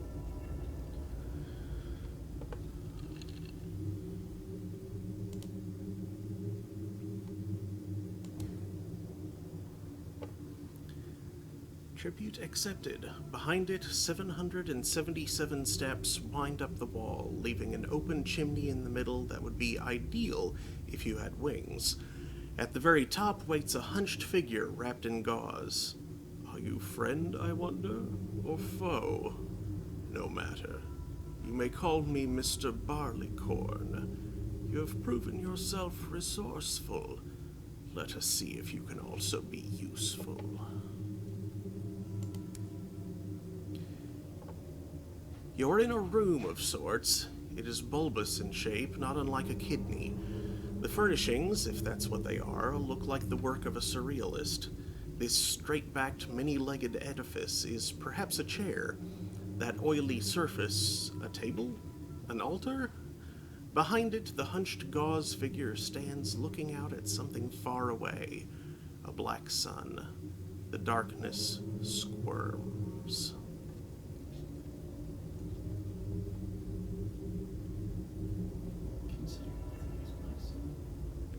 It wondered if you could be useful. What does it want? There were 7 of us once. Outcasts, bound to this messenger's service.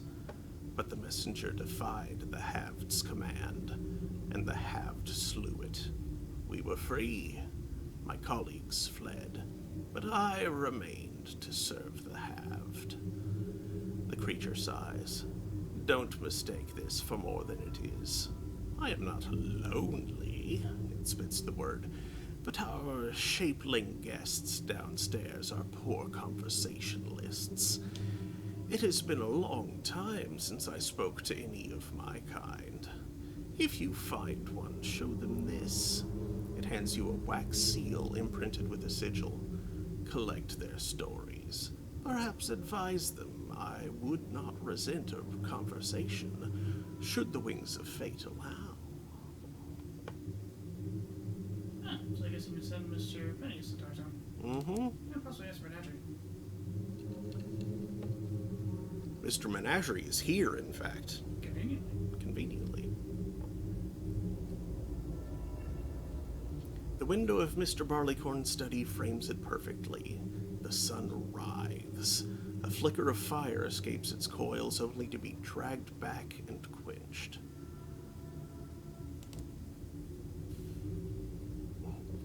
My lord, the halved, once judgment of measures and distance. Mr. Barleycorn bows to it. He knew of London. He beheld it through a wound in the world. We reached out and set his mark on those who trespassed on the wound. They became our messages. And when they found their way to the skies, their marks led them here, to the land of do as you please. The creature examines you. Would you care for one? A mark?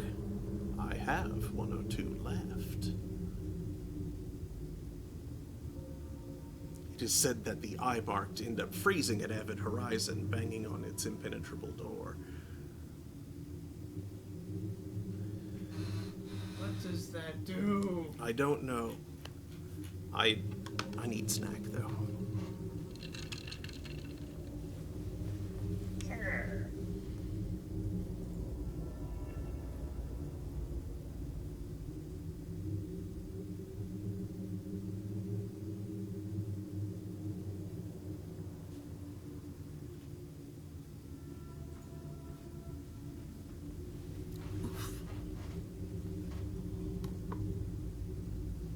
Oh yeah, and there's also Mr. Pipes and House of Silks.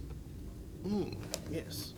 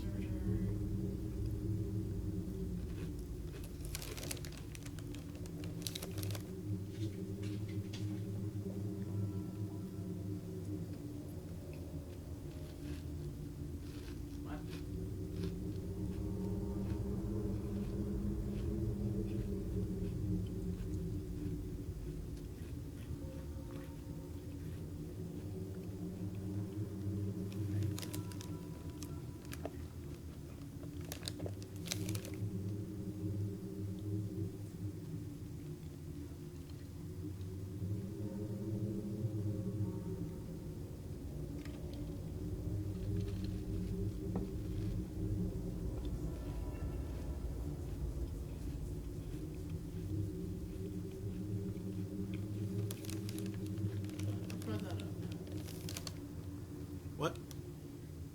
Consider it black sun. Mm-hmm.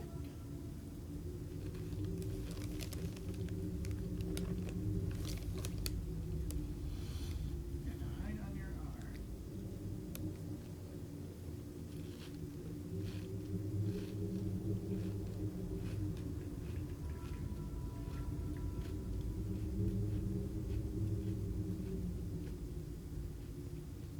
You gain fermented if you didn't have it, right?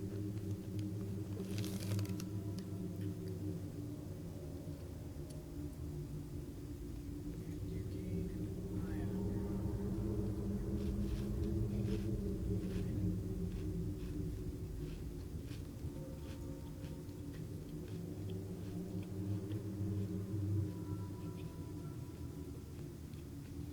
If I say no, can I change my mind? I think so.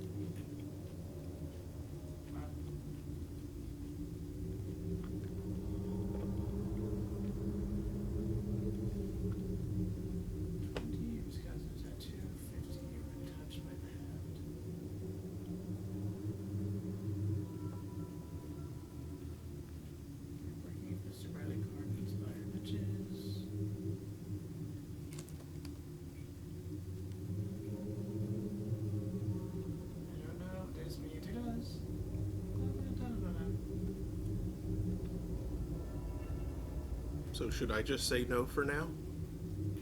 Yeah, for my use, yeah, I think. Okay. Let's get As, around. as you wish, says Mr. Barleycorn, returning his gaze to the black sun. Yeah, I can do that again. Examine the altar. Its surface ripples oleaginously at your approach. You touch the surface. The world twists, and there is only darkness and water and cold and drowning. You kick your feet, thrashing to the surface. Impossible. The sky with its false stars, the green glass expanse of an ocean without waves. This is the Neath, the vast subterranean cavern in which London lay before climbing to the heavens, and the cold black waters you are thrashing in are its Untersee. Freezing water, thrashing legs, absolute darkness except the dim glimmers of false stars above, the Z stretching out forever under a stalactite sky, dark and deep and unforgiving. Chill out, Remy. Swim for land. But which way is London? The avid horizon? Port Carnelian? The Z is wide and deep and lonely.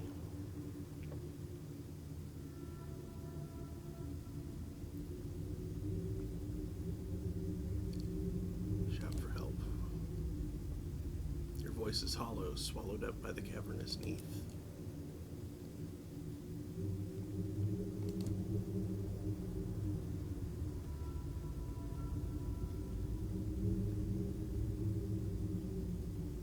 This is a weird oil table.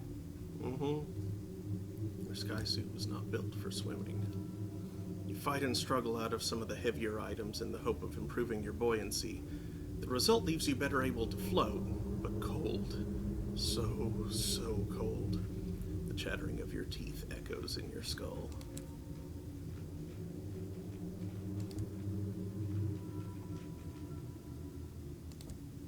There is no London down here anymore. There will be no rescue. You let yourself go limp. Let the water into your lungs. Exhausted, the Z embraces you. Water covers your eyes. It fills your lungs. The currents of the Z tug gently at first, and then more forcefully. The pain of drowning gives way to a softer agony of unconsciousness. In the darkness, an eye. It opens, and the world is upside down. You fall to the floor of Mr. Barleycorn's study, coughing up water. The gauze-wrapped figure barely looks up from a spindly instrument that resembles a driftwood harp. Do be careful what you touch, it advises, plucking at an oily string. Well, that was unsettling. Ask about the rubbery men. What are they doing so far from London? They came to this place in a ship forged from broken shells. They had followed your kind from the Neath. Perhaps they believed they would find their lost exile here. It is fortunate that they are used to disappointment. I tolerate them. They cannot disturb the messenger.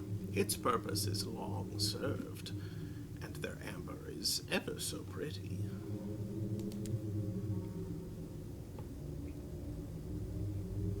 Request a reprieve for the brittle servitor. A delicate subject. It will need to be approached carefully. We are not in the habit of granting clemency. Mr. Barleycorn examines a document on his desk, especially not to the servitor of a rival kingdom. I see no reason why the creature should not remain in Piranesi indefinitely. However, the ghost figure taps its pen thoughtfully against the desk. I could reduce its sentence.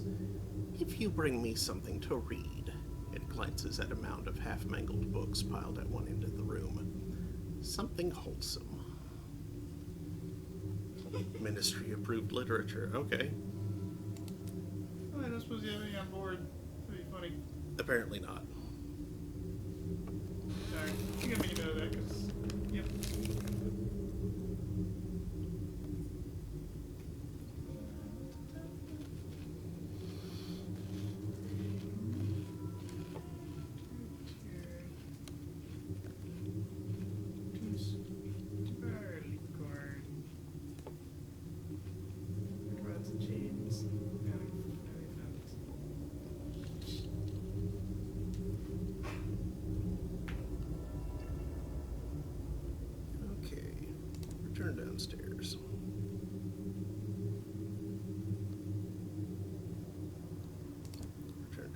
Thanatopsis.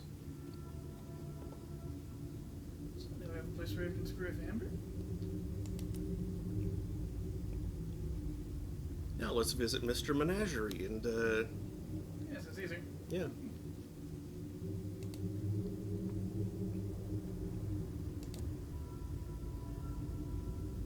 Show Mr. Menagerie the seal of Mr. Barleycorn.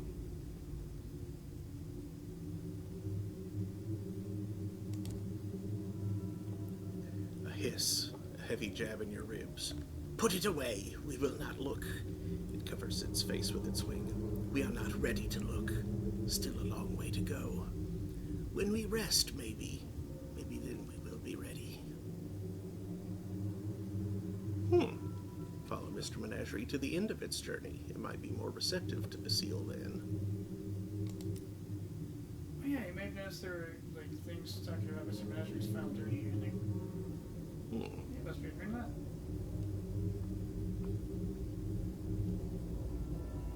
I think listen to one of its stories.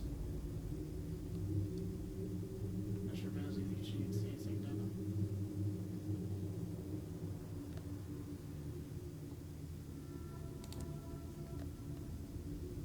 Mr. Menagerie shies away from the looming door. It retreats further into its cowl so even its garnet eyes are lost in the gloom.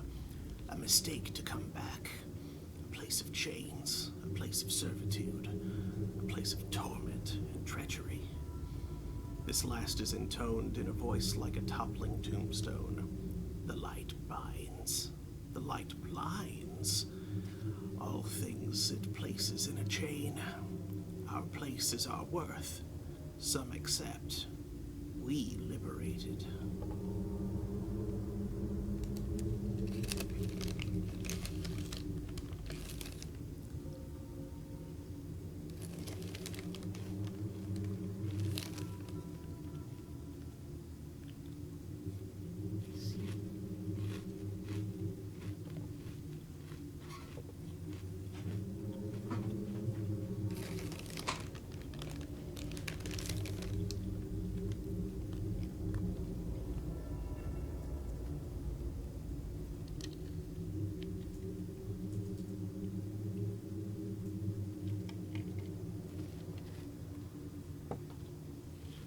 Longdon?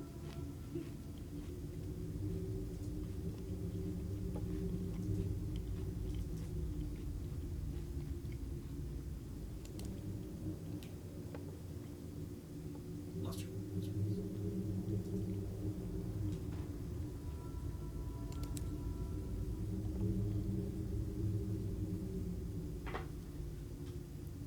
Any other space bats we know again?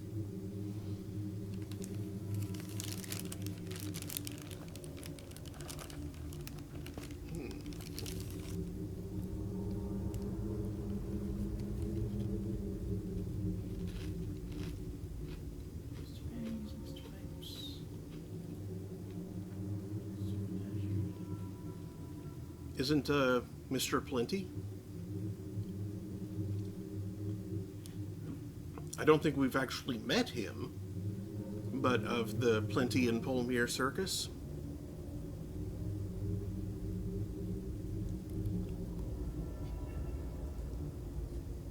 That was one of the space bats? Implied to be.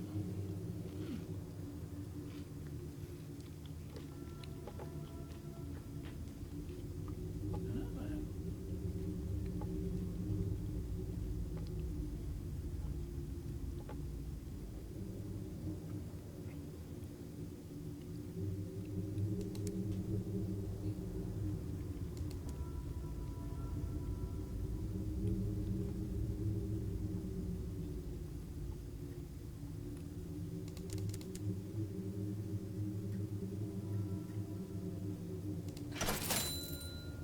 Yeah, I think there's just...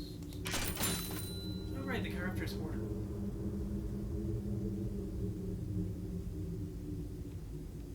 Where are they?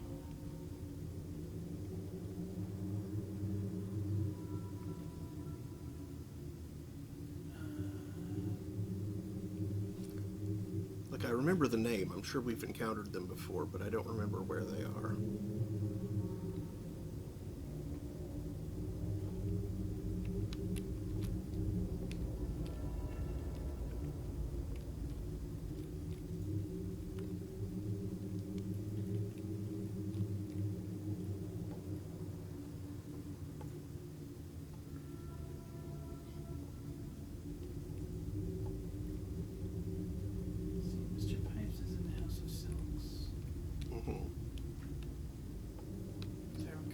reporter, I think, is in London.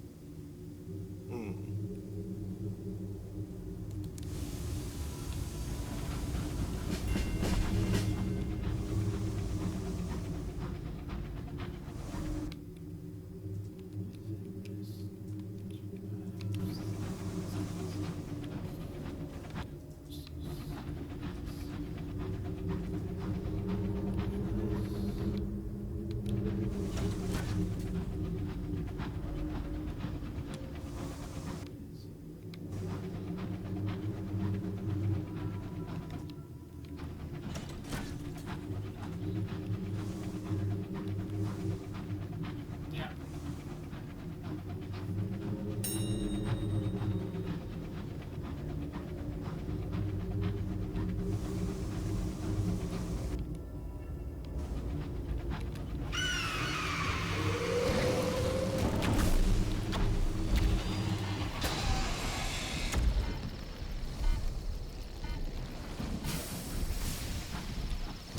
Your enemy overheat too? Just floated there for a minute.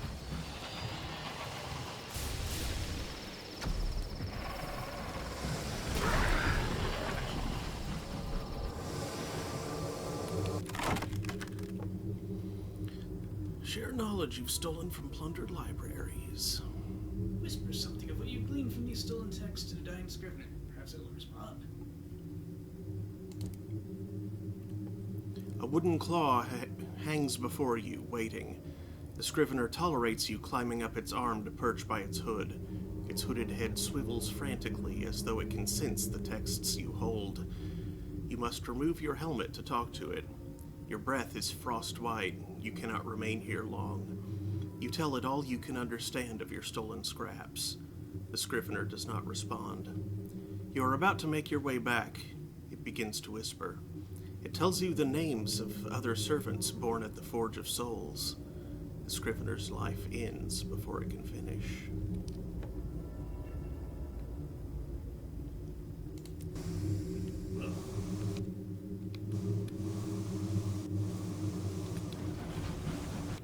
Unsettling in here.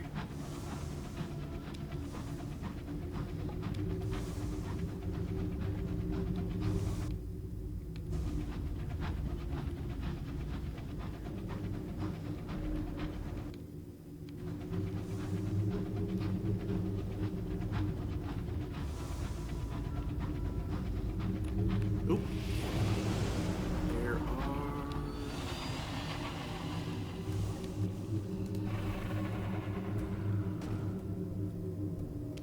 Raiders?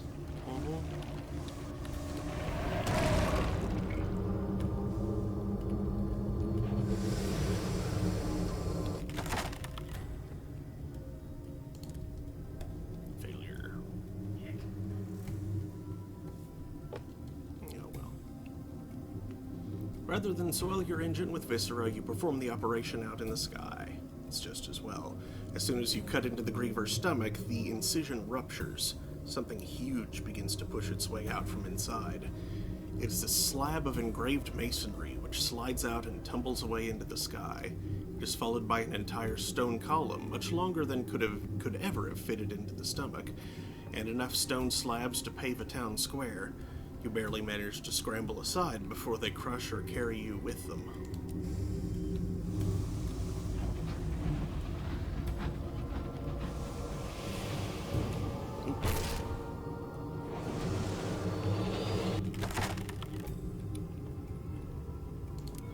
Try again. Good.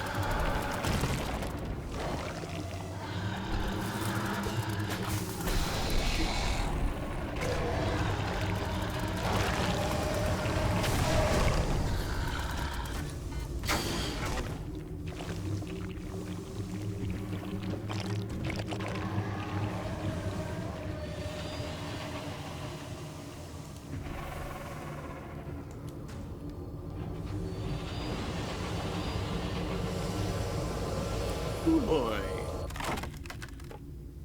Harvest its bones. There we go.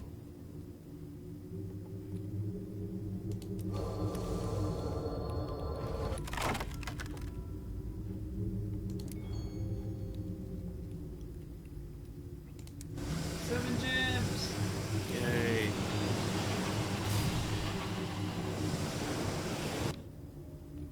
Oh.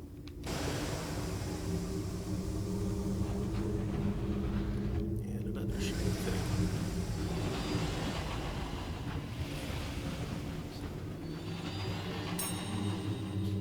Oh, Yay.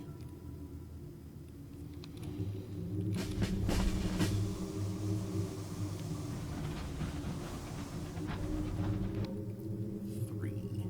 One there, one there, one there. Cool.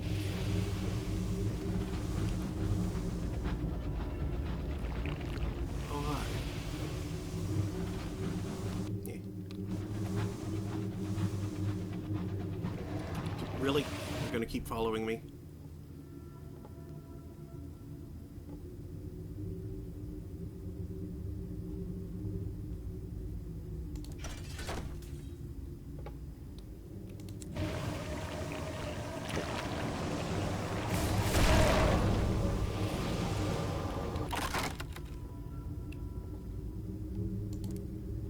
Repairs.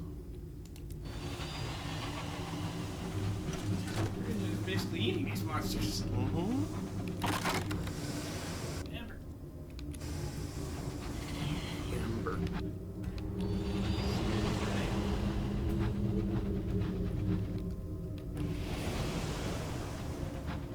This is happening right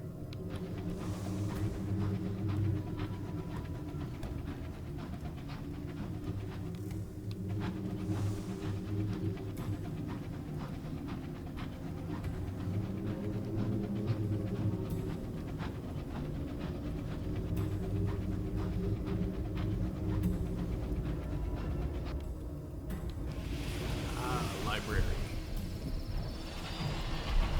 Mama.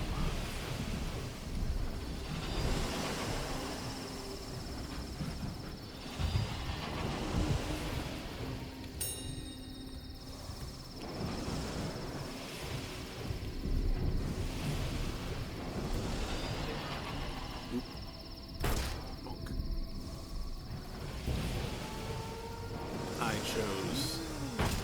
I chose the narrow way around. through there.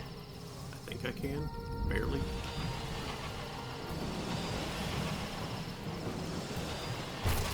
Bonk. Little engine that just barely could.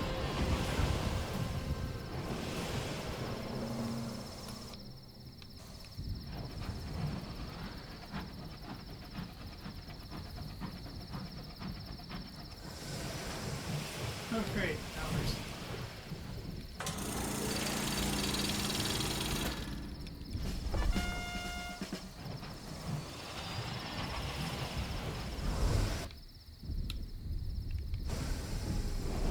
I found nothing.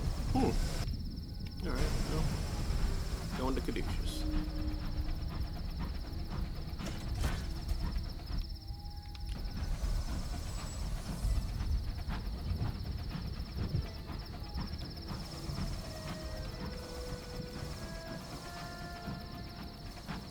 Be a good place to leave. Actually, is mine. Oh boy. Okay.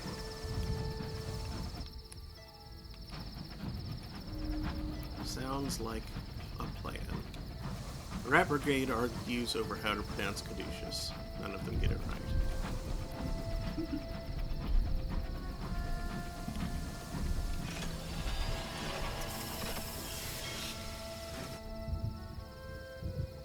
Oh, it's Mr. Menagerie again. You know what? Let's say hi. And listen to his stories.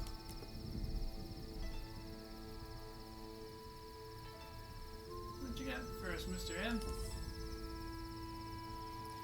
Mr. Menagerie gestures to the frescoes where devils in rose masks walk in procession to a great mirror.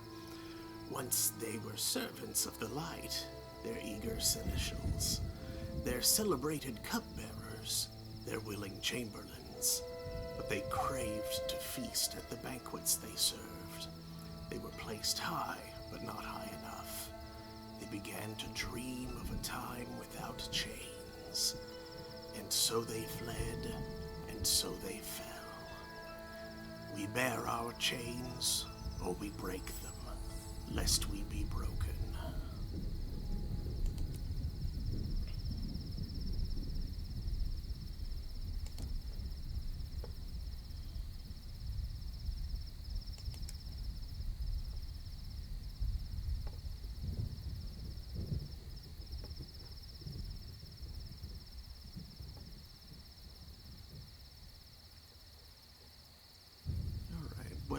What all is here again?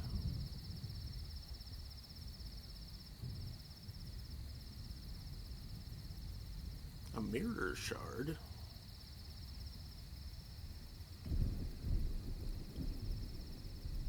That sounds like something that'll take me to Parabola. I'll save that for next time. So, thanks for watching, folks. We'll be back on Saturday, 9 p.m. Eastern, to continue Iron Brigade, and more of this next Thursday. Now let's see who is around to raid. Where the heck?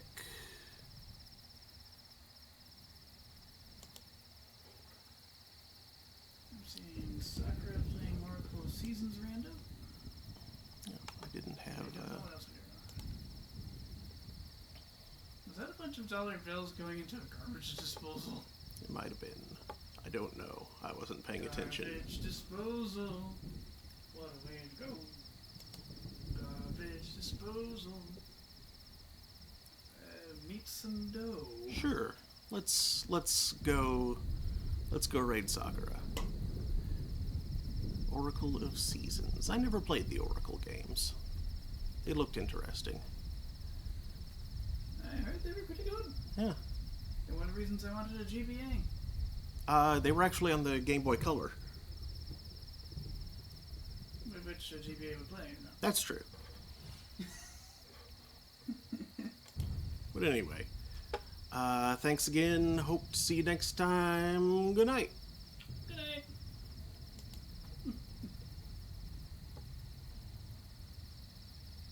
Yeah, I wanted to try out Golden Sun 1 and 2. I played Oracle games.